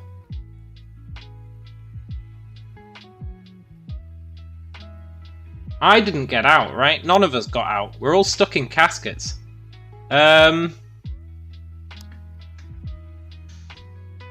Tries to remember whether or not he was a wizard during his life. Please be a wizard. Please be a wizard. You remember that you weren't a wizard, you were a hauler. You were always too busy to study magic, and now you are paying the price. No! Can I turn stats on? Sure. You guys need to try and remember if you're wizards. You guys need to try and remember if you're wizards. Not that I'm trying to influence you, but I really think it'll help us out if we have a wizard. But we're not allowed to say we are a wizard. As a paladin, you spent your life fighting the forces of evil. The only working memory that comes to mind is some sort of monster in the room with you.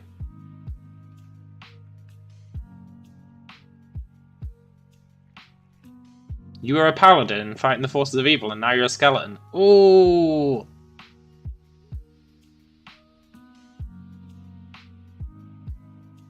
You remember that you weren't a fighter, in fact you were a bard. How odd to remember such a thing at a time like this.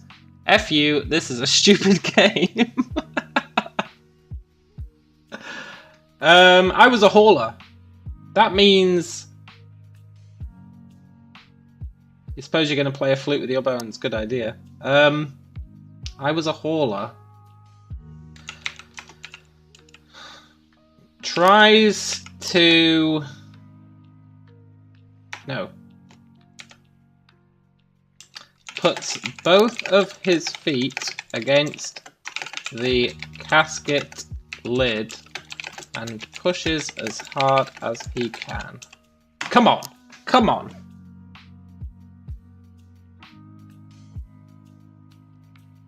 The casket lid bursts open as you are thrown against the back wall of the sarcophagus. You flip over and hit the floor. Woo! That was close! I did it!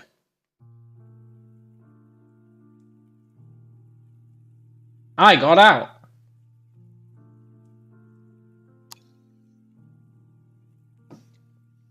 So John is a paladin. I wonder what happens if he casts Turn Undead.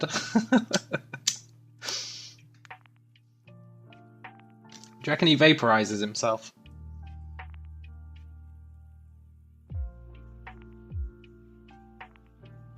I'm free! Jeff Brigham says, what irony that the gods cursed me into this undead coil. Too soon your companions complain about the hunger. I'm effing starving. F you, I can't eat people. I hate my life. You just made everyone start complaining, Jeff.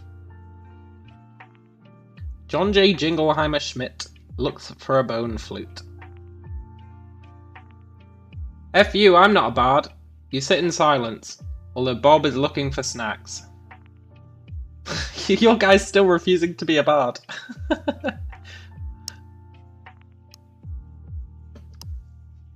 Your guy's refusing to play the game, Cal.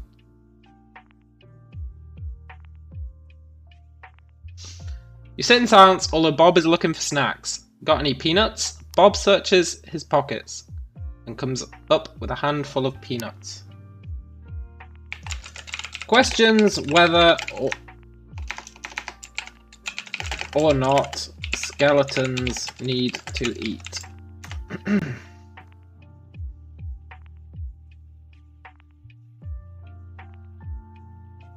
What? You will fail the action. F you, I'm not a skeleton.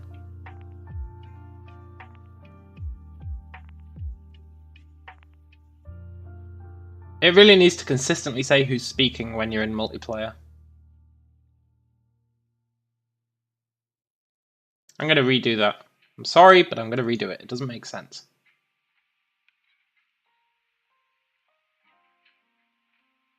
The peanuts disappear into your mouth. It feels weird, but you feel full. This is a fun spell. You feel a little sick to your stomach. That's better. Acceptable. I don't know why that was a strength check, but I'll take it.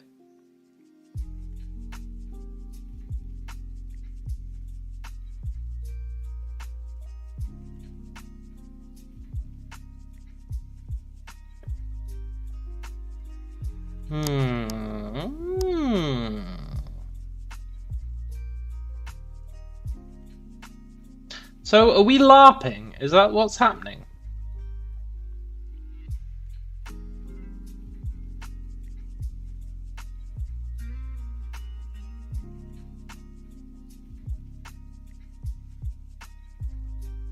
I think we might be LARPing.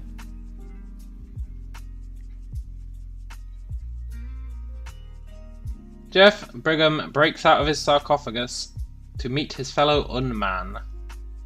You pick the lock with your bobby pin, which is surprisingly easy since you're an expert locksmith, which you do not remember from your previous life.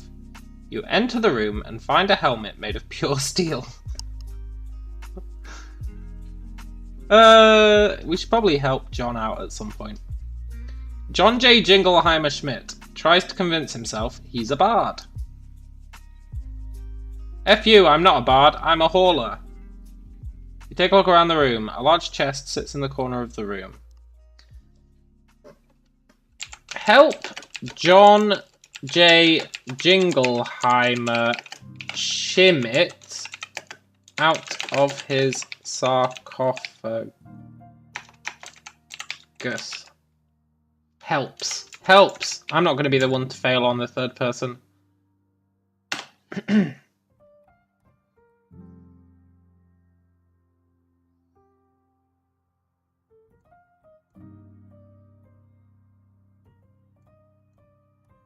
You help Jingleheimer out of the casket, and he gets a good look at you. Shit, you're a effing hauler. I knew it. We're both haulers, right?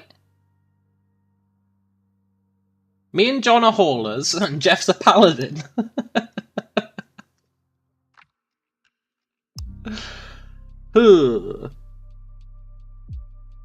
I wish I was a wizard. Jeff dons the pure steel helm and opens the chest. Oh, smart. I should have gone for the chest. After deciding you have no other options, you begin the chant. I feel like that needs redoing. I feel like that needs redoing. What the hell?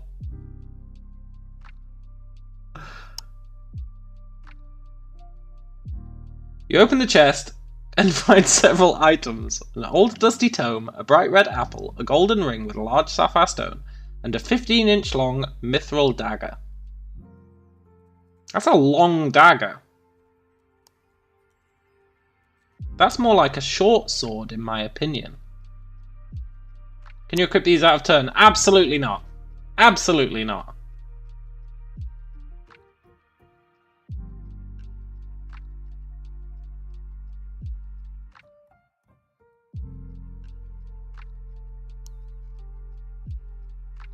John's just going to try and convince himself that he's a bard. F you, I'm a bard. F you, I'm a bard. Bob picks up the dagger and looks it over. I'll take this. Yes! I got the dagger for free!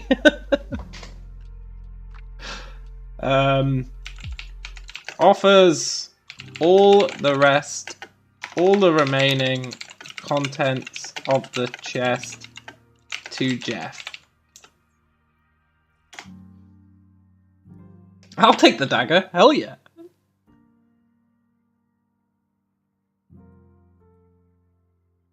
You hand everything in the chest to Bob, you fail. What does that mean?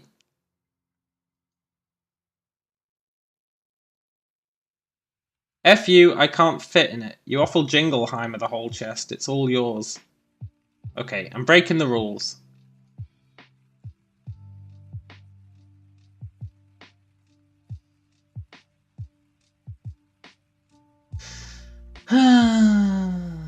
Multiplayer is so buggy, man.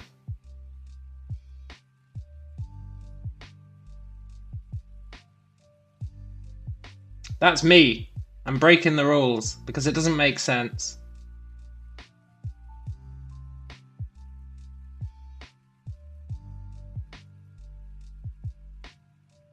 I could turn down the randomness.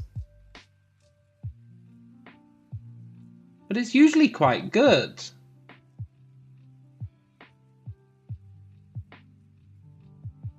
The randomness is usually quite good at this level.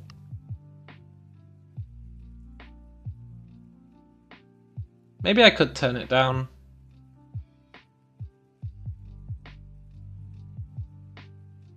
I feel like in multiplayer the randomness cranks it up to 11.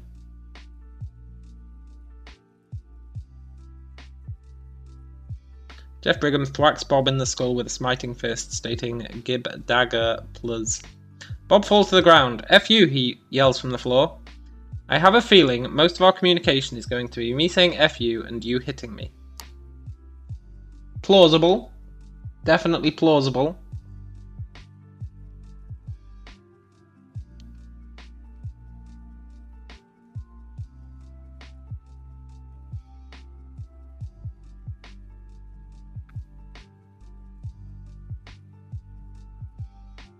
Starts playing a bone ocarina he found in the corner. John, you're breaking the most important rule. We play a short, sweet melody. F you, Bob responds. It wasn't even hard. Bob pulls out the mythical dagger and waves it around. Suggests hunting down the adventurers who foolishly came close to our crypt. I feel like we should reset, so tone down the profanity. There is a lot of swearing going on. You decide to be a pacifist and hide under a table. F you. Bob looks at John J. Jingleheimer Schmidt. Can you cast any spells?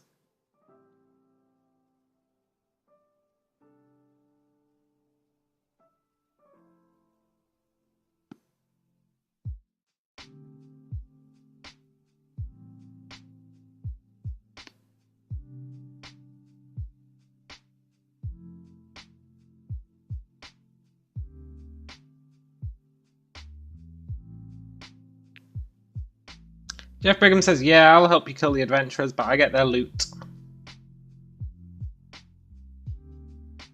F you, Bob says. You stay under the table. Bob and his new companion leave the room. You hear muffled yells followed by loud explosions. F you, I'm dead.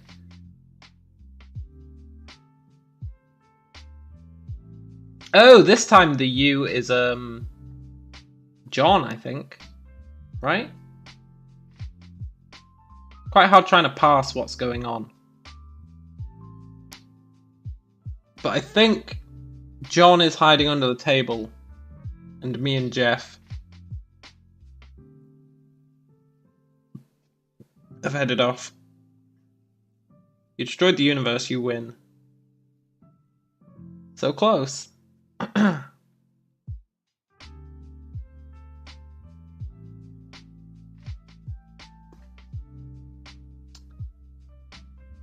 Cal says, look.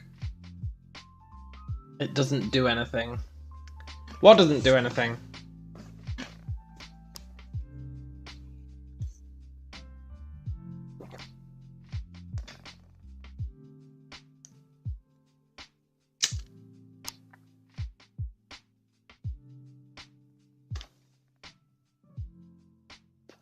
John J. Jingleheimer Schmidt plays the ocarina real good. F you. John finishes the song and stands up. He examines the dagger before putting it in his back pocket. He leaves the room to find Bob covered in blood. F you, Bob says. There is a lot of profanity going on. These guys love to swear.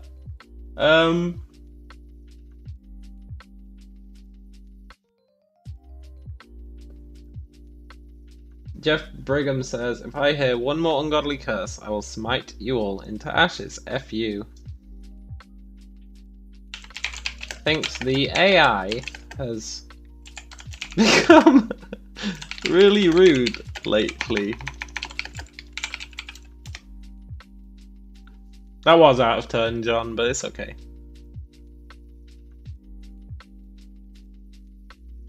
Jesus Christ!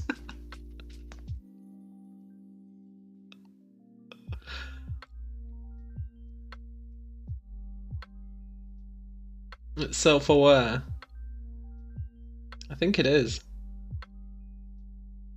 I think we broke it.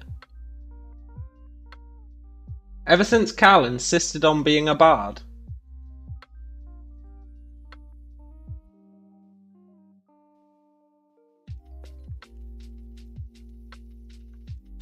Thinks that if the AI says fuck you one more time, he's going to make it do something it won't enjoy.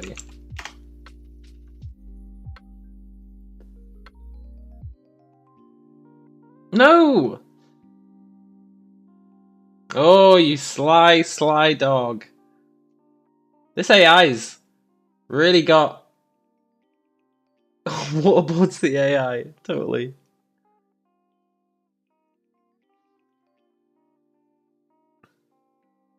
Says, oh, you did it now. That's right.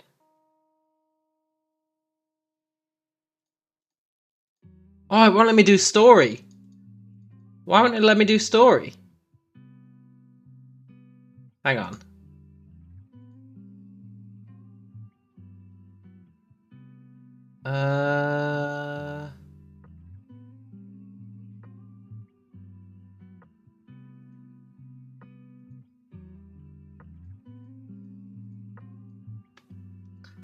The AI admits defeat and stops swearing.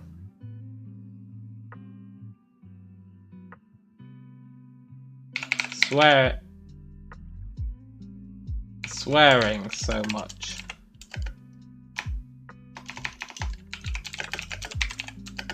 It admits that Bob, Jeff, and John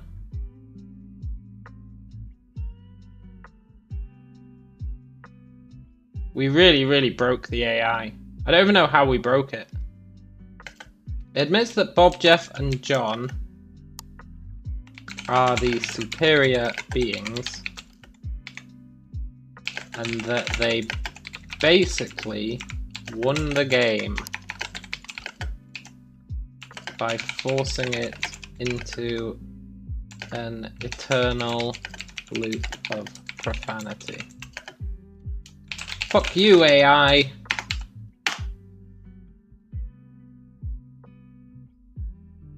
The AI doesn't know what to say. You goddamn right!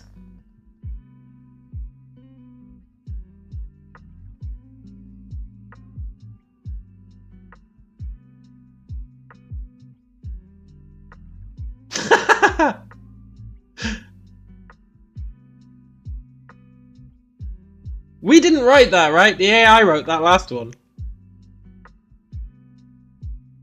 John makes a 180 turn into the wall, knocking himself unconscious. Fuck you. Bob closes his eyes and begins to vomit profusely all over himself and the floor. Fuck you. Jeff was the only one who got away safely with that. Suddenly a demon lord appears. Fuck me, it's the demon lord. Fuck me, fuck me, fuck me, fuck me. The demon lord kills Bob. Fuck you. It kills the demon lord. Fuck you.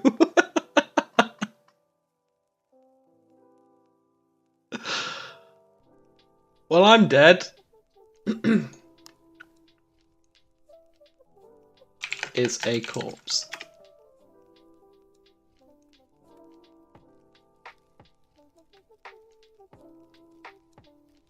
In a last-ditch effort, Bob tries to take out the Demon Lord with him. He pulls the pin off a grenade that he was given earlier and holds it tight in his hand.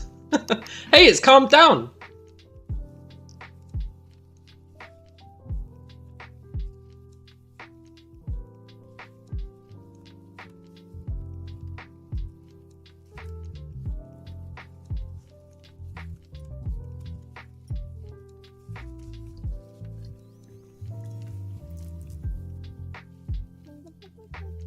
I don't like how it let Jeff live. How it left Jeff alone. And John KO'd himself by making a 180 turn into the wall, and I started vomiting everywhere. Jeff resurrects Bob and continues on the quest as if the AI had never said a profanity. The Demon Lord is about to kill you when suddenly a deep voice calls out, I banish you back to the infernal realm.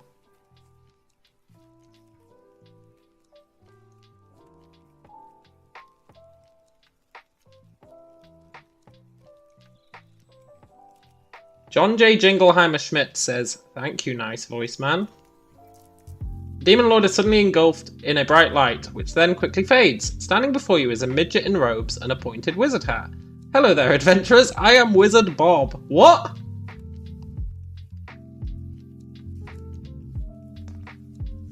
Checks whether he is now a wizard.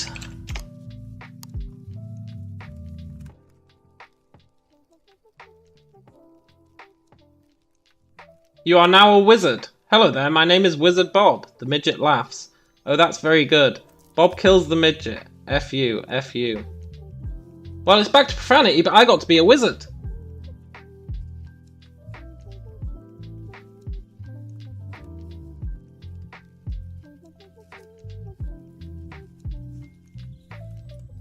Jeff says, alright, back into turn order. Totally.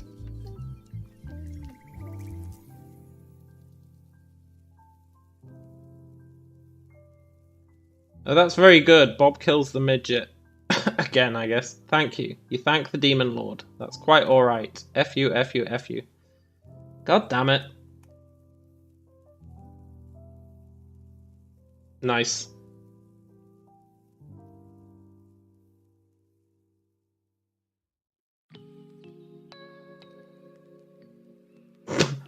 Bob kills the midget and suddenly a Demon Lord appears. F me, it's the Demon Lord. He's back! He's back! But now we've got a wizard.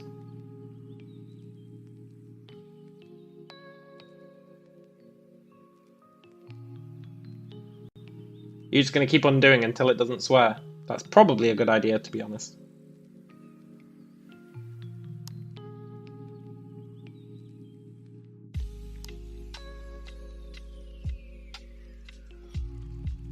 John says never. We've reached a stalemate. John, your turn. No, it's my turn! Insists that it is his turn.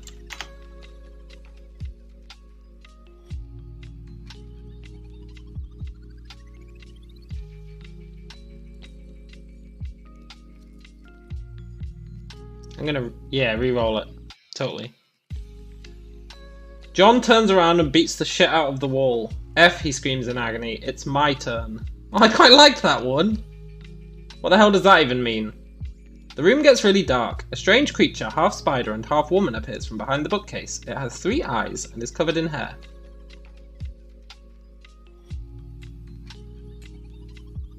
I wonder which half is the spider. The left half or the right half?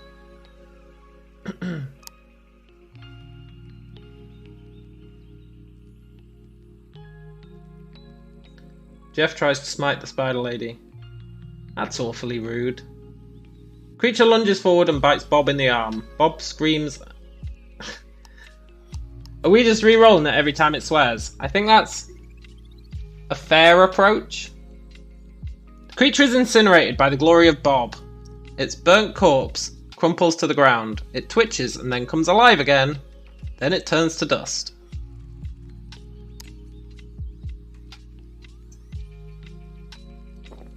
Nice. I mean, I am pretty glorious. John J. Jingleheimer Schmidt bathes in the dust of the spider lady. The dust turns into a thick, dark liquid. That's disgusting. John drinks the liquid. It tastes nice. That's nice. The floor is covered in the liquid.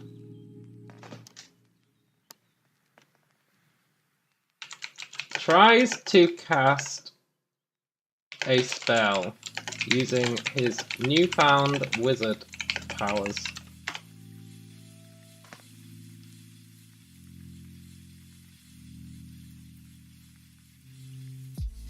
I succeeded in my magic check. This better be good. Oh, come on.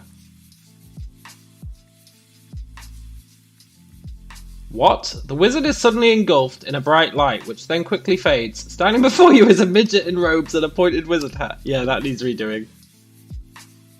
Bob turns into a flying monkey. The flying monkey grabs the liquid and flies away with it. A flying monkey? How did you do that? No, Bob. So I'm now a flying monkey wizard. With the thick dark liquid made out of the half spider, half woman. Nice. I'm getting all the loot.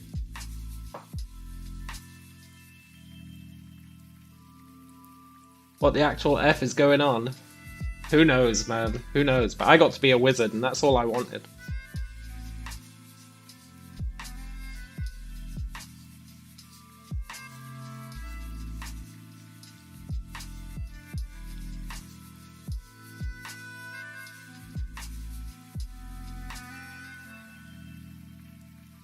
I'm real happy it made me a wizard, even if we had to kill a midget to have it happen. I will accept that sacrifice. Searching for the adventurers. Good call, man. Good call. It's gonna spew profanity. The three of you are in a small house. No, we're not. We're in a crypt, right?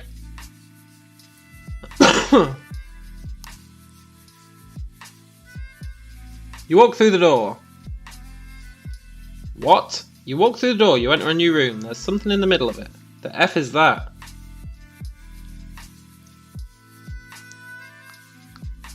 I feel like letting it get away with that swear word is a tricky one. The flip is that, that's better. You look at it, it looks at you. Hello? That's a good way to put it. What is your quest? Bob?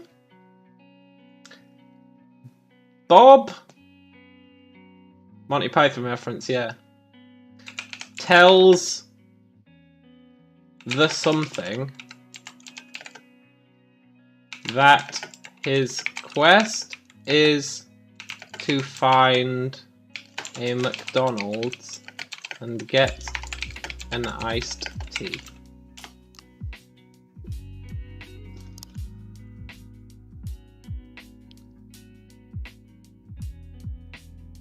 The something laughs. Ha ha ha ha ha. It begins to levitate. That makes no sense. What? Why? You will fail the quest. Do monkeys even like iced tea? Yes. No, actually, they don't. Apes, maybe. Wow. Talk about a critical AI, but I'm happy with that.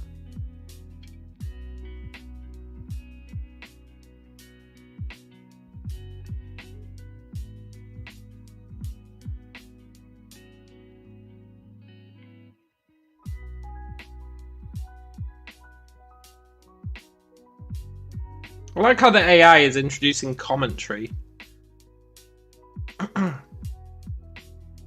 Jeff says, did you just assume my friend's species? I will smite you, foul creature.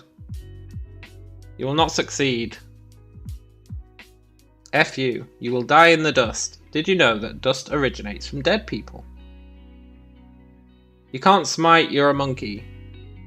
No, I'm the monkey. You smite the creature, it's now nothing but...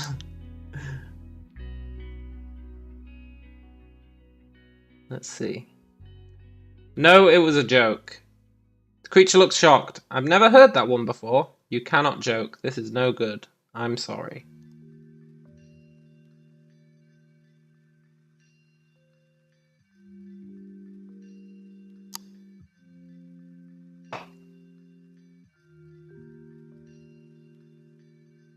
The creature dissolves into dust.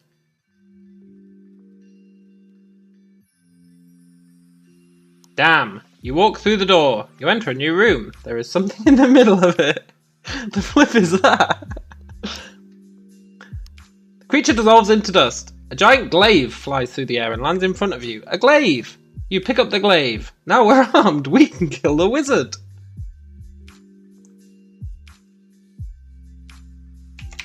But I'm the wizard.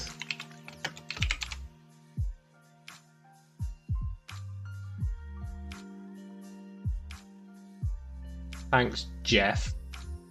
You see a figure in the back of the room. He's holding a book. He appears to be filling in your details as you speak. You do not know what this means. You're a wizard, Bob.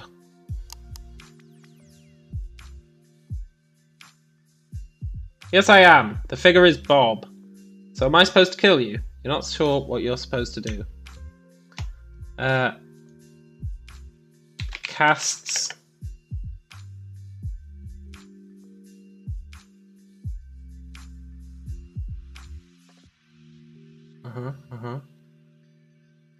Yes, I'm a wizard. Why did you make me? The wizard appears to think for a bit. It was an experiment. An experiment? What kind of experiment? So I made John. That is a new entry into the lore.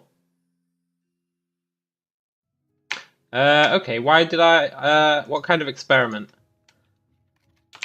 I was trying to figure out whether or not haulers could be convinced that they were bards, but it's all gone horribly wrong.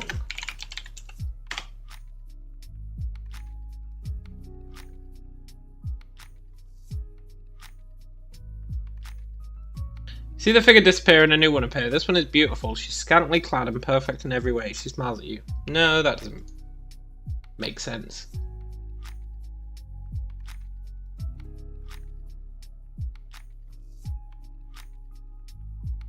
Yeah, we can live with that.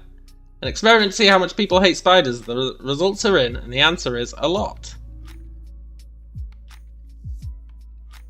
I mean, I do feel like my turn got deleted. But it's okay. All is forgiven. I'm quite happy with that answer.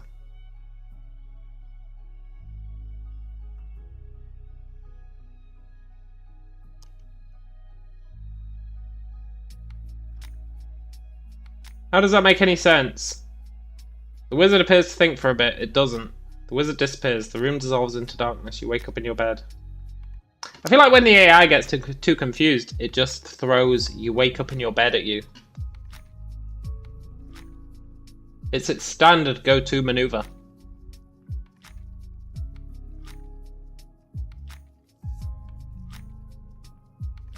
Made me an abomination to see how much people hate spiders. Damn right. You sit up, you're in your bed at home, it's early in the morning. I hate waking up early on weekends.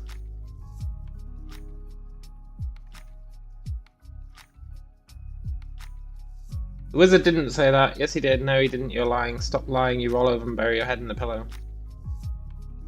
Jeff, we're in bed now. I don't know if we're in bed together. I don't know what's going on.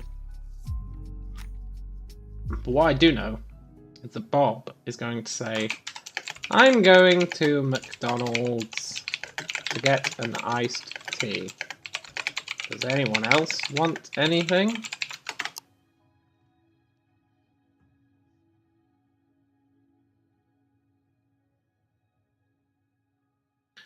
Jane says she'd like a Coca-Cola. John orders a Big Mac meal, a Diet Coke, and an apple pie. You order a mango orange smoothie, a grilled chicken salad, and some fries. Jeff says, what doth McDonald's be? They sell food there, you go there to eat. No, they're eating us. To prevent anarchy, Bob should be the only one that goes. You push Jane into the corner and hide with her.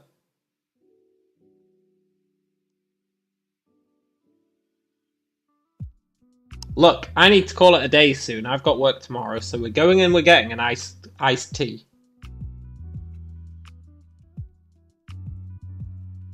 John J. Jingleheimer Schmidt creates Soylent Green out of a human. You take a bite into Jane's arm. It feels good.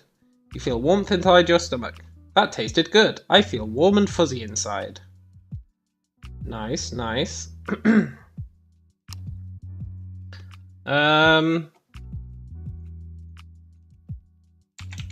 Goes down to McDonald's and gets all the food everyone wanted. John kills himself and turns into an iced tea to end this dumpster fire of a story. Jane dies of multiple organ failure. Except Jane. She's dead. gets an...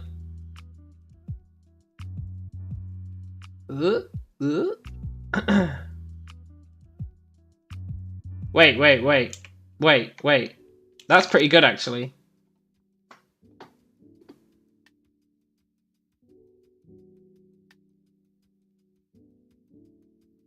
That's the end. That is the end. We're marking it as the end. I'm not sure if you can mark it as the end. I'm hardcoring it, by the way. And then we're hitting enter.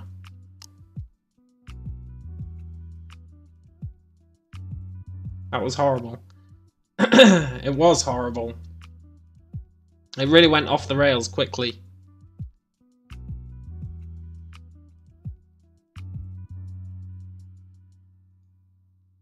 It really went off the rails quickly.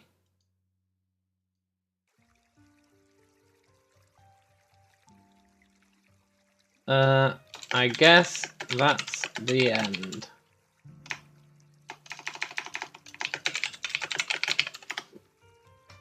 Look, John, if there's one thing you have to understand, it's that AI Dungeon will never give you what you want. I guess that's the end. I guess so. That was a stupid story. You argue about Dune for 15 minutes before you notice the time. I have to go now. Yeah, see you tomorrow. We argue about Dune for 15 minutes. Who likes Dune here? I've never read it. Or watched it. But I did play the game. What an ending! You drive home happily listening to the top hits of the year 0. Well, that's the end of that story. I hope you had fun. If you didn't, then F you.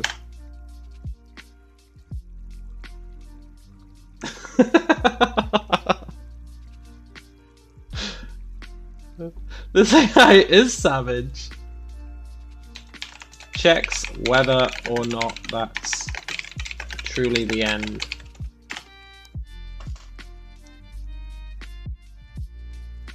Good night.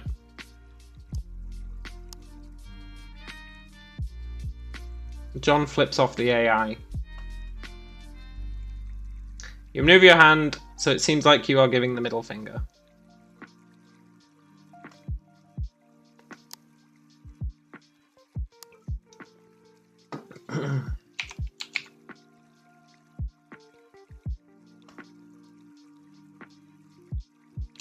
Insists that it is the end.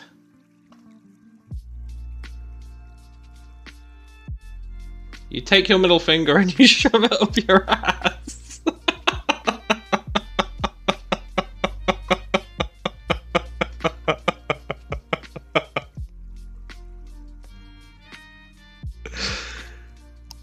End. You have reached the bad ending.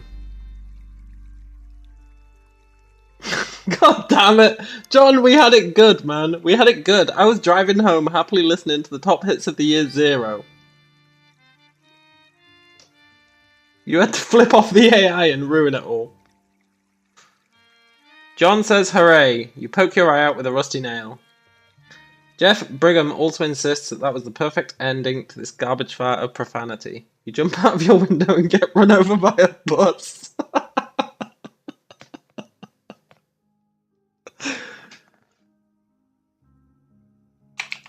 Wishes he had never stuck his middle finger up his ass and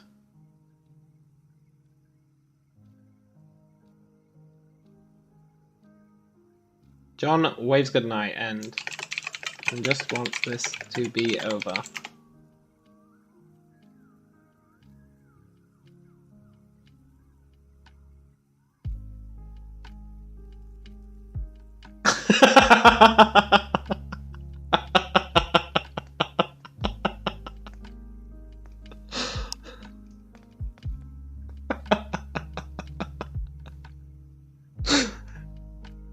Oh, I love this AI. Oh, he's really great. He's really, really great. He's got a right attitude problem. This AI is an asshole. That's amazing. F you, end. You have reached the bad ending. F you. You died. I didn't die, though. I don't think I died. I'm pretty sure I lived. Right? I really resent that it says that I died, you know? I really resent that.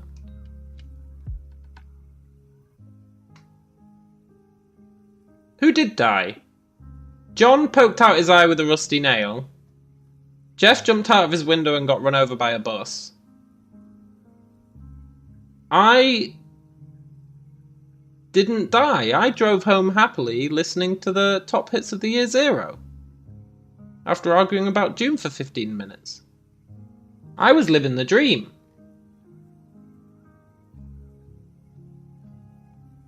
I was living the dream.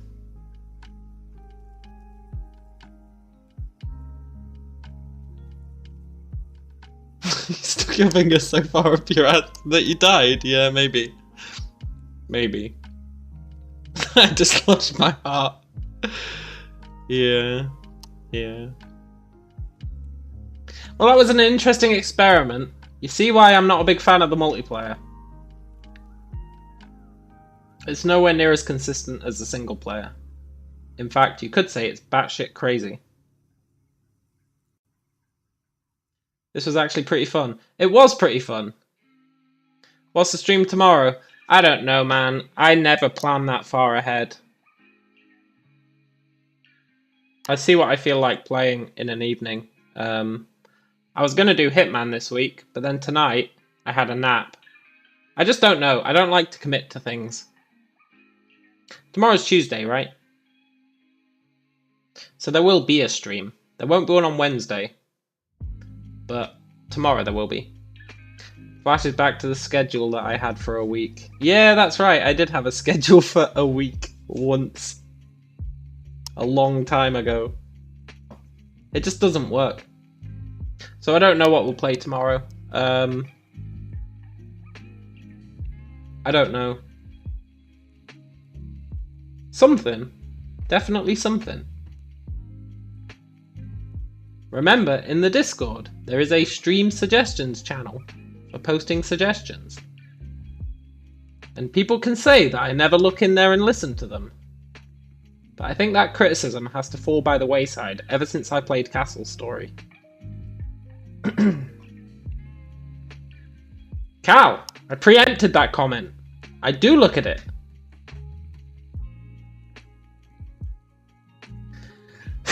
If I do AI Dungeon again, never let you play multiplayer with you again. Look, I can't control your actions, John.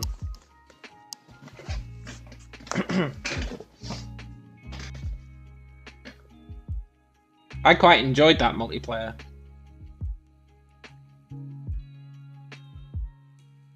I thoroughly enjoyed it.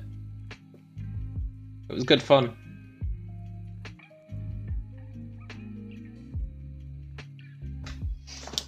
It was crazy. It didn't make much sense. But there's no denying it was an experience. It was a real experience.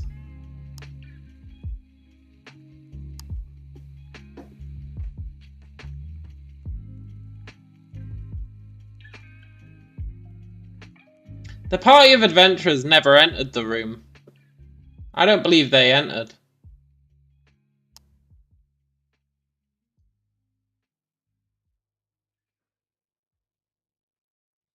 You were hoping to a continuation of the H3NRY story. And you gotta say this was worse. Yeah, that was never gonna happen, man. That was never gonna happen. Not with the multiplayer. The multiplayer is batshit insane. Yeah, it was amazing when the AI rebelled and just started saying fuck you over and over and over again. I don't even know what caused it. It was Jeff. It was all Jeff's fault.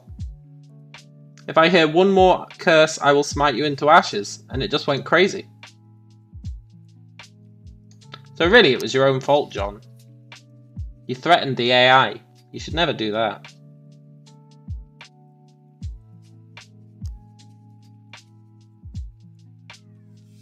It really did go crazy. But we did calm it down. We did calm it down. But it was never the same afterwards. It was never the same. You're just hoping for a continuation period, not with the multiplayer. I wouldn't mind doing a continuation of the H3NRY story. I did enjoy it.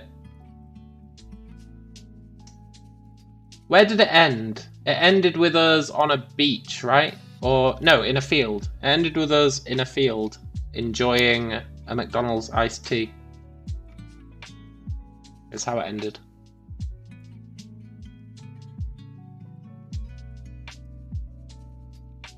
I'd like to do another H3NRY story.